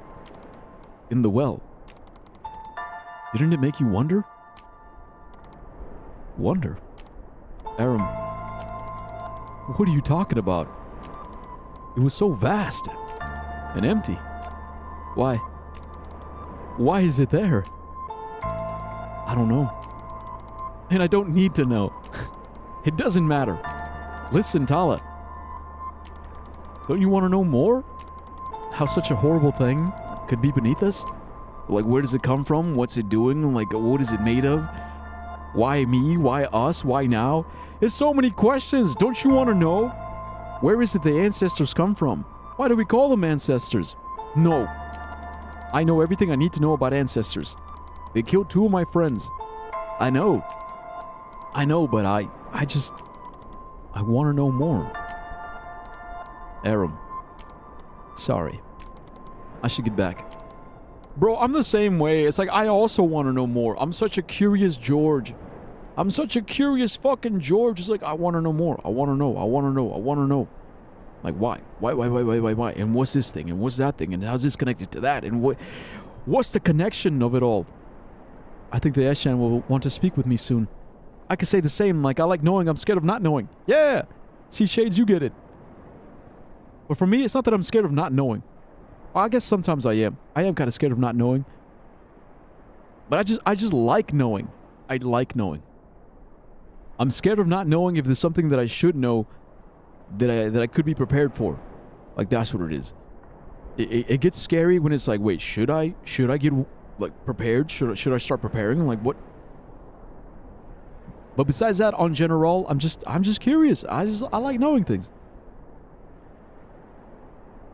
You said I like knowing stuff, but another thing is that one of the most thing I'm scared of is the things I don't know. No, yeah, I understand it.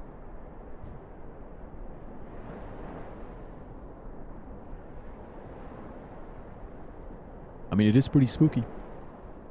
It's one of the reasons why I'm scared of the dark. It's like, what's in it? What's lurking? What's hiding? Okay. Like, I don't like playing ocean games because I don't know what's under me. Yeah, like Subnautica. Like, what's down there? What's down there? Why is it's so deep? It's so fucking deep. After leaving Tala's room, I returned to my own feeling somewhat relieved. Tala was the only other person who knew what had happened, so the true events of yesterday were a secret, for now. But once I stood before the Eshan, would they remain that way? A short time passed as I rested, and eventually I was stirred by a messenger entering the room. Bowing and asking me to follow, we walked the short distance to the chamber of the Eshan. For the second time in only a day, I was walking into this dimly lit room, unsure of what was to come. Has it really only been 24 hours? Shit. As I entered, I noticed my father standing to my left. Anxious and uncertain of what was to come, I turned my head instinctively to look at him. For as long as I could remember, I looked to my father when I was afraid. Calm and collected always, his presence was reassuring. Yet as I turned to face him, the expression on his face was a fear that dwarfed my own. There were bags under his eyes, and the lines of his face were creased with worry. As soon as I came to a stop, the Eshan began to speak. It was Eshan Jia first. Aram. 2 journeyman sentries have been killed. The third was dragged from the garden, unconscious and with many injuries. By you, Aram. He paused and let the words wash over the spacious room. Bro, imagine they start accusing me. Did you murder them? Did you kill them? Was it you? Did you lead the ancestors to us? He said, oh boy, you should have seen me when I played Subnautica for the first time. It took me 5 hours to get out of the safe shell. That's hilarious. 5 hours? Okay, wait, I gotta pee.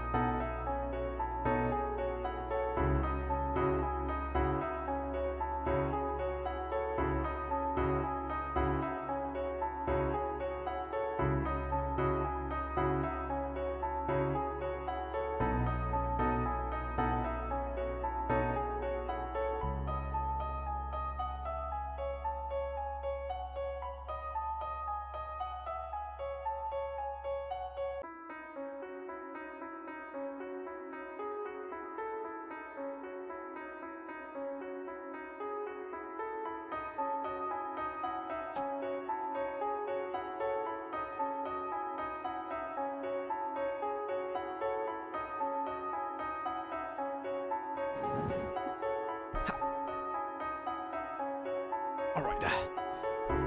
He paused and let the words wash over the spacious room. This can only be the result of an ancestor attack. Okay, so they're not accusing me. Aram, please tell us. What happened?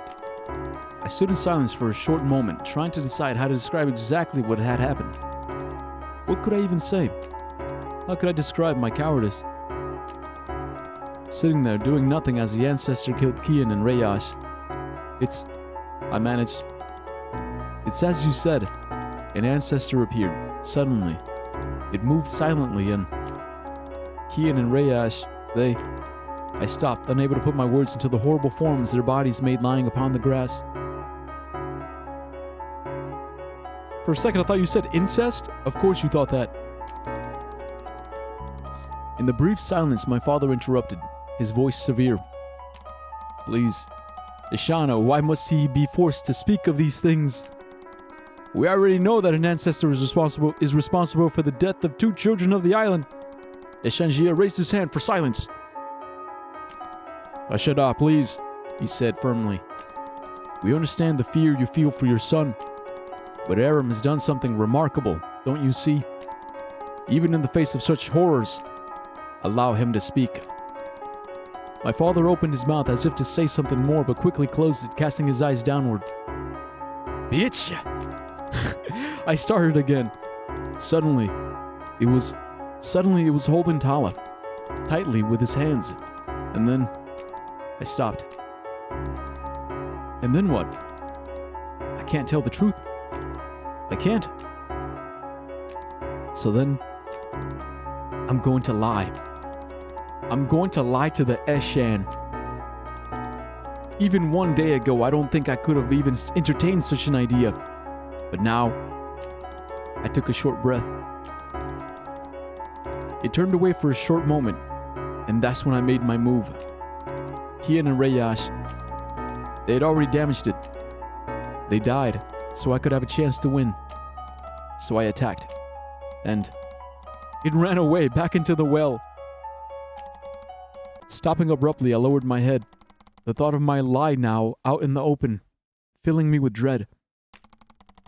The room was silent for a brief moment. Because he said he didn't say he killed it. He said he scared it off. Why? Because if he says he killed it, like, that's interesting. That's an interesting lie. Like, because would it make it more believable? It's like, oh, I don't know. I didn't kill it, like, right then and there. Like, I just scared it away, and that's it. That's how I saved Hala. The room was silent for a brief moment. Eshanjia broke the silence. Aram, please, he said. Raise your head. Your actions yesterday were nothing but brave. You did your duty to the settlement and fulfilled your obligation as a wound bearer. And in the process of defending us from the ancestor threat, you managed to save the sacred life of a fellow child of the sun. Shocked at his words, I slowly raised my head as instructed. You must realize, Aram, you are not to blame for the death of Kian and Rayash. Is that really true? I nodded very slowly. No, Eshanjia said. It is clear that you have been blessed, Aaron. God has given you this blessing, and for that reason you prevailed. A chorus of agreement rang out from the other Eshan. I see now that we were not wrong to give you the role of sentry, nor begin your time as a journeyman early. See, but that's what makes us suspicious. Sus. They didn't even question my words. They believed what I said. I suppose it's not entirely false. What happens now? My father spoke out once again. I don't understand. Aram is to return to his post as sentry? Even having scarcely survived such a horror on his first day? Yeah, his dad wants him to retire. The dad is like, no, come on, just let him. He's had enough action. Let him retire. Elder Gia smiled, then genuinely. Of course, Ashidar. Look at what your son has already done for our island in such a short time, he said proudly. He is blessed by God. Blessed. My father said nothing in return, looking at me in shock before turning away for the last time. But of course, you may take as much time as you need to recover physically and mentally before you return. Please send a messenger to us when you are ready. I found myself at a loss for words. After a pause, I gave a weak bow and tried to respond. Thank you, I said quietly. Wait, I'll need a short while to think things through. Eshanjia nodded. Of course. Thus, the meeting ended. My father bowed and left rapidly, without so much as a word or a look in my direction. He had been acting so strangely ever since our meeting with the Eshan yesterday. Yeah, I wonder what he's thinking. Like, what is he actually thinking? Even now, why won't he say anything to me? Like, did he even visit me? Did he visit me when I was fucking dying? Dying with my fucking guts out? I want him to explain this to me. To tell me that everything will be okay. What's happening? That question, along with many others, swirled in my head as I returned to my temporary room.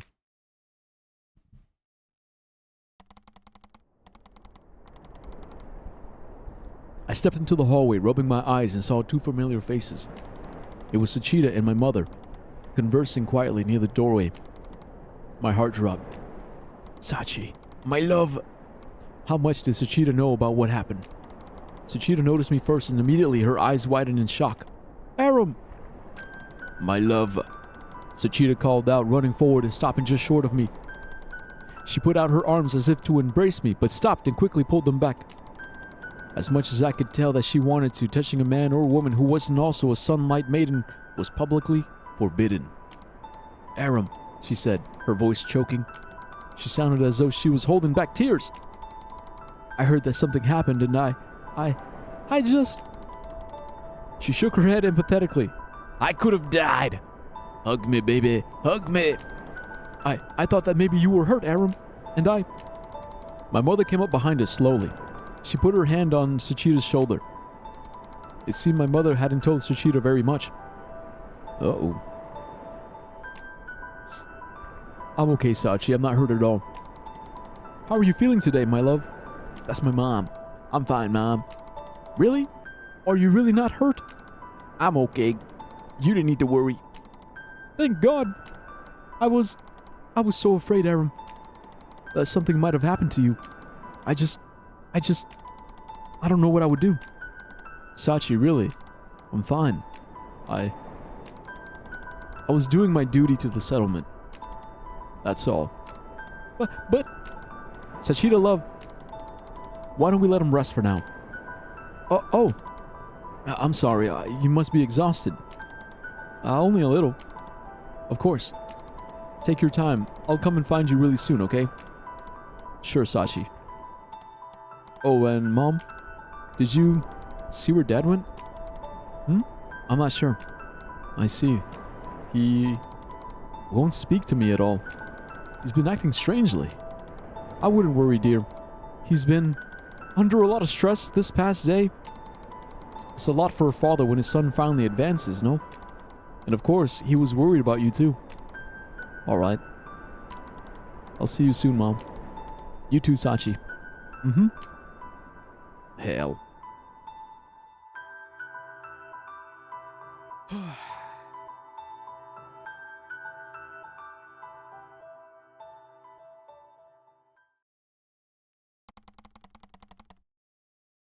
I returned to my temporary room and sat. I sat, putting my head on my knees, thinking, what am I going to do now? The Eshan told me I was blessed. They praised me for what I did. How can a person who saw what I saw be blessed? More like cursed, right? Like conversation with Sachita just now. Even from what little she heard, she was afraid for me. For my life. I can't have that. I can't have that. I can't have her be afraid for me. She's afraid for me? No. Not allowed. Not allowed. Forbidden. Never again. This isn't how it's supposed to go. No. This is the opposite of how it's supposed to go. I need to show her that I'm strong. That I won't back down from anything. At the same time, I can't get the image of that place out of my head. The well. Why is it there? Why do the ancestors emerge and terrorize us? After being there, wrapped in its dark emptiness, how could somebody walk away and forget seeing that? And forget having seen that? Then, it's obvious what I need to do now. I'll go back to work, right away. Tonight, no matter what anyone says, before I have to face anyone else. Not Kanari or Prava. I'll complete a full shift as Sentry before I show my face to them again. I'll go back and make sense of this. Maybe. That's why my father is so distant. He doesn't think I can handle it after what happened. I should find a messenger and tell the Eshan that I'm ready. Sitting up, I scan the room. However, out of the corner of my eye, I noticed a pile of items on the floor to my left. What are those? Yeah, what the helly? What the hell? Picked up wound kit. Oh. These are wound kits. I took one from the pile and held it with both hands. It was an object I was well accustomed to, recalling my medical training. It was the sort of thing all journeyman wound bearers carried alongside them in case of emergency. The sort of emergency I had been in yesterday. Would have been nice to have one. Would have been nice to have one yesterday. I had 2 fucking bandages that don't respawn once you use them? The fuck kind of sense does that make? I suppose they hadn't thought to give me one yet. Yeah, literally, bro. Literally. Hey, long time no see. Yo, what's up, Philip? It had been my first day after all. But I'm gonna need one now. I should go find a messenger and tell him I'm ready to return. Alright, Aaron will frequently come across items or equipment that may be proved useful in circumstances you could access your inventory. Yeah, I learned how to do that already. So it's in combat items. Yeah. Yeah, but what's up, Philip? What's going on, man? What up, bro? You know, what are you eating for dinner tonight?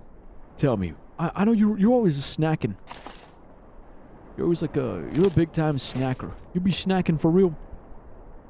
My B-day Saturday. I'm 13 finally. Oh yeah? No way, it's Saturday? Bro, you're lying. You're fucking lying. Your birthday is Saturday? Ain't no fucking way, bro.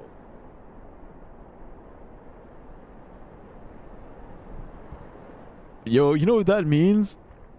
Oh, it was? Oh, it was this past Saturday. Oh, I thought it was this upcoming Saturday. I swear down. So 28th of March. Bro, that's insane. That means you're an Aries. You're a motherfucking Aries, bro. This whole time you've been an Aries? Oh, God.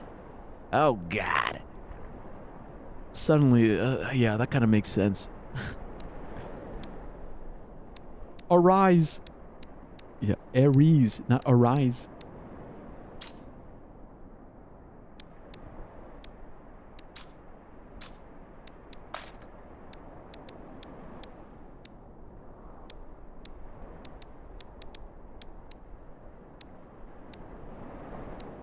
Wait, what the hell is this? Or her ring?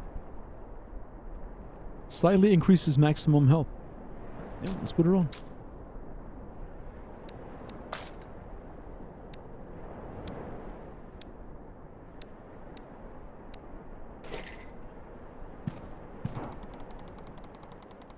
I quickly found a messenger and told him what I wanted to do. He was surprised, but passed my message along, insisting I rest at the temple at least until my shift began.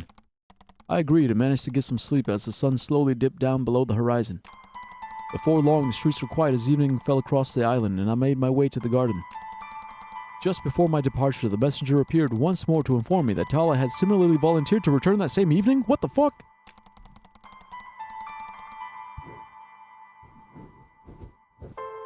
That can't be a coincidence. I was somewhat surprised to hear this, given his injuries.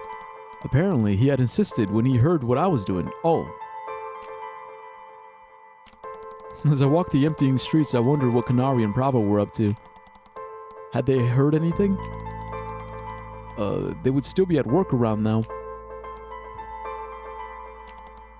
Before long, I entered the long tunnel. Entering the garden in the evening light, there was Tala. Still adorned in bandages, he leaned nervously against the pillar. He had left before me, it seemed. Alongside him were two journeyman sentries. Replacements. Replacements were Kian and Rayash.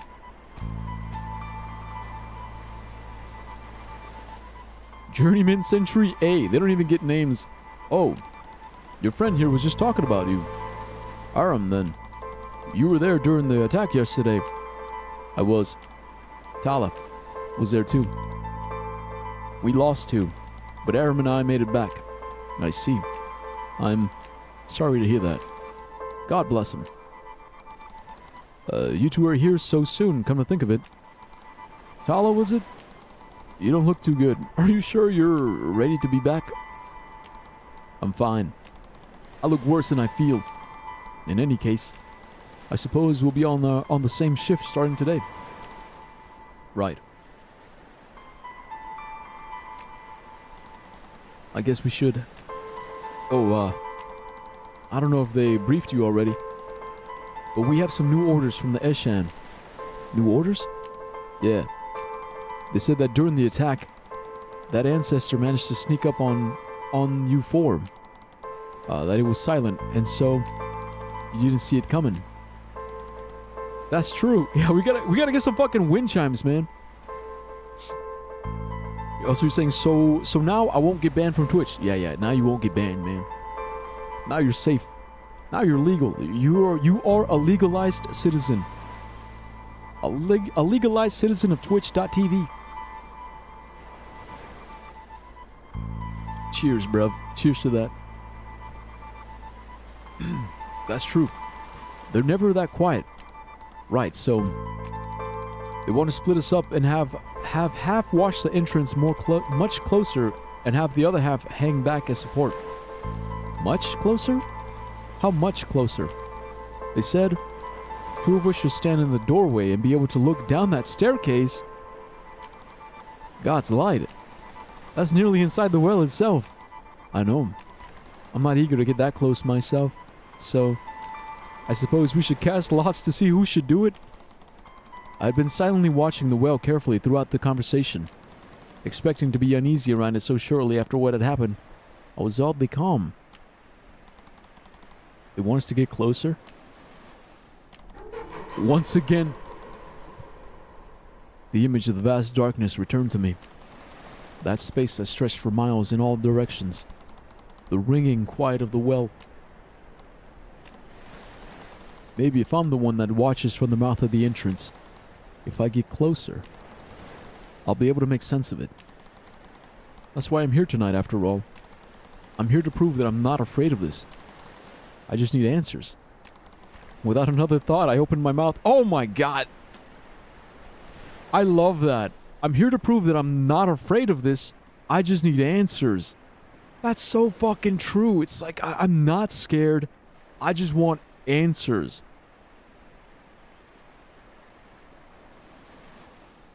And it's like Shade says, it's like it's to the point where it's like I'm more afraid of not knowing. That's how badly I want to know. I want to know so badly that I'm afraid of not knowing.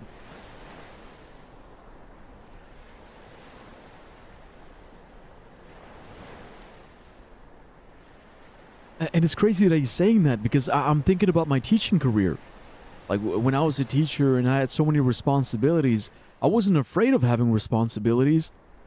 I needed to know why. Like why? Like why was everything so fuck-ass? Why were the, you know, why were my commanding officers, why were they so fucking, you know, just like, why were they the way that they were, and why were we all expected to just accept all this bullshit, you know, the way it was? God damn. Philip saying, let's do a party. I'm get the bong beer energy, drink vod, and food. Should I get a 128 pack or a 64 pack of beer, and how many bongs and energy drinks and food? Hey, I'm good, man. Look, just give me some, just give me a 24 pack of Coke Zero. That's all I need. I'm good, bro. But okay, without another thought, I opened my mouth. I'll do it. I volunteer. What? Really? Are you sure? Yeah, that doesn't seem fair. No, it's really alright. I want to do it. To, make up for what happened yesterday? What are you talking about? I see. But wasn't yesterday your first day as a sentry? We couldn't possibly. It was, but I can handle it. Huh. I'll say this. I heard a couple of rumors that you did something pretty brave yesterday, Aram.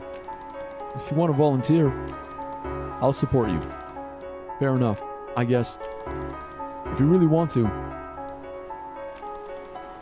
I volunteer as well. I'll go with him. Tala. You too? It's pretty weird. Like, what? Now we're volunteering to be, like, that close?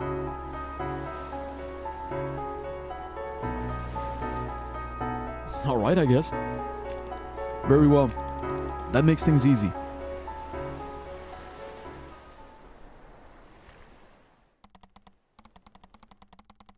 Having decided, the 2 sentries took their seats around the fire pit. The very same where Tala, Rayash, Kian, and myself had sat not 24 hours ago. It feels weird. Right? Feels weird.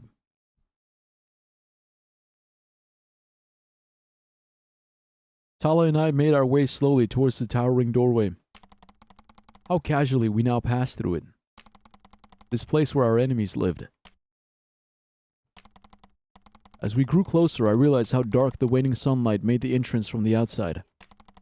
Unless you were standing nearly in front of it, the shadows acted as a shroud, obscuring everything inside.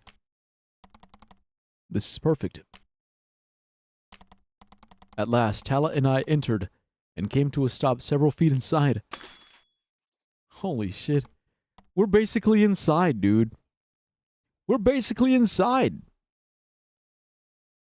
He said, so I got the beer that costed $150, got 4 bongs, which were $78, and 24 Coke, and 100 energy drinks, and Dominoes, which come out to 1,000. Yeah, there you go. Yeah, 1,000 euros. Look, just charge it on my credit card. It'll be fine. We'll be okay.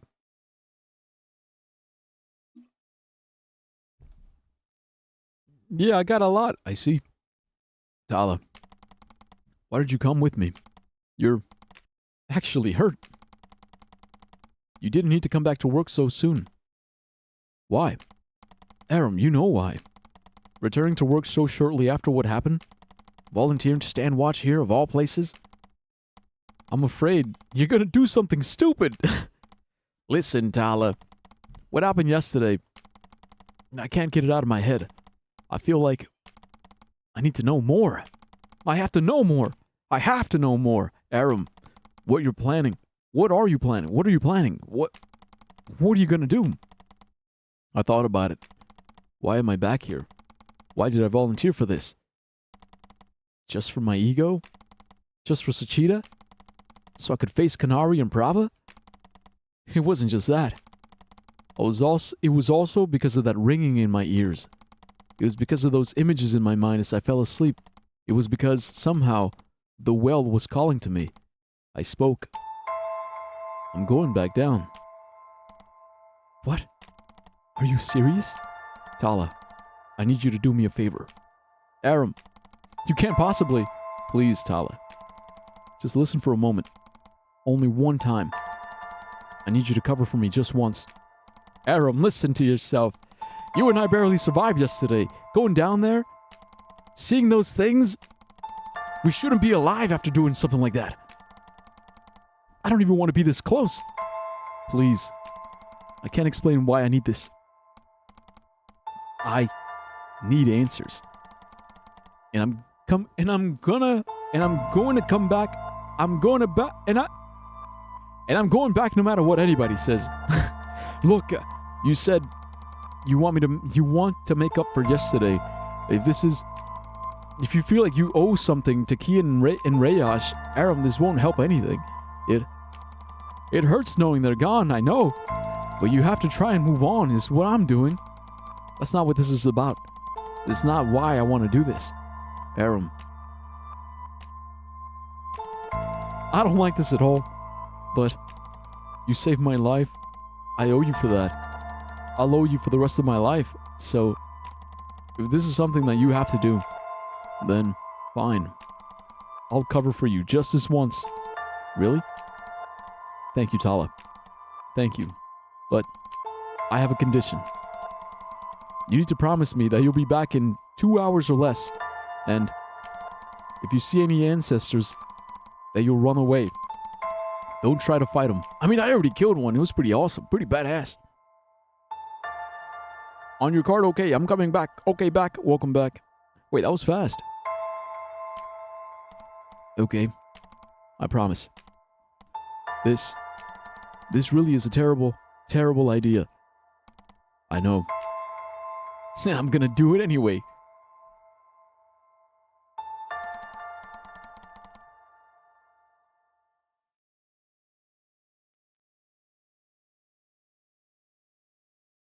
Look, I know it's weird to get, like, I know that it's, not weird, but repetitive. I know it's a bit repetitive to keep bringing up, like, oh, me and my teaching job, when I left my teaching job.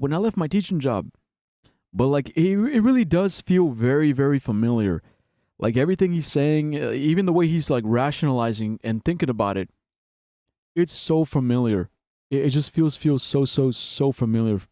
Because it was a lot of things, right? When I finally decided to quit my teaching job, I was going through, or there was many different things happening all at once. But,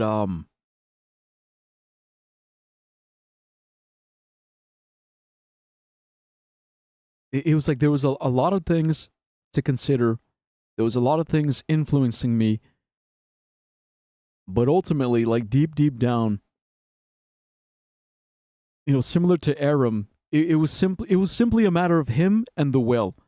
It was like him and the well, he needs to understand it. He needs to go back and really see it, really understand it, so he can get out of his head. And for me, it was very, very similar in the sense that it was me and my existential angst. It's like my existential angst. You know, my fury, my passion, my desire to do more, to be more. Hey, what's up, Otto? Okay, so I somehow managed to grab a pigeon today and twisted my ankle. Youch. Yeah, youch. So everything, but like, yeah, but welcome. We're playing A Song of Sunlight. It's kind of a vibe. I'm really fucking with it. 75 consecutive streams. Damn, that's almost 100. That's almost 100. Look, one more and it'll be 76. It's like 6-7, but backwards. I appreciate the support, bro. You know how I feel about you. You the homie. Grab the fucker and sent it flying to a group of girls that bothered me. Sick. Yeah, that's tough. That's tough ass shit. Fuck, what am I trying to say? But that part where you're saying, oh, why am I doing this? Is it because of my dad? Is it because of my mom? Is it because of my girl? Is it because of my friends? But then he boiled it down. He was like, no, I'm like, I can tell myself all these things, but deep down, I know that it's for me. It's me. It's me. It's something that I need to know. It's something that I need to do. And I can't let anything or anyone stop me. And that's how I felt about leaving my job. I was like, it's like, yeah, I love it. Yeah, I enjoy it. Like, yeah, this is cool. And that's dope. And like I was considering all of these things. Everything. I was considering so many things in my life. Like that winter, I remember. And I was like, no, this is just a me thing. It is a me thing. It's something that I have to do for myself because I know it's what I want. It's scary. It's so fucking scary. No one understands, but I know. I understand. It's like the door. I call it the door. It's like the door I saw. I had to reach out, turn the knob. Just go through. I just let it go, pointed at them, and it knew what to do. I was hoping it was going to rain today. Rain, because it rained this morning and the sky kept getting darker. But no. Yep.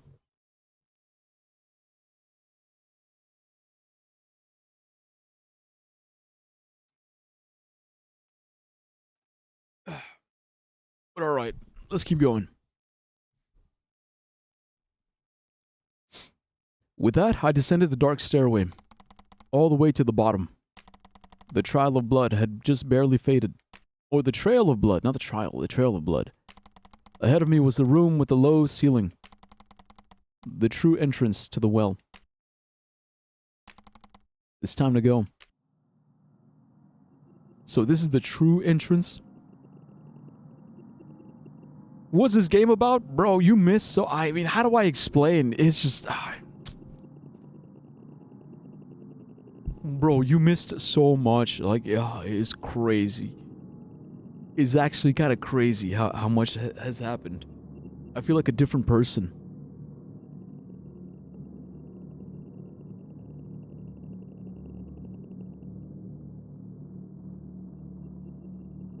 It's like Disco Elysium. How crazy from 1 to 10? Oh my god. I've been wondering that too. What, like, you've been wondering what the game is about?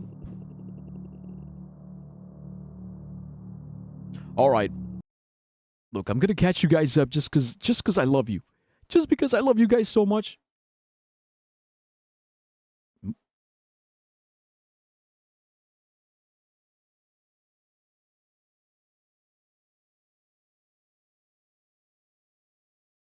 Okay, so this is the main guy, Aram. Depression? No, it's not about depression. Okay, this is the main guy, Aram. This is his best buddy, best friend, Canary. Or like Canary.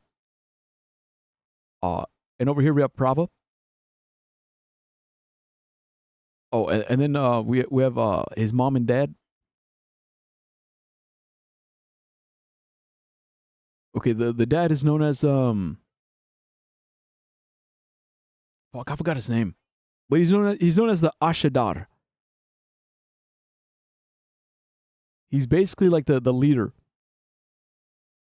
the leader of they call them the wound bearers, but wound bearers are like the fighters. He's like the leader of the fighters. Like they fight for the community. And then the mom, or what's her name? Malia.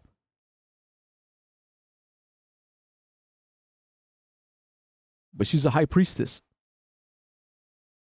Because it's a religious society. So these are all known as the children of the sun.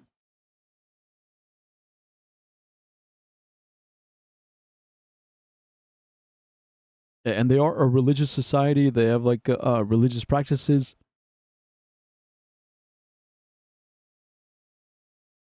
So we have Prava, we have Canary. So they're not fighters. So Prava and Canary, they work at the kiln. Where they make like clay pots and bowls and shit. They make bowls. Bowls and vases. Love you too, Unc. No homo. Yeah, of course, never. Never no homo. And then on this side we have what's her name? My girlfriend, Sachi. So we have Sachi, and Sachi is she's not a high priestess, but she works at the temple, like with my mom. So that's mom. So mom and Sachi, they're working at the temple. They're like nuns, and me and dad, we're the fighters. Right. So those are the people. Time to get high-waisted and laid. Hell yeah, brother. Good luck. So those are the people. So that's more or less a society, a religious society, you know, blah, blah, blah, blah, blah. Right? But basically, on my day, so I was going to get promoted. So I knew that I was going to get promoted, but I thought I was going to get promoted to temple guard.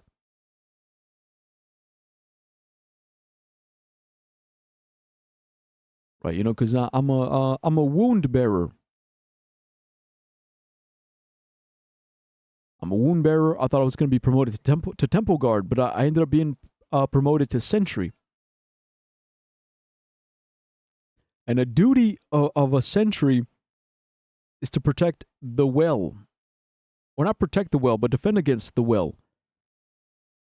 Because apparently out of the well come like these monsters. These spooky monsters come from the well. They're known as the ancestors. So they call them the ancestors. The ancestors come from the well. And they attack the people. So that's why a sentry stand guard against the ancestors. Sounds interesting so far? It is interesting. Yeah. So that's the duty of a sentry. So when I got promoted to sentry, or when Aram got promoted to sentry, it was super last minute. It was like hella early. And everybody was kind of confused. Everyone was a bit confused, but they're like, oh, whatever, you know, yeah, sure. You know, welcome to the sentries, Aram. And it was 4 of us. So you had Rayash. Wait.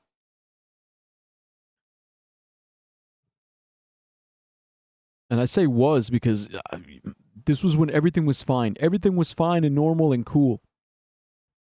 But Rayash was the oldest. And then you had Kian. Kian was the second in command. Then you had Tala. Tala had just been there. Or Tala had only been there for a year so far at this point. And then Aram.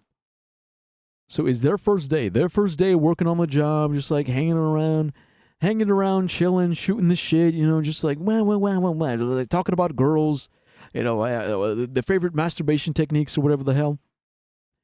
They're sitting there chilling, and out of nowhere, just a fucking beast. A big ass fucking beast, bro. An ancestor. Just grabs his face. Kian's face. Just straight up fucking grabs him. Lifts him up. Squishes his fucking skull. And then just like smacks him on the ground. And he's like, fuck this twink ass boy. He's dead. This fucking twink. Dead. The techniques go crazy? Yeah. They must go crazy. So at that point, Rayash is like, hell no, you just killed my fucking homie. You just killed my homie. That's my bro. You gotta fucking die. So he whips out his sword and his shield, yeah? But then the ancestor was like, nah, fuck your sword. Chops his hand off. Then Rayash passes out. Presumably from the pain. After losing his arm, he's just like, oh shit. And he just knocks out.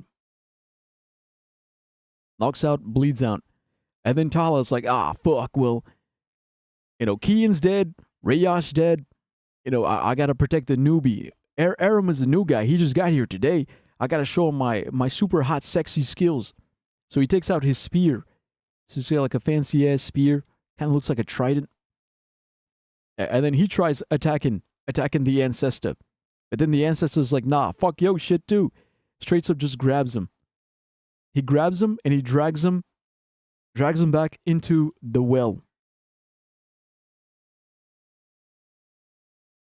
So you following? The ancestor grabs Tala, drags him into the well. Now at this point, Aram is alone. Right, here's Aram, here's the well. You know, there's one dead body, another dead body.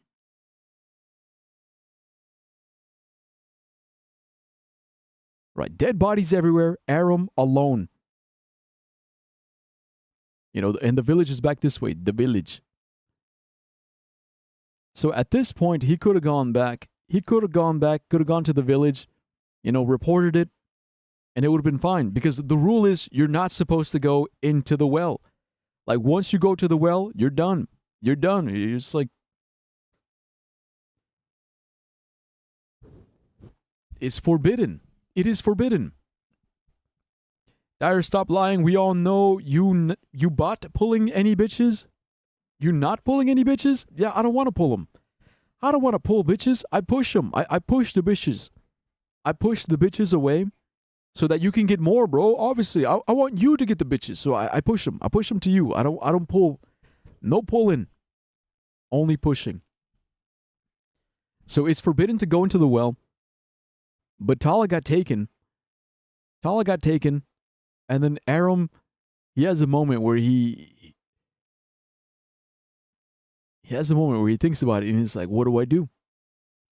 What do I do? Where do I go?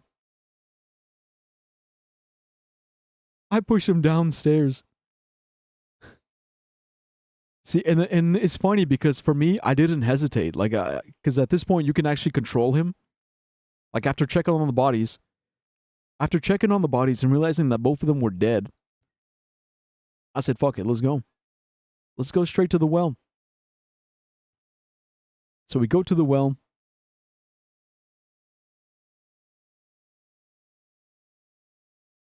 Because apparently there's two entrances. So there's entrance number 1.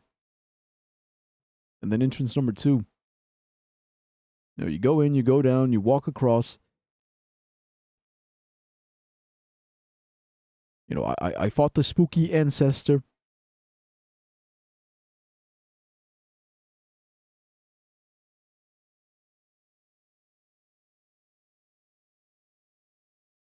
Oh, wait, before we get there, though.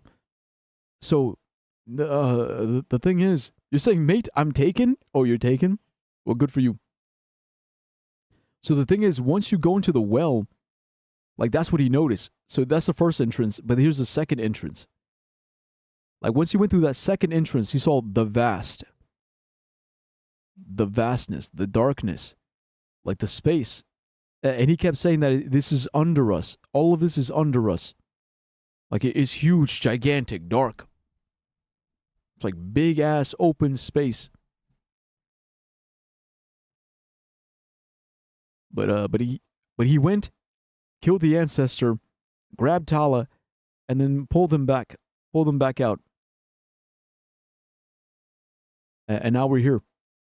Yeah, so now you're officially caught up. I mean, we go back to the dudes, we tell the dudes what happened, the dudes are like, oh shit, for real? Like, damn, that's crazy, that's awesome. But anyways, you're a hero. And then I came back. I came back because I said, yeah, I gotta investigate more. I want to see more. I want to understand this place. Like, my whole life I've been lied to. My whole life I thought, like, that this was the way the world went. Then I actually go out and I see, no, the world goes differently. The world's a bit different. It's not the way you thought it. It's not the way you think it is. It's different. So that's why we're back. We're back to investigate. Wait, I can level up. Let's go.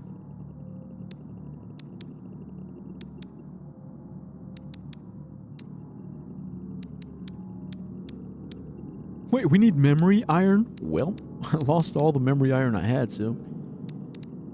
Oops. Interesting. Yeah. I think so too. Wait, Philip said, no, I'm not taken. I'm single as fuck. Why would you lie about that, man? Why would you lie? I was actually proud of you. Rain saying, what up, bitches? Yo, what's up? Philip said, is depressing life? What's depressing life?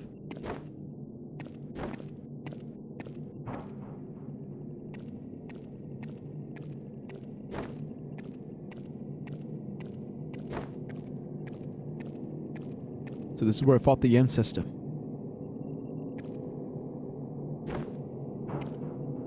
Starving colony. Exploring the well. Aaron will often be forced to confront the ancestors that lurk in the quiet darkness of the well. Touching an ancestor will initiate a battle, pulling in any nearby ancestors as well. However, if you wish to avoid a fight, you can try dodging past ancestors with shift. Outside of combat, you can press Z to attack freely. Okay, so it's like Paper Mario. Got it. Battles take place in the combat zone. The edges of the zone are marked with the white borders. Going past these will allow him to disengage in combat. Oh, okay, cool. So he can run away. Finally, be on the lookout for campsites. Resting at the campsite will heal Aram's health and clear any status effects. While resting at a campfire, you can save and spend memory iron and level up. You got it.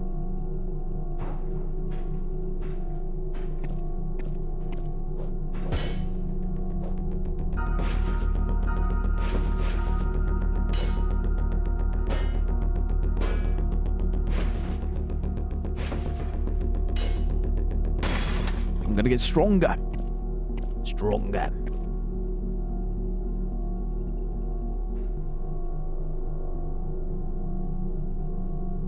Wait, so Philip said to feel good for myself. My shirt is dirty because I used a faulty marker to paint my head. And it ended up falling on me.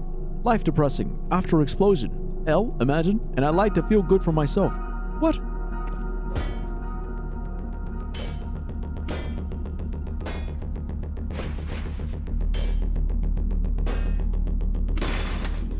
Oh, you're saying that's why you lied. Nah, it's alright. It happens. I understand. Perfect metal. Cool. So we can use that to upgrade our shit. See, this is what I was made for. I was made to crawl in the dungeon.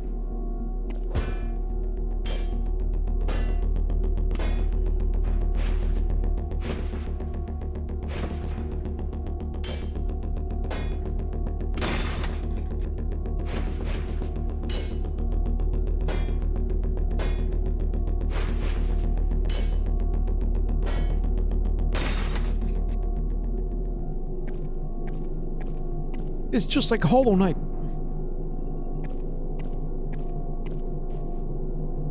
Okay, ancestor component? What the fuck?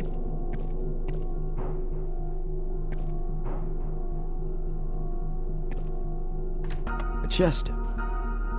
Derelict prayer stone. Oh, this is awesome. It's exploration, bro. It's the exploration. I've been single for 4 years. Bro, who gives a shit? So what? That's nothing, man. 4 years? That's baby numbers. I've been single for 13 years. When you said I pull no bitches, you were right. You were right about me. Nobody want me for real. And you know what? That's okay. That's okay. Single since I was born. Yeah, that's because you a boy. You a young baby boy. Look, you just started. It's okay. Look, if you've been single since you were born, it's alright because you just started. Me, I'm a 30-year-old man. I'm a 30-year-old man. Like, I should have had kids by now. They released a trailer for Backrooms 2 hours ago. Sick. Any found weapons can be utilized in combat. You may have up to 2 different equipped weapons at any given time. Choose which weapon to... Right, yeah. From your command menu, you can change weapon you are attacking with by pressing control. Okay. Right, ranges. Yeah. So we got a new weapon, huh?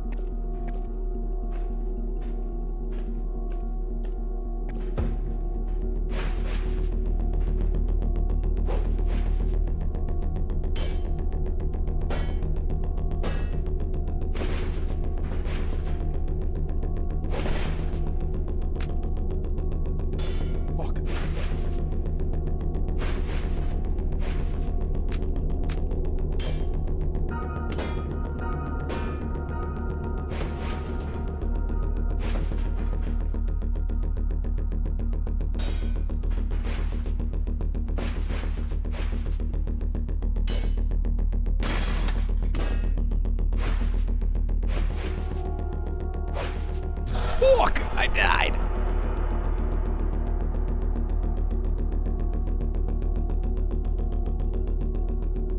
See, that's the most surprising thing, because it is like a side-scroller. It's a side-scroller visual novel, but the combat is really interesting. It's a bit tricky, but it's cool. I'm gonna check it out. It's tough, I think, but I don't think it'll follow the same story. Oh.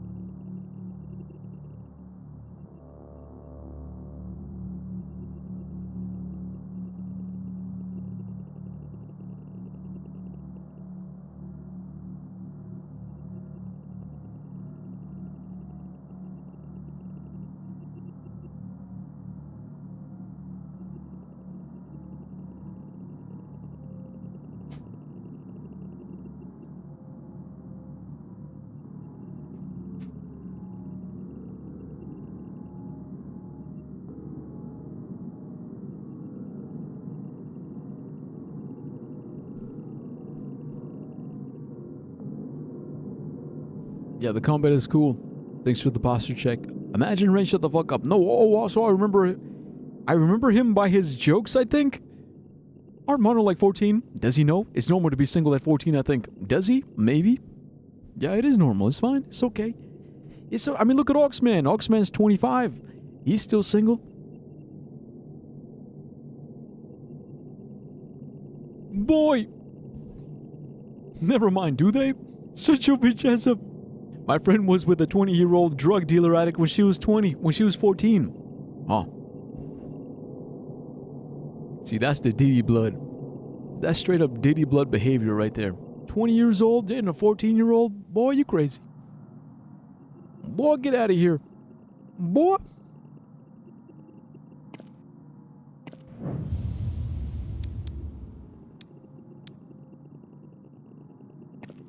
They don't know. Bro, what? You 15?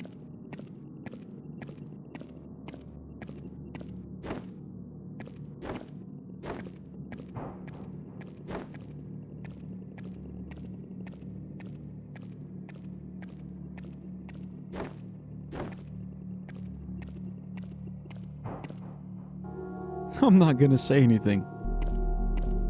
Bruh. He's 13.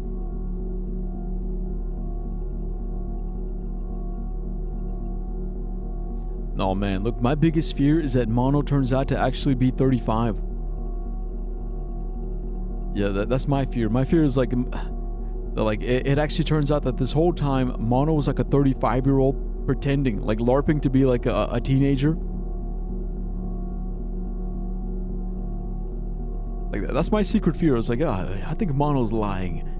Maybe he's hiding something.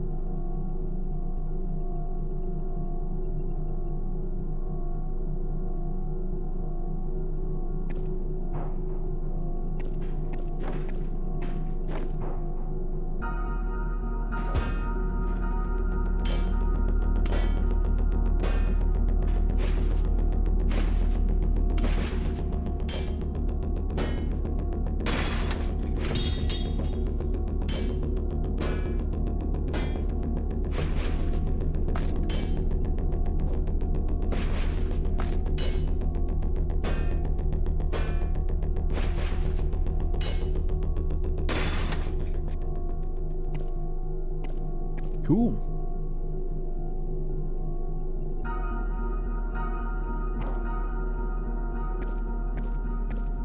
Yeah, I gotta get my runes back. My runes. What do they call them? My memory steel? Steel memories?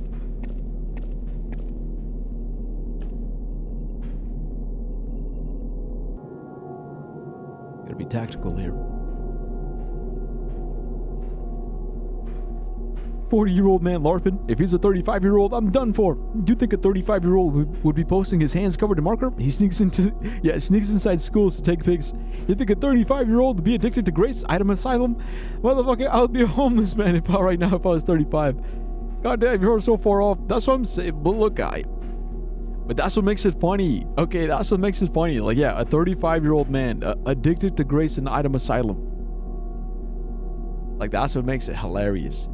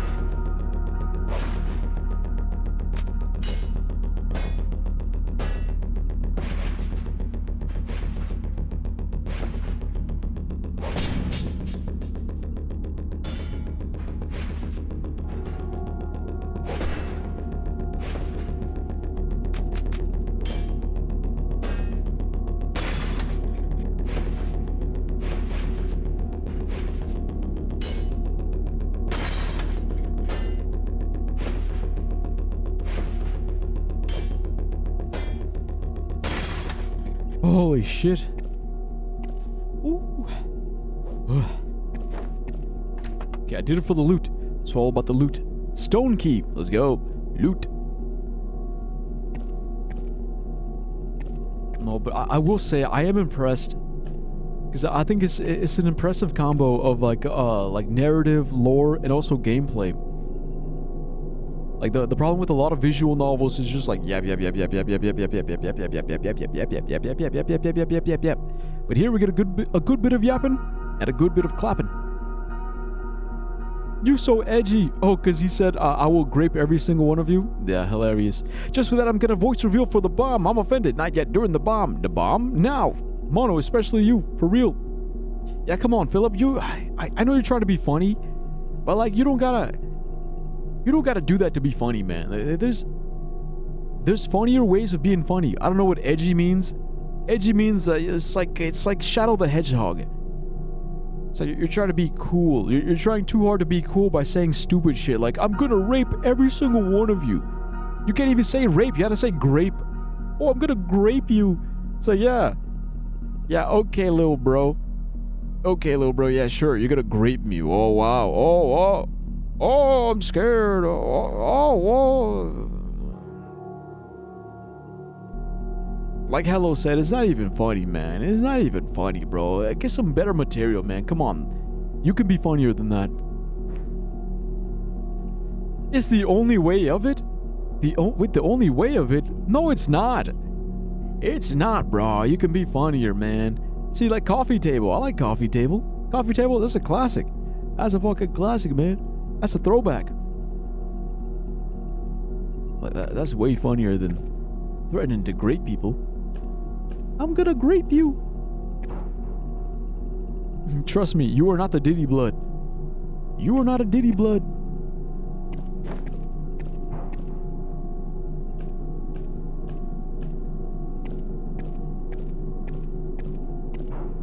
You should watch the Backrooms trailer on stream right now when I'm playing a game.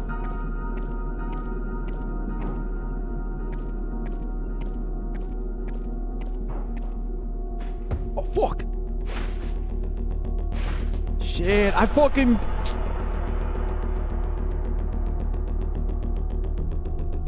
I swear, it's the circles. It's the fucking circles, bro. It was red. The red circles, I thought it was like, oh, fight? No, it was block. Fucking bullshit, man.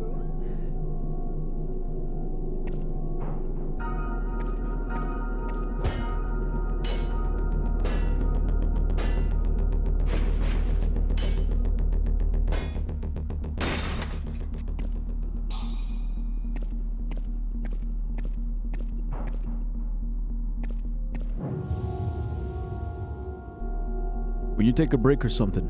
Yeah, how long have I been streaming? 5 hours? We've been going 5 hours already? Shit, it might be time. Wait, hold up.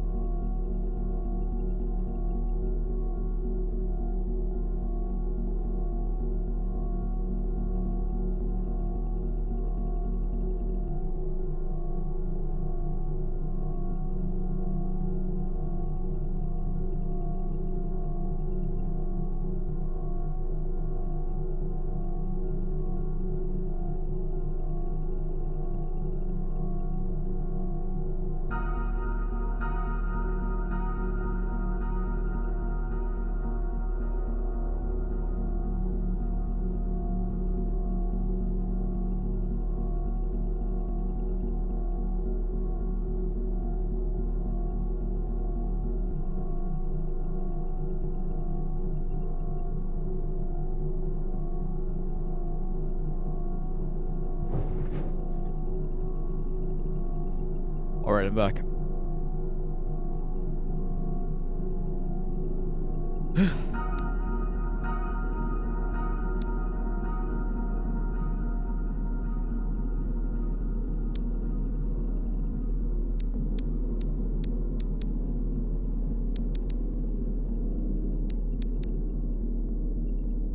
Okay, so vitality, that's health, energy. I'm guessing that's like it's like stamina, yeah?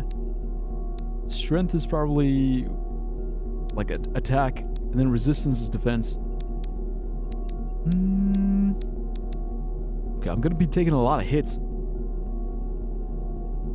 I kind of want resistance, because it's not just the damage, it's also like everything else, like fractures and lacerations. You know what, let's start with health. It's like...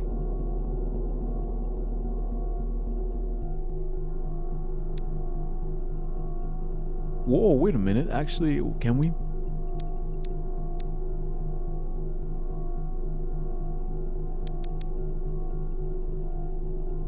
Yeah, let's do it. Confirm. Ah, nice. So strong.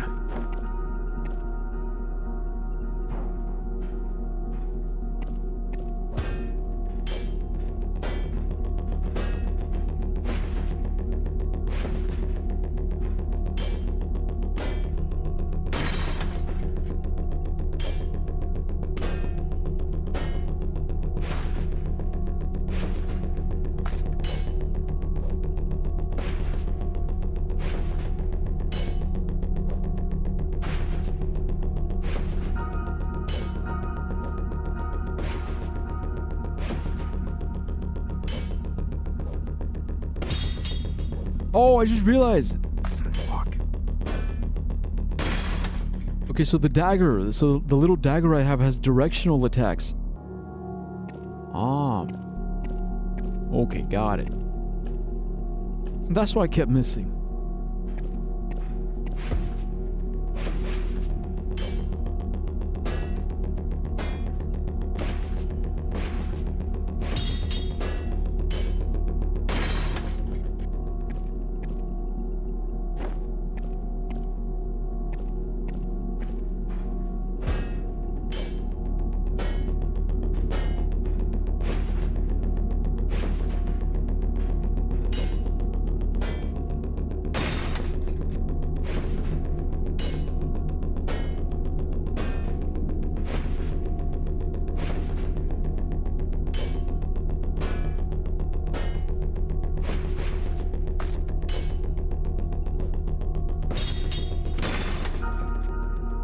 There we go.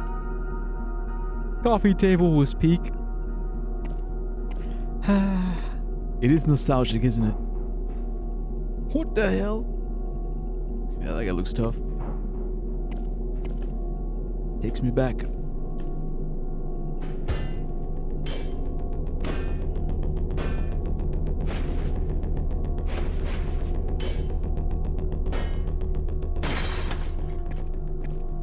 I always hated how stupid it was. I was like, man. Just out of nowhere, just coffee table. I'm like, what the hell? What does that even mean? It's just so stupid, so random.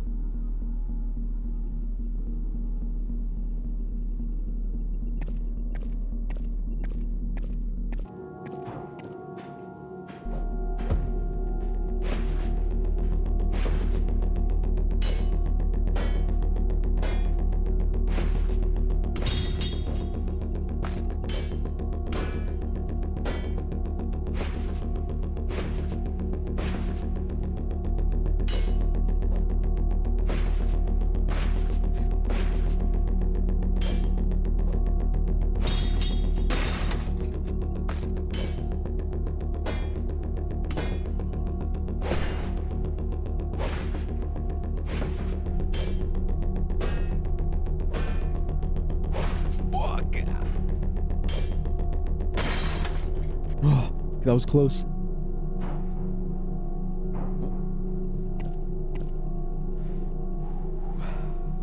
Steady. I promise I'm not gonna let that die. Back when you were built like a chuds? Built like a chuds? The fuck does that mean? Built like a chud? Were you calling me fat? You saying I was fat?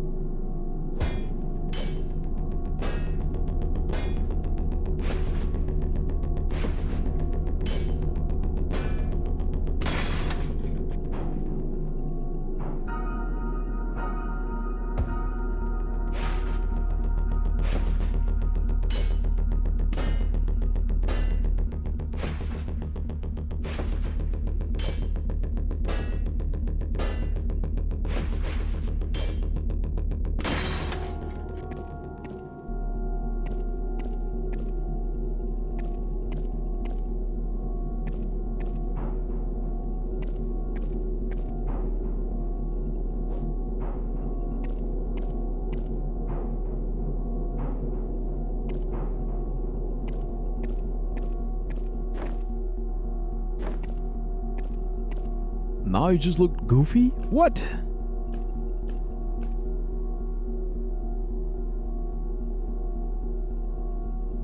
I'm offended. I have never looked goofy in my life. Never. I've always been cool. The coolest. Super cool, super awesome. Yeah, me goofy? Can't relate. No. Doesn't sound like me. You probably got me confused with somebody else. Couldn't have been me. Doesn't ring any bells. Nah, it doesn't seem right.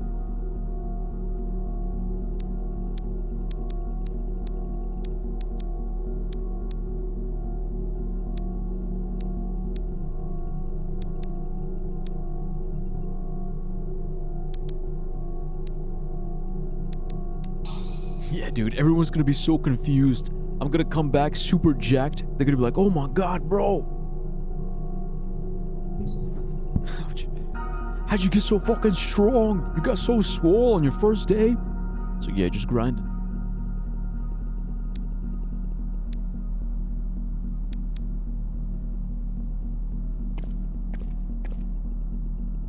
It was your brother, Dire Chud Boy. Yeah, Dire Chud Boy. It wasn't me.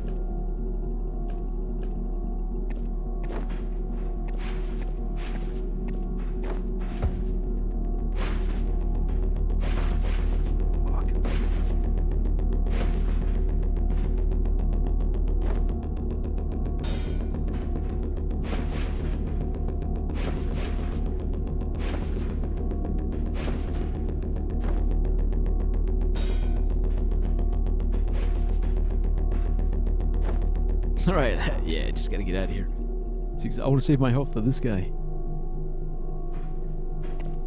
Oh, fuck!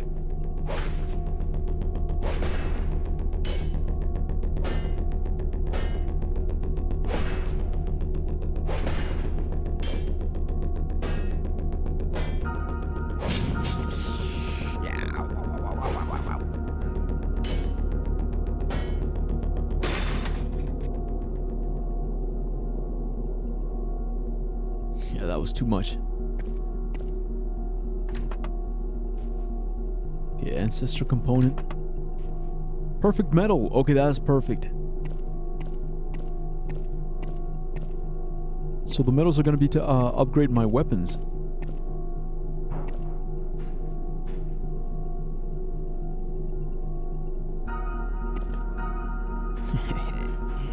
Too fast.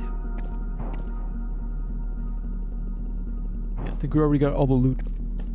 So that's it. That's it on this side.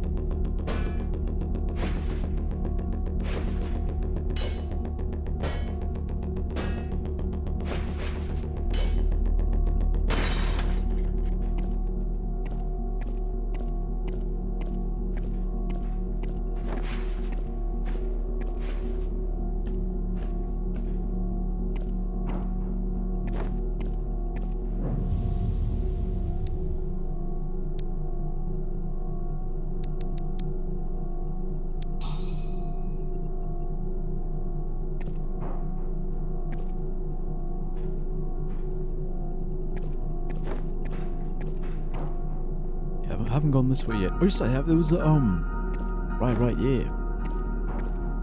You guys can't see, but there's like a little mini map, like in the top right.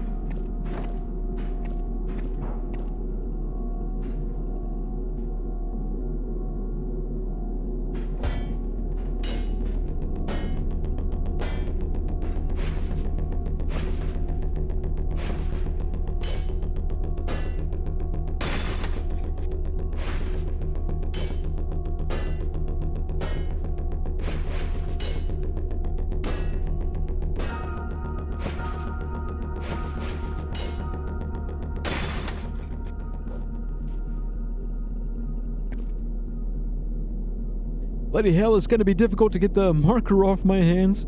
What kind of marker was it? Was it like a permanent marker? Because like, it shouldn't be that hard.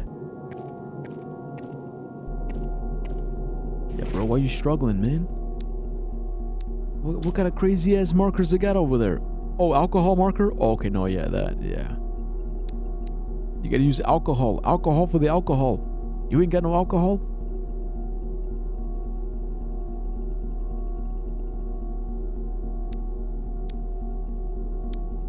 Oh, it's an accessory. So its shape and decoration reminds you of the prayer stones of the settlement, small business. So perfect hit deals extra damage.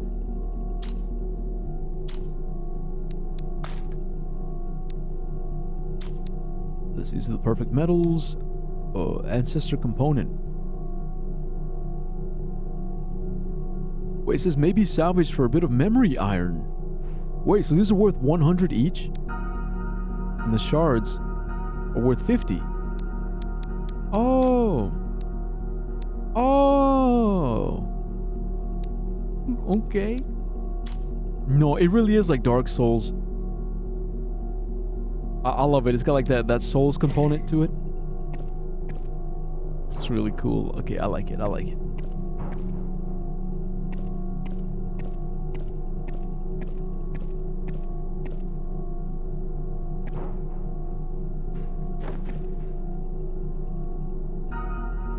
Took a good sniff of all of them. Napoleon Blue hit the hardest. Bro, why you sniffing the markers, man?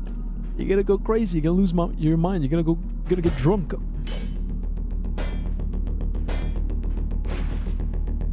Yeah, you're gonna get drunk as hell off the markers.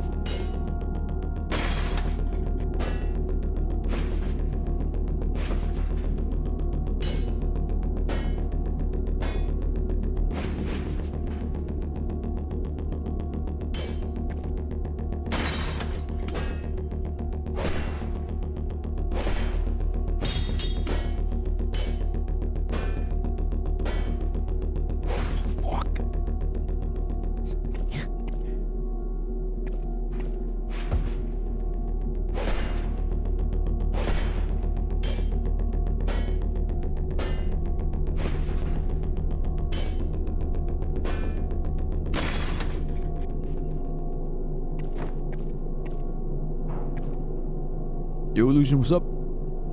That's what I was going for. Oh, shoot, you were trying to get drunk. Trying to get drunk off the alcohol markers.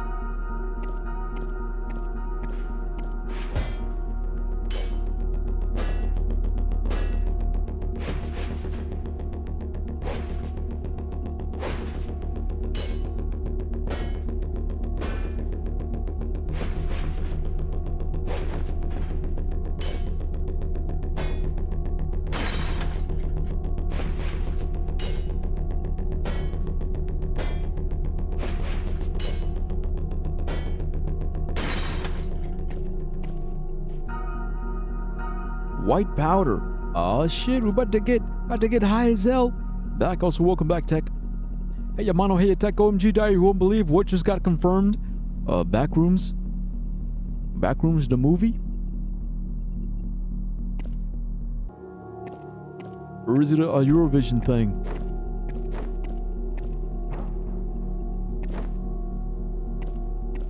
White power? Yeah, white power. Eurovision Asia. Okay, I had a feeling. So, okay, so it is a Eurovision thing. Yeah, Eurovision Asia, November. Asian Vision. Yeah, I guess they want to keep the branding, right? The branding of Eurovision.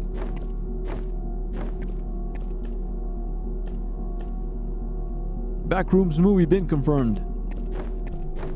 Yes, it has.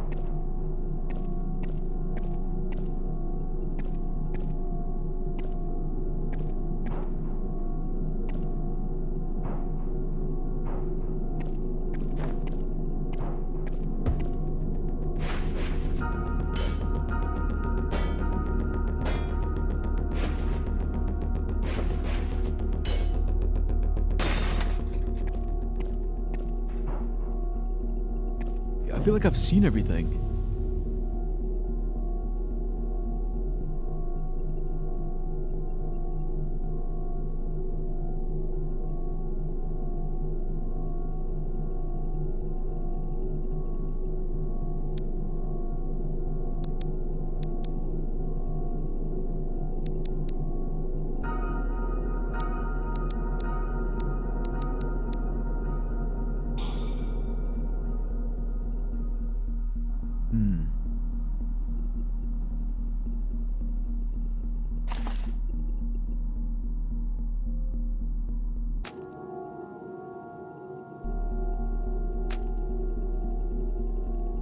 I don't have any active quests right now.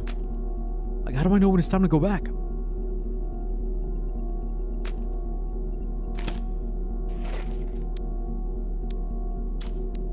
Okay, so the white powder. A container holding a small amount of medicinal white powder greatly reduces fracture buildup.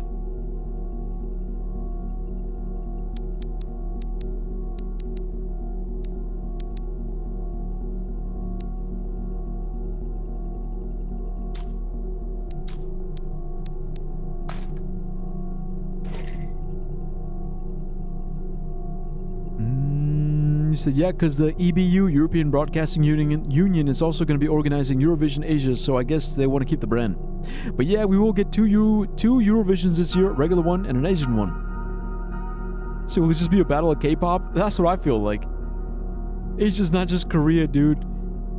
Yeah, but they're the biggest though. That's the thing. It's like K-pop and also I guess J-pop. Like they're the biggest. They're the biggest right now. Because who else would be in it? Like Korea. So you got Korea, Japan. I guess China. Is China gonna be in it? What about Russia? Will Russia take place? Probably not. But then you also got Vietnam, Malaysia, Taiwan, Thailand. What about India? Does India get to compete? Yeah. Also, fair point. Yeah, it's like the more cultural, musical influence style over there. Not saying it will all be K-pop. Yeah. It'll definitely be like a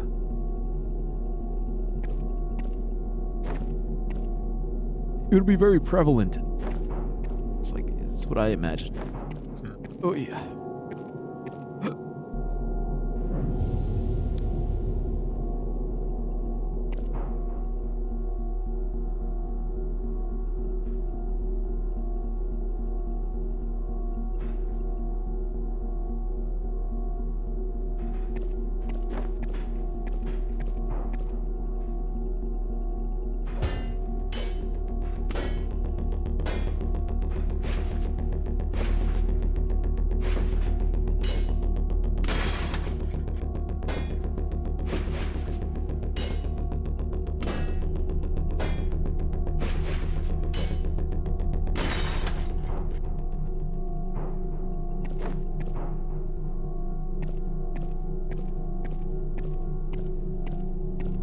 Okay, I'm just gonna investigate one more time. If I don't see anything, I'm gonna come back because I think I really do feel like I saw everything.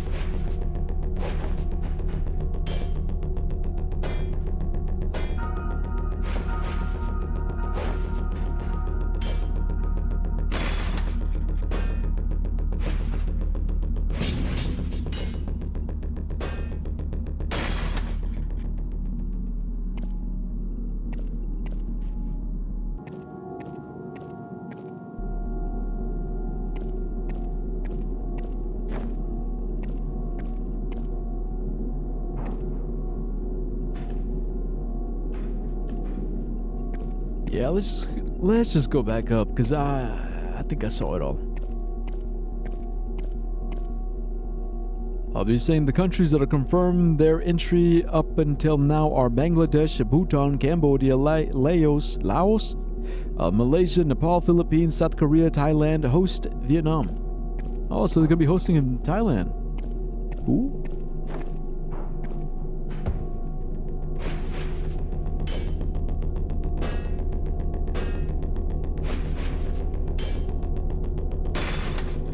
Bro, if it's in Thailand, I might go. I might go check it out. Hell yeah. I heard stuff is pretty cheap in Thailand.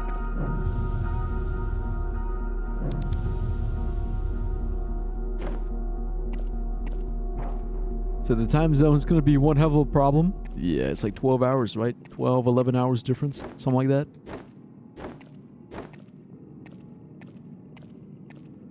We're going to watch Eurovision Asia as well, right? I mean, if you want.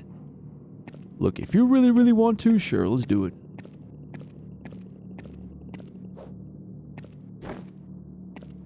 Like I almost want to do it just out of sheer curiosity.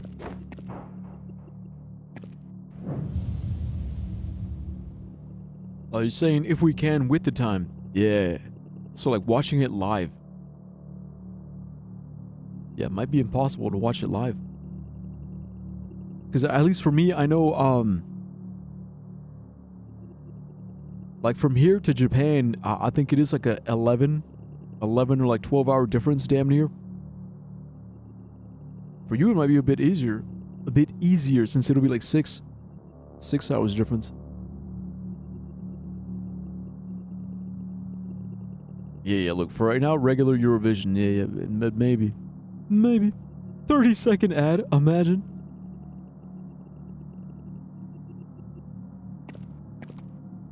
No, I'm here now. I won't go back to Tala until I make sense of this. Wait. Okay, make sense of it how, bro? Like, what are we looking for? I feel like I already hit a dead end.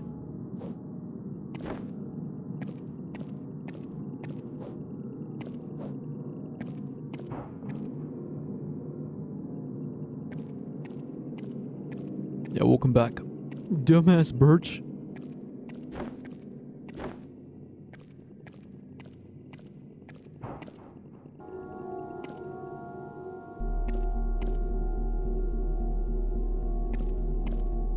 Okay, I guess we're back here again, but like, where else can we go?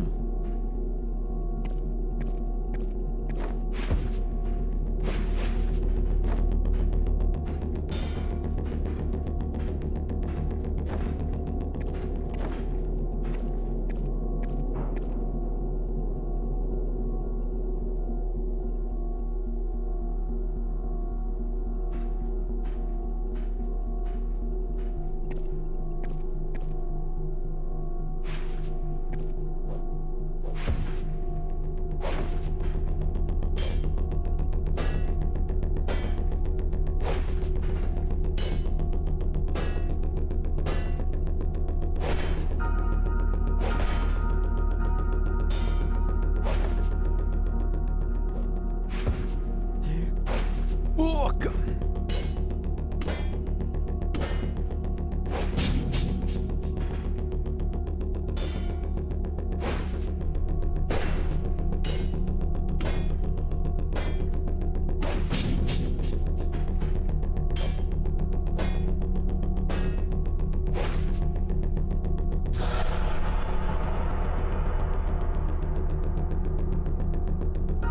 I should have just ran away.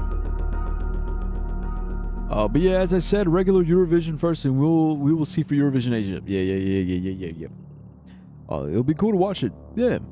I guess they're doing in Eurovision Asia because they had noticed that they had built a fan base from Asia watching Eurovision, so they're making their own thing for them, you know, so they don't see European countries as all the time, but their own as well. Yeah, I guess. Look, man, it's always the same. It's money. Money. A chance to make some money? It's like, let's do it. It's for the money. It's just money.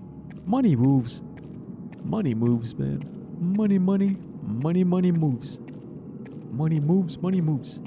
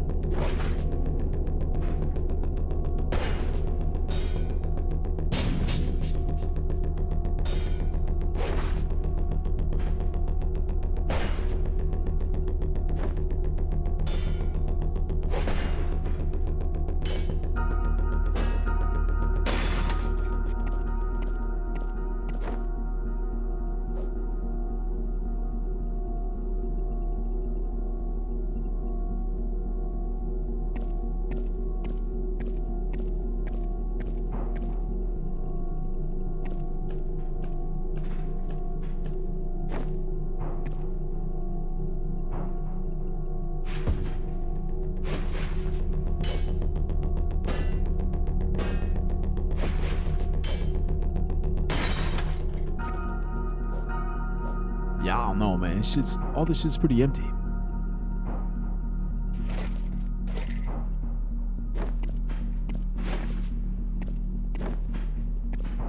Oh, there's more. Okay. See, this is new.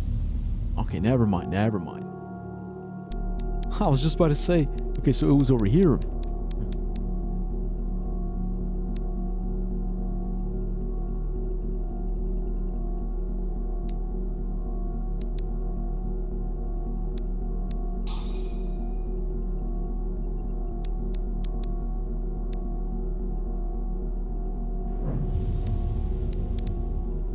Yeah, let's go. Yeah. Yeah, guys, it is 3 p.m. I've been live for like 6 hours. That's right, so I officially met my quota.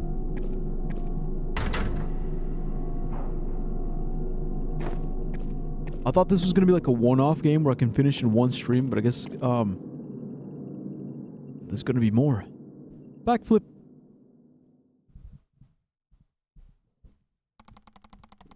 Along the stone walkway, there were many stone tablets. All of them were much larger than myself and broken. All but the last. Something on its surface caught my attention. It was something that stood out from the pale, lifeless stone that surrounded it. Something familiar and human. It was writing. Suddenly, I was standing directly in front of it. I looked closely. The characters were odd somehow. They differed slightly from the ones I knew. Some were warped, while others seemed to have extra strokes. But still, despite the odd characters and many unfamiliar words I could make it out. I began to read. This is a eulogy. This is also the last will and testament of thousands of humans. Thousands who have already died. And the many thousands who lasted this long. Living on a fourth of a ration every 2 days. It's unclear at what point this community became an abject failure. We are certain, however, that it was caused by our meddling with the process of agriculture, the rendering of our fields infertile, and the famine that it brought. The famine. We're only having one course of action now. We only have one course of action now. That's why I've been asked to leave this message in this place that will surely be devoid of light and of sound by the time it is discovered. Long from now, in some uncertain future, I was asked to write because of our small hope.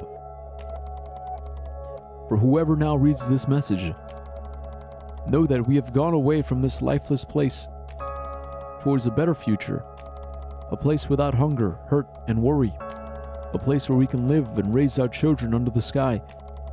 If you are reading this now, we have gone to that place. The inscription ended.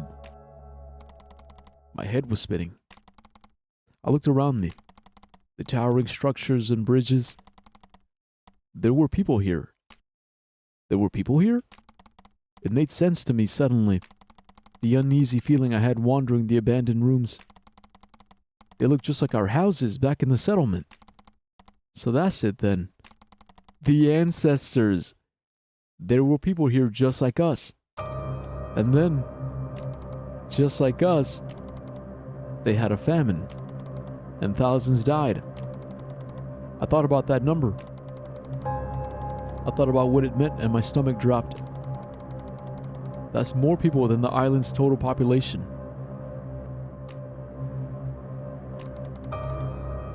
Are we all going to starve? I crouched down, needing to take deep breaths. No. The inscription said that they left. Like they left this place and went somewhere better. Somewhere where there was plenty of food to go around. Somewhere else. Maybe this is why I needed to come back here. This is why I couldn't get it out of my head. God was sending me a message, telling me to find this inscription, to warn me. Maybe I am blessed. But if I was meant to find this, what am I supposed to do? Is there really somewhere out there? Somewhere beyond the shores of the island? Somewhere we could go? A place without famine? And without ancestors? If our lives were like that, maybe they would be even be kinder to Sashida. To Sachi. Sachi! I wanted answers, but now all I have is more questions. There are too many unknowns. Where is this better place? And how did they get there? Surely somewhere within this sprawling labyrinth, somewhere within the darkness of the well, the answer is there. There is a trace of those people and where they went. Yes, I know what I need to do. Despite the furious beating of my heart, and the unanswered questions that now diluted my head like floodwater, despite the lifeless place in which I find myself also achingly far away from the warm sun above, in that moment my course of action was clearer than anything in my life had ever been. No, it was more like I had the thought as soon as I became a journeyman, I would know what I needed to do. What I needed to do to improve the lives of my family and friends. How I would protect Sachi from all who would scorn and despise her. But then suddenly, I was one. And in only a day I found myself frozen like a witless child watching as an ancestor murdered 2 people in front of my eyes. And not much longer after that I found myself wandering the empty darkness of the well. The one place I had been told to stay away from my entire life. Still, then, I was uncertain why it was that I was there. Why it was that such a horrible thing could exist. But now it's clicked. Now it all makes sense.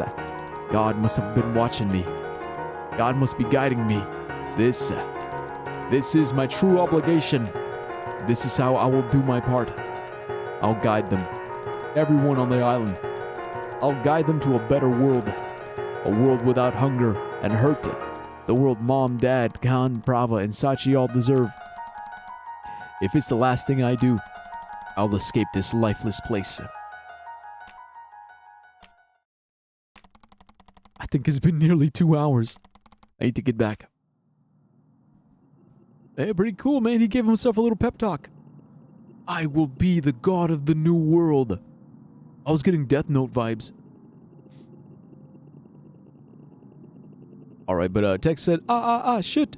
Ouch, my nose. Bless you. Did you sneeze? I hate Europeans or Americans that learn a foreign, almost always Asian language and say that is much more spiritual and divine than the European language. What the fuck? Yeah, that's... It's more spiritual, much more divine. It's like, get the fuck out of here. It's just language, bruh. Language is language. It's always like, Japanese is so much more advanced than English. This like Marathon. The colony died out partially because of the aliens and the anomaly, but mostly because the crops failed due to humans trying to intervene with that anomaly. She an island gal then. Yo, thanks for the bits. Well, Japan is turning footsteps into electricity. Using piezoelectric tiles, every step you take generates a small amount of energy. Millions of steps together can power LED lights and displays in busy places like Shibuya Station. A brilliant way to create a sustainable and smart. Portuguese is really divine. Mandoros otras tomar no cu. Boy, you saw what I said about DC? Also, you didn't read all the messages to understand my joke. Oh. You said front flip, then ouch, my nose. Shit. Yeah, I don't get it.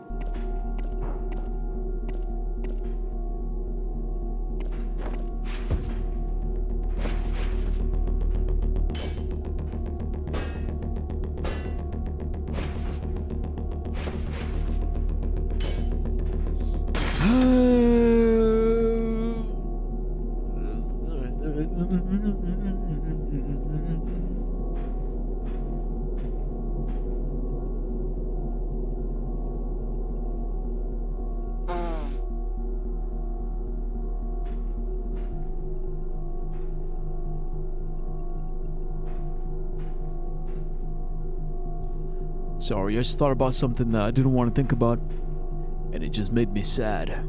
I remembered something. I remembered something from my dark, tragic past, and now I'm just...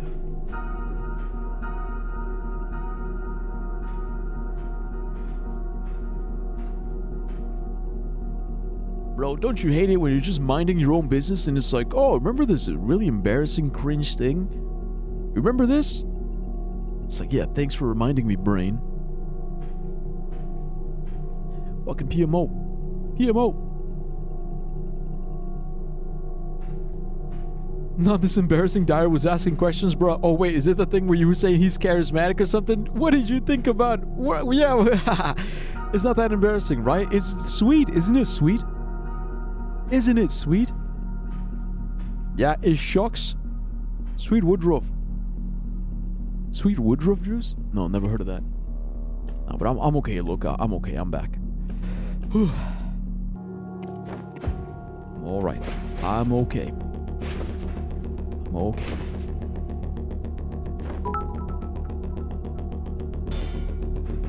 Galium odoratum, the sweet woodruff 1, or sweet scented bedstraw 3, is a flowering perennial plant in the family Rubiaceae, native to much of Europe. It is widely cultivated for its flowers and its sweet-smelling foliage.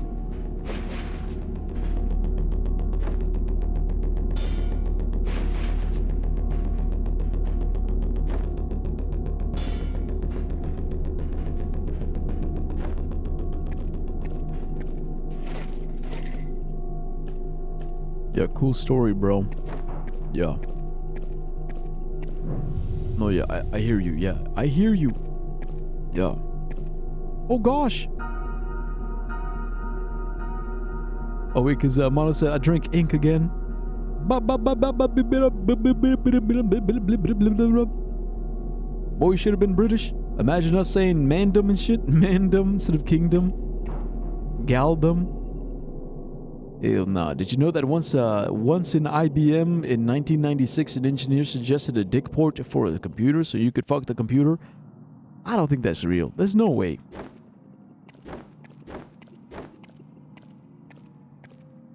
Nah, no way. I'ma let Mandem know. My fucking tongue burns. Mandem is like guys or the gang. Yeah, what up, my Mandem? What up, Mandem? Stop drinking ink then. Yeah, I agree. You should stop it. You should stop that. Stop saying slurs. What is Mandem a slur? What up, Mandem? As I came to the doorway before the staircase leading to the surface, I stopped to consider. If I'm gonna figure out where those people went, I'm gonna need more time down here. I need to keep coming back. That's it. I'll use my shifts at the garden as a cover to keep exploring. Tyler will be okay with it. He'll understand that I'm doing it to help everybody. Also, I'm leveling up hardcore down here. I'm gonna get so swole. He has to. He has to understand. I'm doing it for the gains. It's all about the gains, bro. Look at this shit. I'm level 11.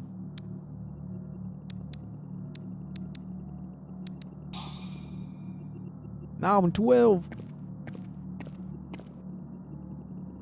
Well, the problem I scraped this idea is that they couldn't settle on the size of the port. It's too much variation. That's not your word. Give me a date. You want a date? Sorry. Sorry, you're too old for me. It was an accident.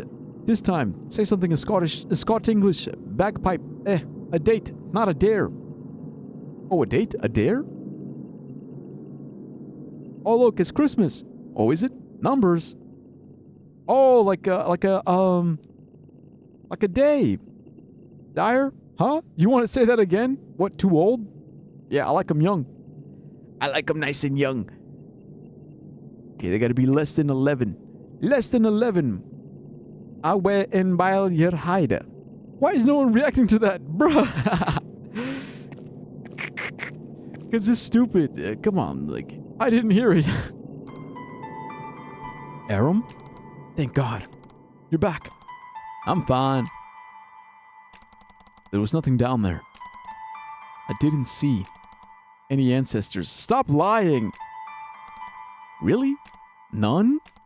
None. Yo, why is he lying? But I did find writing. Writing. Yeah. It was kind of like ours. The words were different, but... Like, is he lying about the ancestors so he can, like, keep all the XP to himself? It's like, oh yeah, I killed all these ancestors and I'm hoarding all the XP. You can't have any. I think that there were people down there maybe a long time ago. People? Aram, everyone we know lives on the island. This is where God made us, remember? There's nobody else. I know that. But I think this is real. They left a message. Talking about famine. About people dying. Aram. Do you think that's odd? Sounds like what's been happening right now. Famine. You've heard that rumor too. It's not a rumor, Tala. Listen. I don't fully understand it myself. But there are still so many answers left to find down there. More answers?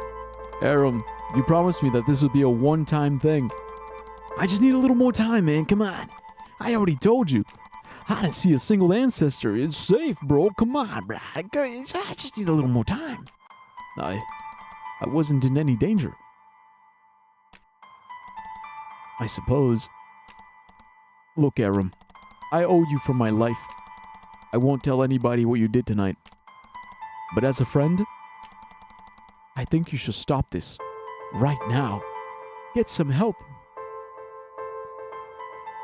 Whatever, 2402. Okay, the kids are talking so fast I don't understand anymore. Godspeed, Dyer's such a Diddy Foyd. Yeah, I'm a Diddy Foyd. Also, since when is Ox and Hello Besties in this chat? They fight and talk like besties. Larp Larp Sahur. Nah, because it Diddy first, then Foyd. Heh, bruh. Yeah, they're pretty cool, right? The chill-ass buds. That's what I like about the Dire Wolf Gang. Look, Dire Wolf Gang means, we all become best friends. Hello is best friends with Oxman. Mono is best friends with Rain. Tech is best friends with Jasmine. And that's it, really, That's all the BFFs. That's all the cliques. We got cliques. Cliques and gangs. Hello pisses me off. Ox is fine, I guess. Are we not best friends? Besties. Online besties, at least. It's a little different. Online besties is a little different from IRL besties. Thank you, Tala. But really, I'm not in any danger. I am the danger. If I see an ancestor, I'll come running back like I promised, after I kill its ass. And we'll do our duty. Okay, Aram. Here I go, being a male manipulator. I don't have a best friend.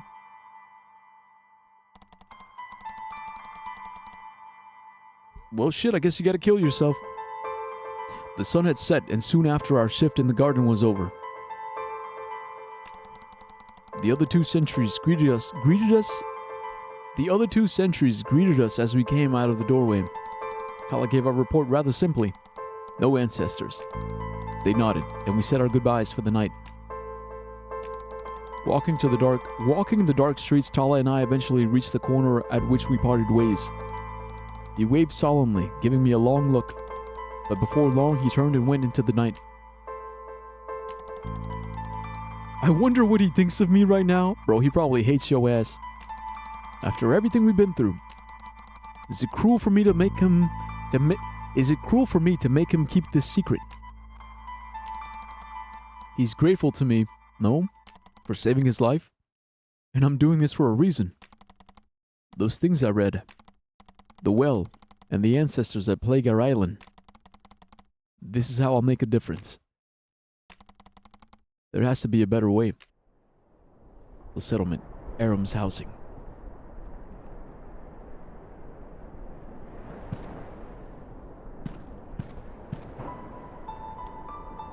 Kanari, Aram? Oh yeah, because we haven't seen him. Bro, I almost died. Now we're back. Bro, why is everyone getting crushes? Who else is like? Yeah, I should be the only one. Mine is the most special one though. Me, I guess, yeah, special. Well, I knew that. Extra special. Yeah, because he tough. Wrong. No, he is tough. Oxman's Diddy crush is tough. Okay, I ship it. I ship it. Aram? Holy shit! Where have you been? I haven't seen you in 2 days! Khan, I don't believe this. You up and disappeared yesterday, and I'm thinking, well, Aram is Aram, and he's probably off doing God knows what with Shachi. But no! You don't come home all night and into the next day. Then I hear some bullshit rumor that you somehow advanced into journeyman early and gotten killed on your first day. And I had to hear that from Prava. And she said she heard it from some other people. And this is seriously fucked up. I need a good explanation, like now. Oh, well. I'm tough. I'm obviously not dead, right? Haha, yeah, good point. Looks like Prava had me all worried for nothing. I'm so pissed. She's always spreading the most outlandish rumors. So, what actually happened? Well, she got part of it right. All of a sudden, yesterday, I was brought before the Eshen and they told me I was advancing early. Haha, yeah, right. No, dead ass, bro. You're serious? Straight serious, blood. I know it's crazy, but I am. Really? You're a journeyman already? I thought we had until the end of the season. I did too, but apparently this happens sometimes. It was an emergency. Wait, then which concentration did you get? Was it Temple Guard like your dad wanted? Nope. Sentry. Are you fucking with me? Nope. You're telling me everything Prava said was true? Well, I didn't die. That part's obviously not true. But the part about being a sentry and getting attacked, something horrible happening? Come to think of it, you look pretty beaten down. You look like shit, bro. God, Aram, are you okay? No, I'm insane. I'm insane. I'm crazy. I've seen shit. Like Tech said, I'm going to an elderly home. Maybe I'll find people my age there. Barack, yeah. It's alright, Tech. I'll join you. I'll be there. We'll smash some old ladies together. I thought about his question for a moment. So much had happened in such a short amount of time. How would I even begin to describe it to him? The way that the ancestors silently stalked through the grass, the vast, quiet darkness of the well, the desperate message left behind on the tablet, the sinking feeling that what had happened to them could happen to us. Well, you can smash. I am married. Don't worry. I'll murder Jasmine. You'll no longer be married. Be single.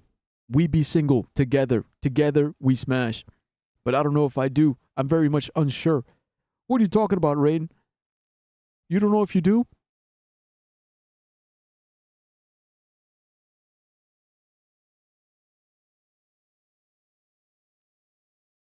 Wait, what's Rain talking about? Very unsure? About what? Because Hello said that the entire point of a crush to never do anything about it. That's not the point. The point is to get a crush on someone you can't be with and you know it's more fun and easier. I have no guesses left. Shit, close Twitch. Are they Japanese or something? Wait, you're guessing? Wait. Are we guessing?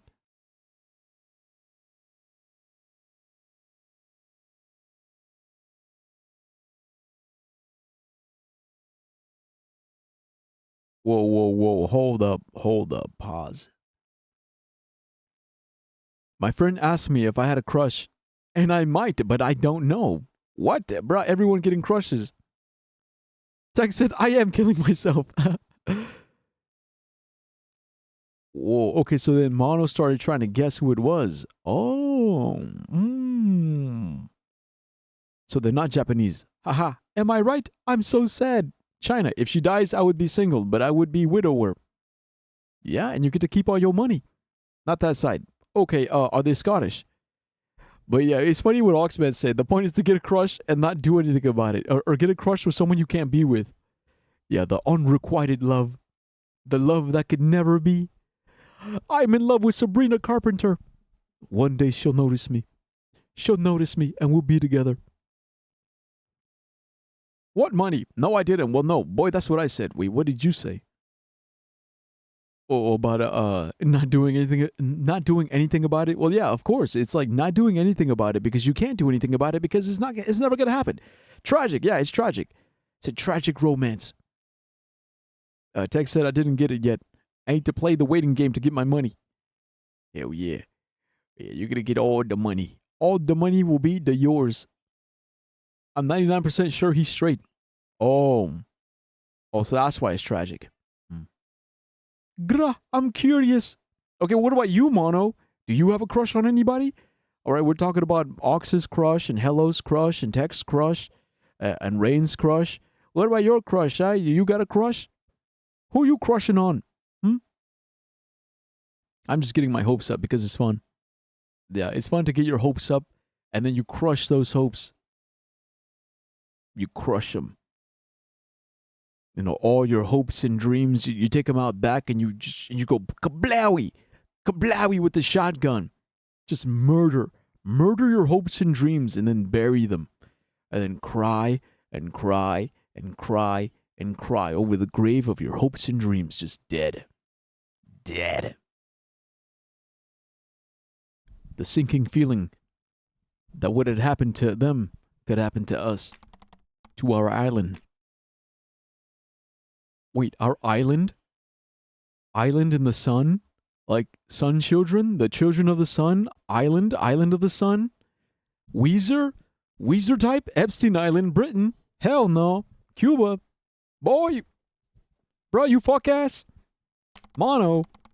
For real? I had wanted to try and explain myself to Tala. I really did. But I couldn't do it right. I lied also. I lied about seeing more ancestors. I'm such a liar. Oh yes. I had lied to the Eshan as well. I'm lying to everybody. My life is a lie. Actually, I had another crush before I met Jasmine. But you know, bim bam bomb, gone. Yeah, that's usually how it happens. It's like you get a crush and then you meet Jasmine and then you get married and it's like no more crushes. You're not allowed to have any more crushes after that. No more crushes. Very loyal. Loyal forever. You Mossad agent? I'm guessing. Wait, Mono never answered his question. Okay, well, what about your crush, bro? You asked that already.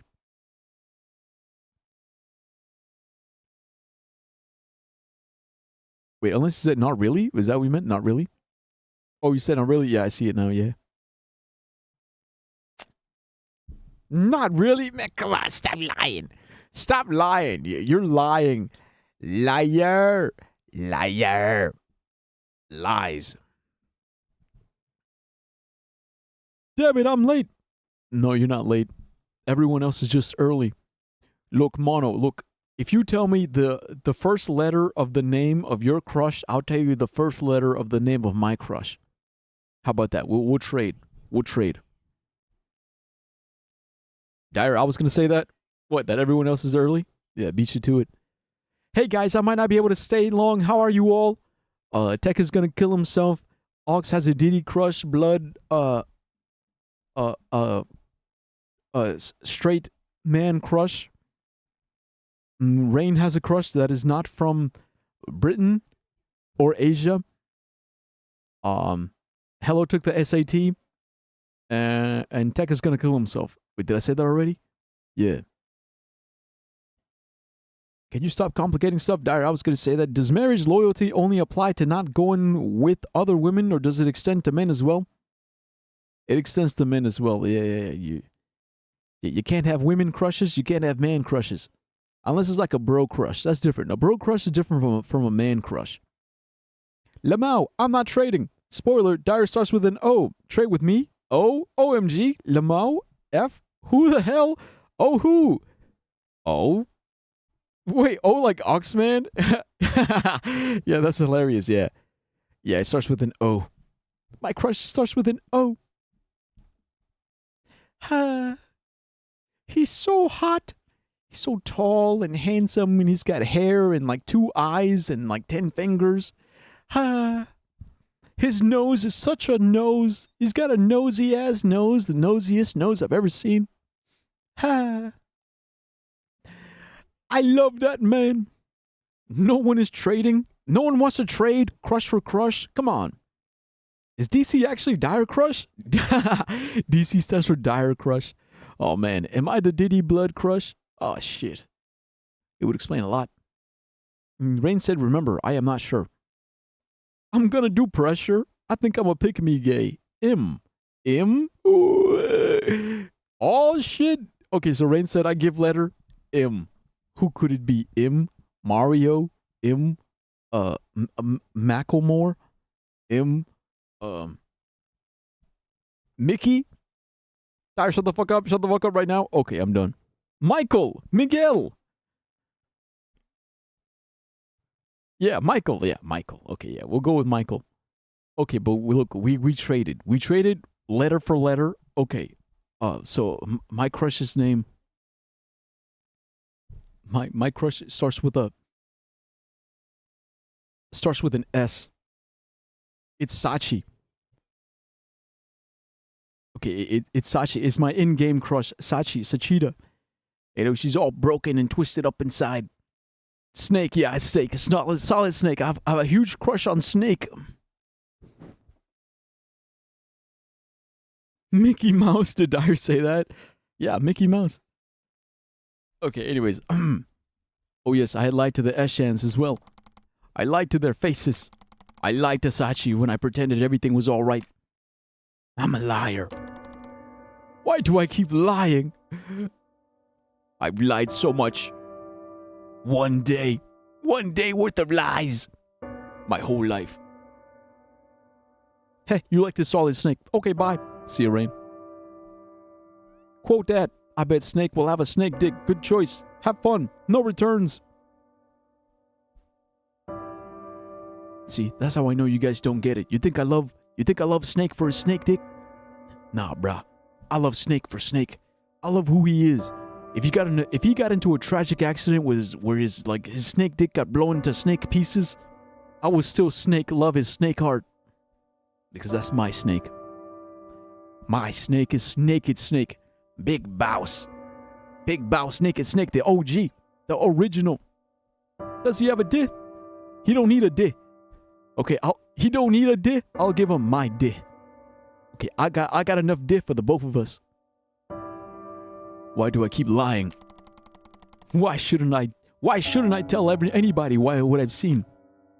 Why shouldn't I tell anybody what I've seen? Nobody would believe me. It's easier this way. But it's Canary. He's my best friend. Surely, if I'm to tell anyone, it would be him. I've known Canary my whole life. He and I have laughed together, played together, been there for one another. Even if it's Canary. It's better if he's not implicated. It wouldn't accomplish anything. I'm okay, Can. The story is only a little interesting. You have to tell him, dude. On my first day, an ancestor showed up. You know what? It's a classic superhero shit, right? It's the classic superhero shit where it's like, no one can know my secret identity.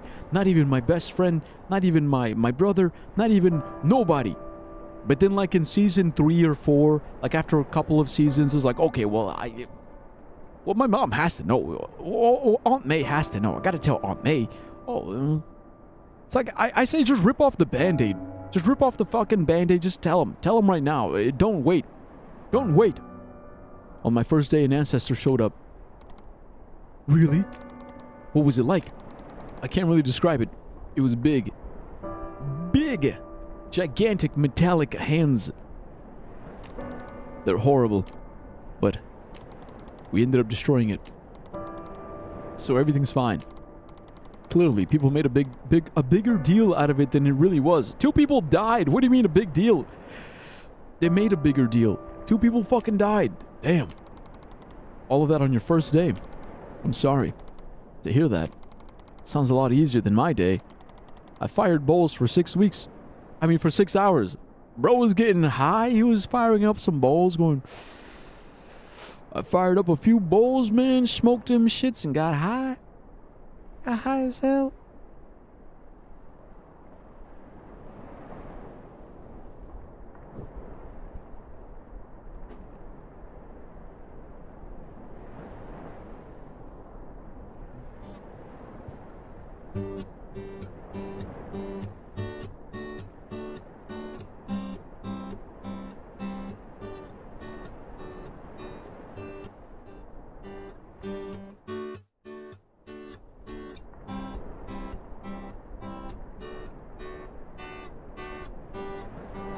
You can barely hear it. Goddamn, Mike.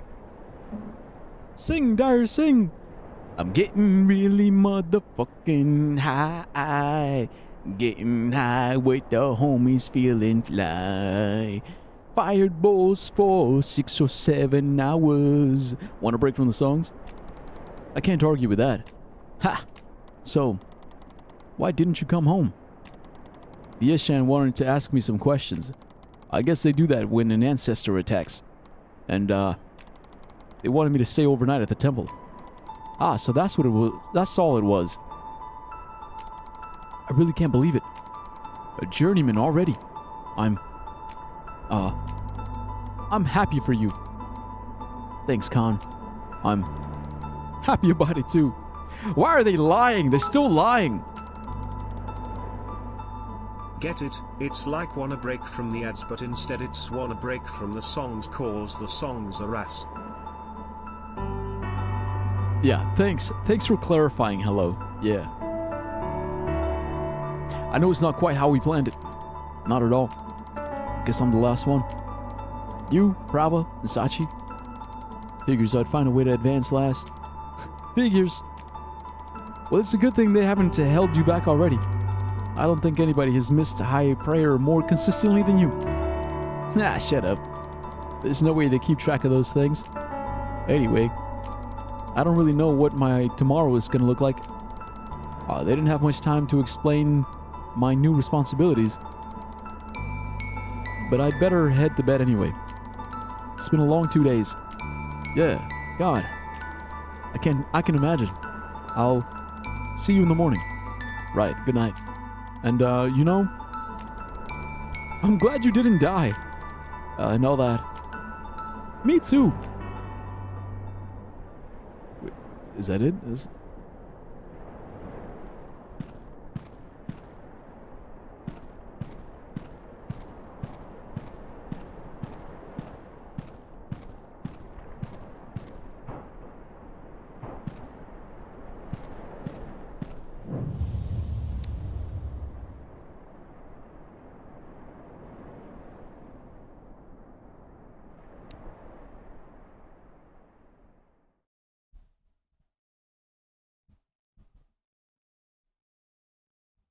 Gardner Bam Bam, did you get your meds refilled?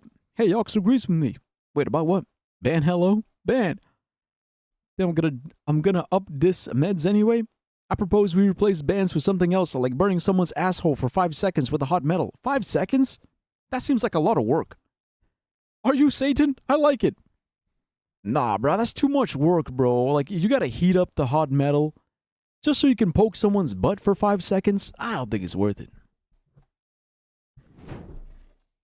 It's too much energy. It's not efficient. Not very efficient. 2 boys were sparring in the courtyard. They were just boys, truly. No more than children. They were practicing. Hitting each other with wooden rods in the shape of weapons and blocking with makeshift shields. The boys laughed and goaded each other on. It seemed to an observer almost play fighting. But there was an air of discipline about their movements. Even so young, both boys knew what it was they were practicing for. The taller of the two lost his footing and fell to his knees. He groaned in protest. Come now, son. A gentle voice came from the edge of the courtyard. Don't be discouraged. Regain your balance and try again. 2 men stood watching the boys train. They watched intently, transfixed by pride as the boys flailed about. Even watching such a graceless display, it was the sort of pride that only fathers feel for their sons. Your boy has really come such a long way, said the first man, smiling and turning to his companion. The other man grinned and nodded his head. Thank you, Ashadar. Though I fear I'm much too hard on him. The first man shook his head and laughed. I felt the same. My father was far more stern with me than I've ever been with Aaron. He wanted me to be the best I could possibly be. A better man than himself, perhaps. He was often harsh.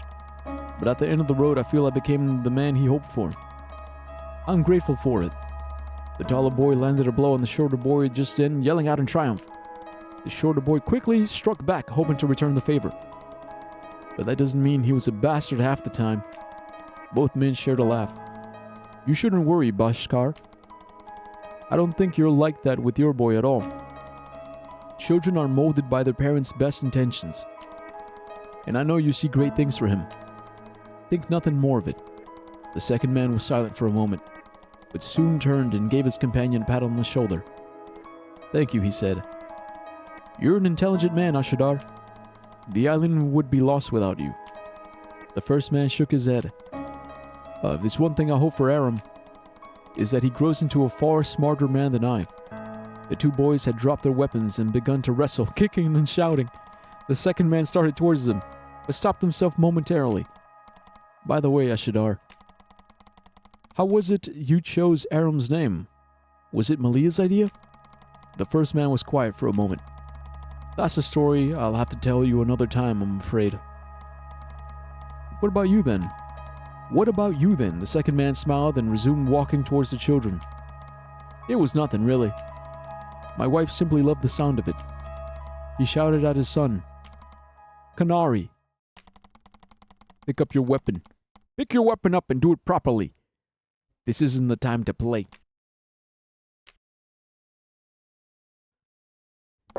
Aram and Canary, as boys. I was awoken the next day by a sudden knock at the exterior of our home. I wasn't particularly refreshed, but it had at least been nice sleeping in my own room again. Pulling myself out of bed, I made my way downstairs only to find a messenger boy standing in our entryway. He had let himself in, it seemed. Oi!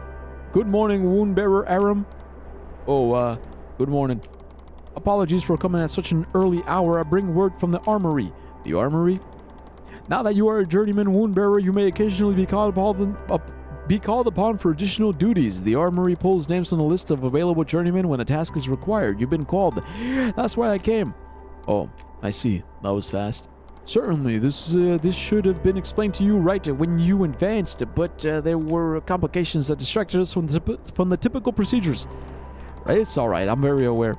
What was my task then? The armory received a request from the temple for an escort for one of the Sunlight Maidens. Let's go! You should accompany her to her destination and back to the temple safely. Let's go! Oh, that's all? I understand. Yo, we get to hang out with the maidens. Let's go! Once you finish your day, it's on your own until you must report for your duty as sentry.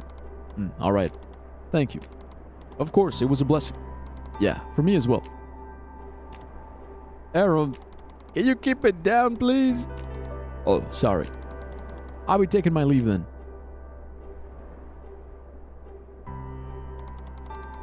Gathering my belongings and my weapon, I quickly said goodbye to an agitated Canary and ran out the door.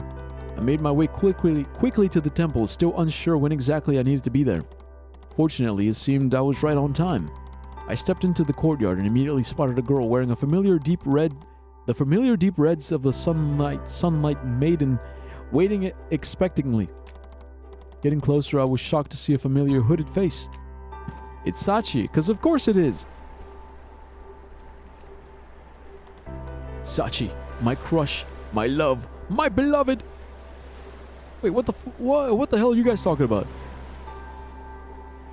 Although I might become if little boys visit my future mansion? What the fuck? Oh, because Tech said I ain't like them? I just need to get it first?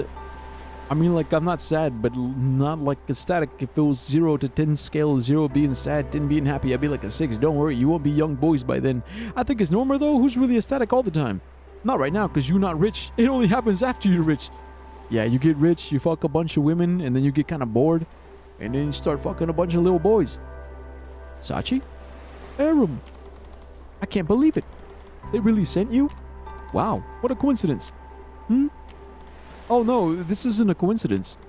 What do you think the odds of that would be? I asked for you specifically, of course. Wait, really? You can do that? Well, I heard you already gone back to work, so I figured you might be available. Well, you were right about that. Though I didn't think they would actually give me any say in it, but I'm glad it's you. They usually don't send me on the errands. When I do have to go, you know, I can tell it's uncomfortable for my escort. You shouldn't worry about that. Nope, not today. I have you to keep me company. Right. I'm at your disposal, my lady. Oh, please don't talk like that. You'll ruin it.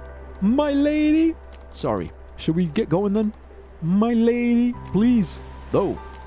But where exactly are we going? The storehouse today. Alright then. Shall we?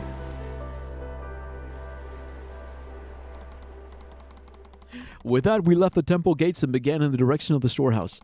I walked just ahead of her, and she followed closely behind, keeping her hood low over her eyes and face. As we began to walk, I looked back to make sure she hadn't fallen behind. She caught my eye and gave me an eager smile. Yippee! This whole thing is rather ridiculous, don't you think? What is? Needing an escort just to walk a few blocks? Well, you're important, Sachi. What I am is expendable. There are dozens of girls at the temple that look and dress just like me. I wouldn't say just. Yes, obviously they have prettier skin. Very funny. Nah, that's not what I meant at all. What if somebody tried to hurt you? Who would honestly do that? Attacking a sunlight maiden? And nobody would ever touch me, you know that. Okay, I'll concede on this. You're right, it is a bit overdramatic. But I'm a journeyman now. It's a part of my obligation, and so I'll do it. Hey, Aram. Are you sure you're okay? Being a sentry? It sounds so dangerous. Her question gave me pause. I had the same feeling as last night talking with Kanari. Obviously, I can't tell her about any of this. She's the last person who needs to know. She would worry and be afraid for me. I'm doing all of this so she doesn't have to worry. For any reason. Ever again. Taking a moment to collect myself, I slipped into my confident persona once again. It was getting a little easier. I'm just gonna lie. Confident persona just means lying persona. Of course. What do you mean? It's only been a day or so and you're already back at work. I just want you to be safe, you know? I am. You don't have to worry. I told you I wasn't hurt at all. And anyway, it's been quiet ever since. It's still scary. Prabha was really worried too. I told her you were okay, but she's eager to see you. I only just got home last night. Come on. Right. I'm sorry for being so pushy. I really am excited for you too, though. You're a journeyman now. It's what you always wanted. That's true. How does it feel? I don't know yet. It's whatever, man. I don't care, man. It's whatever. But I'm really liking it so far, Sachi. I'll admit I'm liking it so far as well. Getting to talk to you, getting to talk your ear off more than usual, that is. Haha, right. It's too bad though, advancing at a time like this. Do you mean the harvest? The famine? People starving? Dying? Yeah, I don't think everybody knows yet, but they're worried. And when people are worried, they tend to act out more. I see. There is no famine in Ba Sing Se. Yeah. There is no famine. We had arrived at our destination. The conversation tapered out. The storehouse was an unassuming building, but one of the most important in the settlement.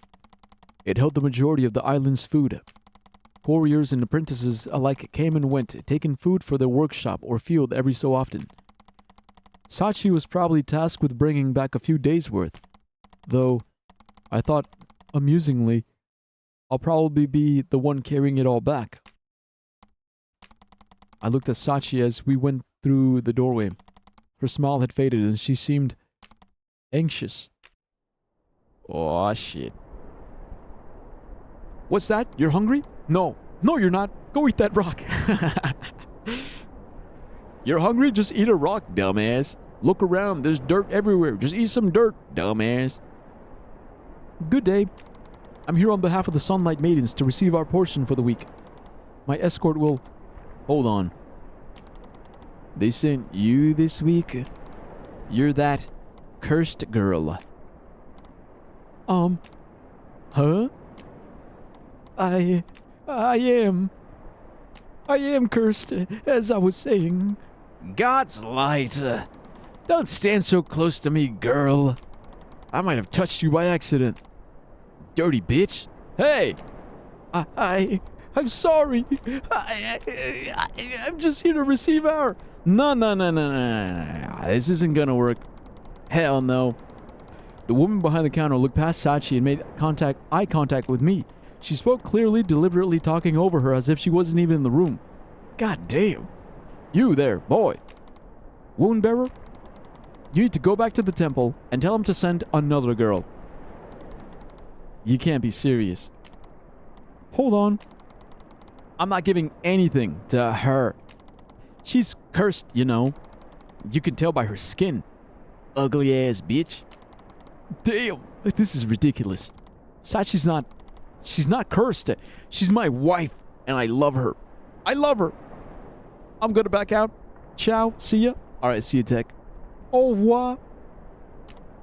Aram, are you stupid or something, boy? Of course she is. You don't want her anymore. I don't want her anymore near me.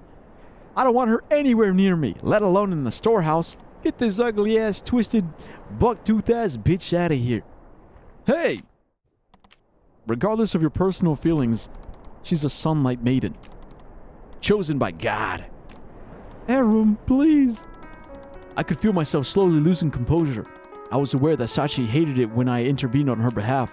For as long as I had known her, I had, time and time again, watched her face insult and ridicule from others.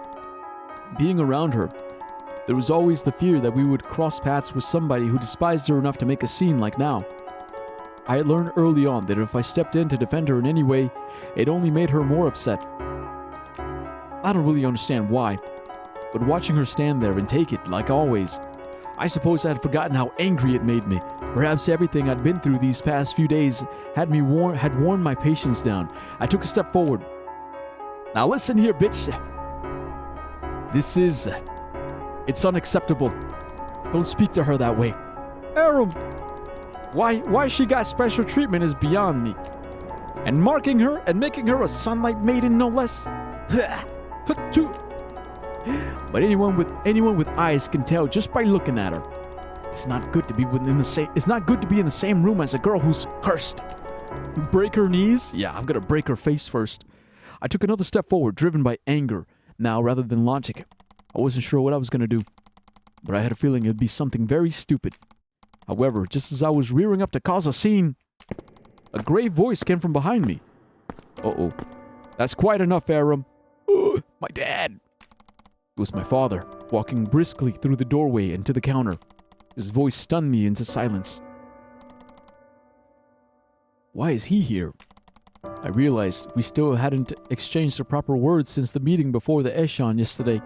He gave me a sharp look, and the recent distance between us seemed heavy in the air. A high wound bearer? What have you been smoking, sir? Someone's in trouble. I already told that young one. I'm not giving that girl anything. She's cursed. Yes, I know. She shouldn't even be allowed in here. You know? Yeah. I don't have time for this sort of unpleasantness with all that we got to worry about right now. I don't want her ruining the stores we got left. Yeah. There was a mistake at the temple. She shouldn't have been given this errand. Another sunlight maiden will be brought shortly. What? They capitulated? What? No. They're letting this chick be racist? What? Just then, Father turned. I had been silently watching him, surprised at his apologetic tone. His face was strained as he looked from me to Sachi, then back to me again. Sachi held her head low. How much must she hate this? I felt the pang of guilt in my chest. Aram, take her back to the temple, please. But wait! Now isn't the time. Please, Aram. You're a journeyman now. Do as I ask. Alright. I'll take care of things here. Come on, Sachi. Let's go. Yo, ain't this some fucking bullshit? What? I thought he was gonna show up and be like, hey, yo, bitch, shut the fuck up. This is a sunlight maiden. Hand over the goods. But instead he's like, you're right, ma'am. You're right. You're right. Sachi, go kill yourself. It's like, what the fuck? We walked in silence for a short while. I tried to think of something to say. Is she mad at me? She walked ahead this time, so I couldn't see her expression. As I was trying to think of a way to break the awkward silence, Sachi stopped suddenly. She didn't say anything. Sachi, I asked, slowly. We should keep... Aram, she said quietly. I need to stop for a moment.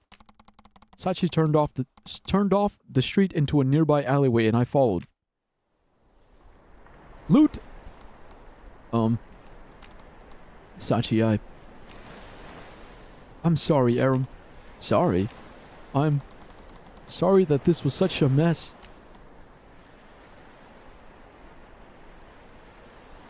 It wasn't a mess. Can you stop lying? Just for a few minutes? Sachi, you have nothing to apologize for. Is that stupid, bitch? You didn't do anything wrong, though. It's not a lie. No. Of course it had to be her there today. Ah, hell. Her voice seemed to be breaking. She wiped one eye with the back of her hand. Tears streaked across her face, the red welts and scars glistening in the hazy light. It's so cruel. Every time, she pretends like she doesn't recognize me for a few seconds.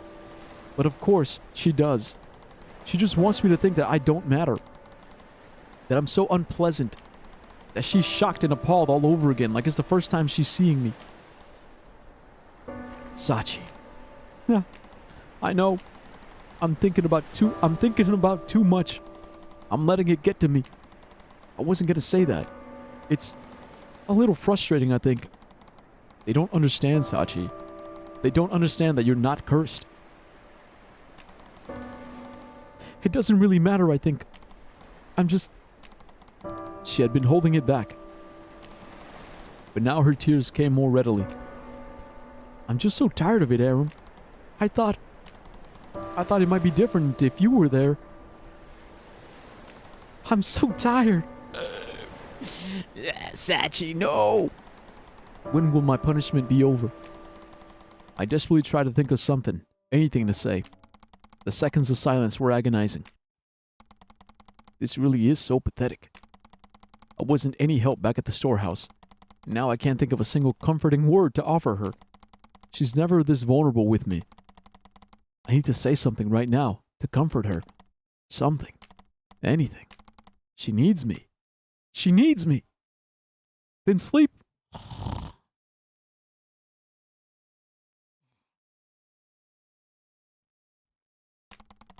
There was only one idea in the back of my head. So despite my better judgment, I reached out and put my arms around Sachi. Oh, he's touching her. Oh, in public. Oh, it's forbidden. It's forbidden. You said, no, you have games to play. Yes, sir, yes, sir. I reached out and put my arms around Sachi. I held her in a tight embrace. She sobbed quietly into my shoulder for a moment, unmoving. But soon I felt her arms shift as she put them around my waist. We stayed that way for what was likely only a few seconds. It felt longer. Finally, she pulled away, rubbing her eyes.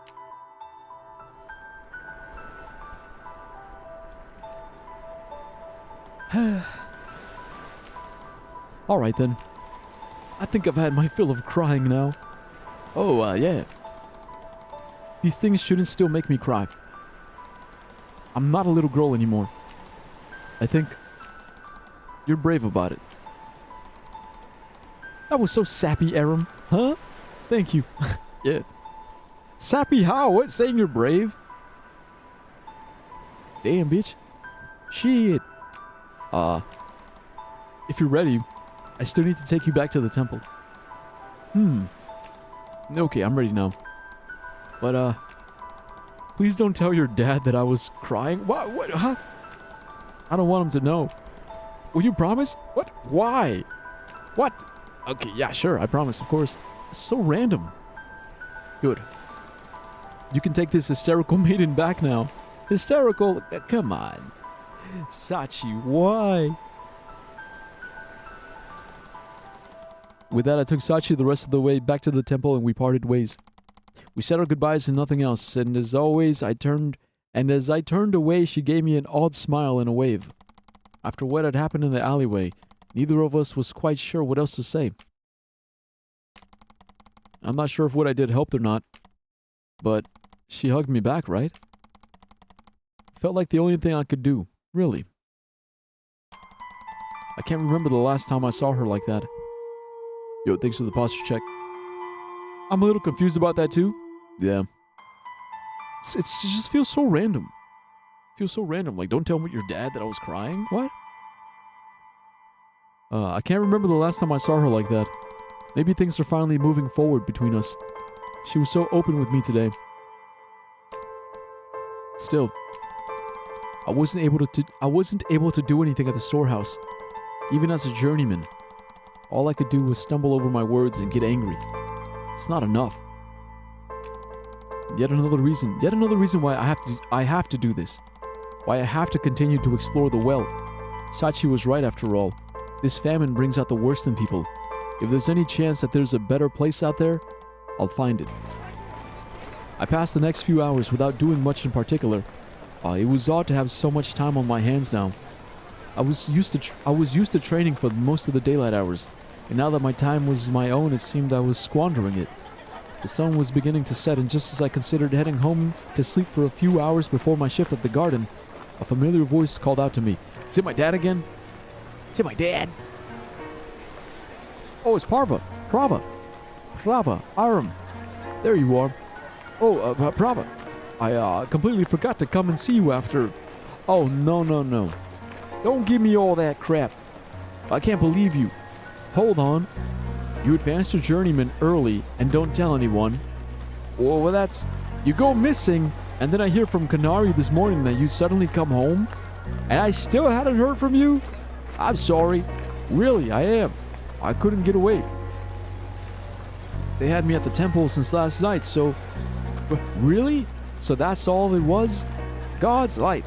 I was really worried. I know. I'm sorry for disappearing on everyone. I'm back and fucking livid. Welcome back. Why livid? But I'm fine. I'm just settling into my new responsibilities. Right. Well, that's exciting though. Hard to believe you're already a journeyman. Feels like Sachi and I have been waiting forever for you two to catch up. Forever, huh? It hasn't been that long. Oh God. I'm supposed to be doing an errand right now. I got a bit sidetracked seeing you here. That's alright. I won't keep you. Sorry, I should go. Why don't you drop by the kiln soon? I'm on my way back now. You know, if you've got some extra time on your hands. Connor and I would love to see you and chat whenever. Well, it seems I do have a lot more free time now. If you don't mind then, sure. Great. Hopefully we'll see you soon. Free time. Right. We can do quests. Yeah, also, yeah, we gotta do some of that. Cool. Hospice. Alright, yeah, got it. Okay, finally. I've been waiting for a good moment to,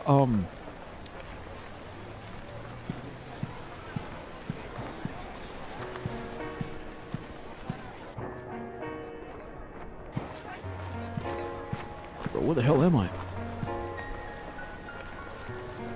Old woman, don't you think it's strange here? No.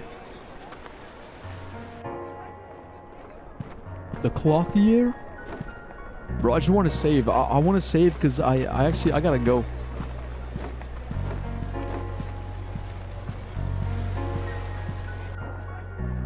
The depot. Yeah, guys, look, it's been fun, it's been nice, but I gotta go. I gotta go.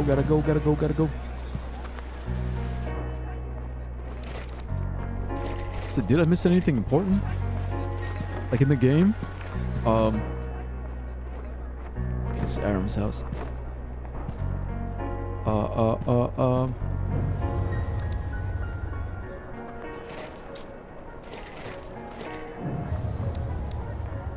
Okay, save twice, just in case. Right, and there we go, yeah, so we'll come back. Bye, YouTube, thanks for watching. Yeah.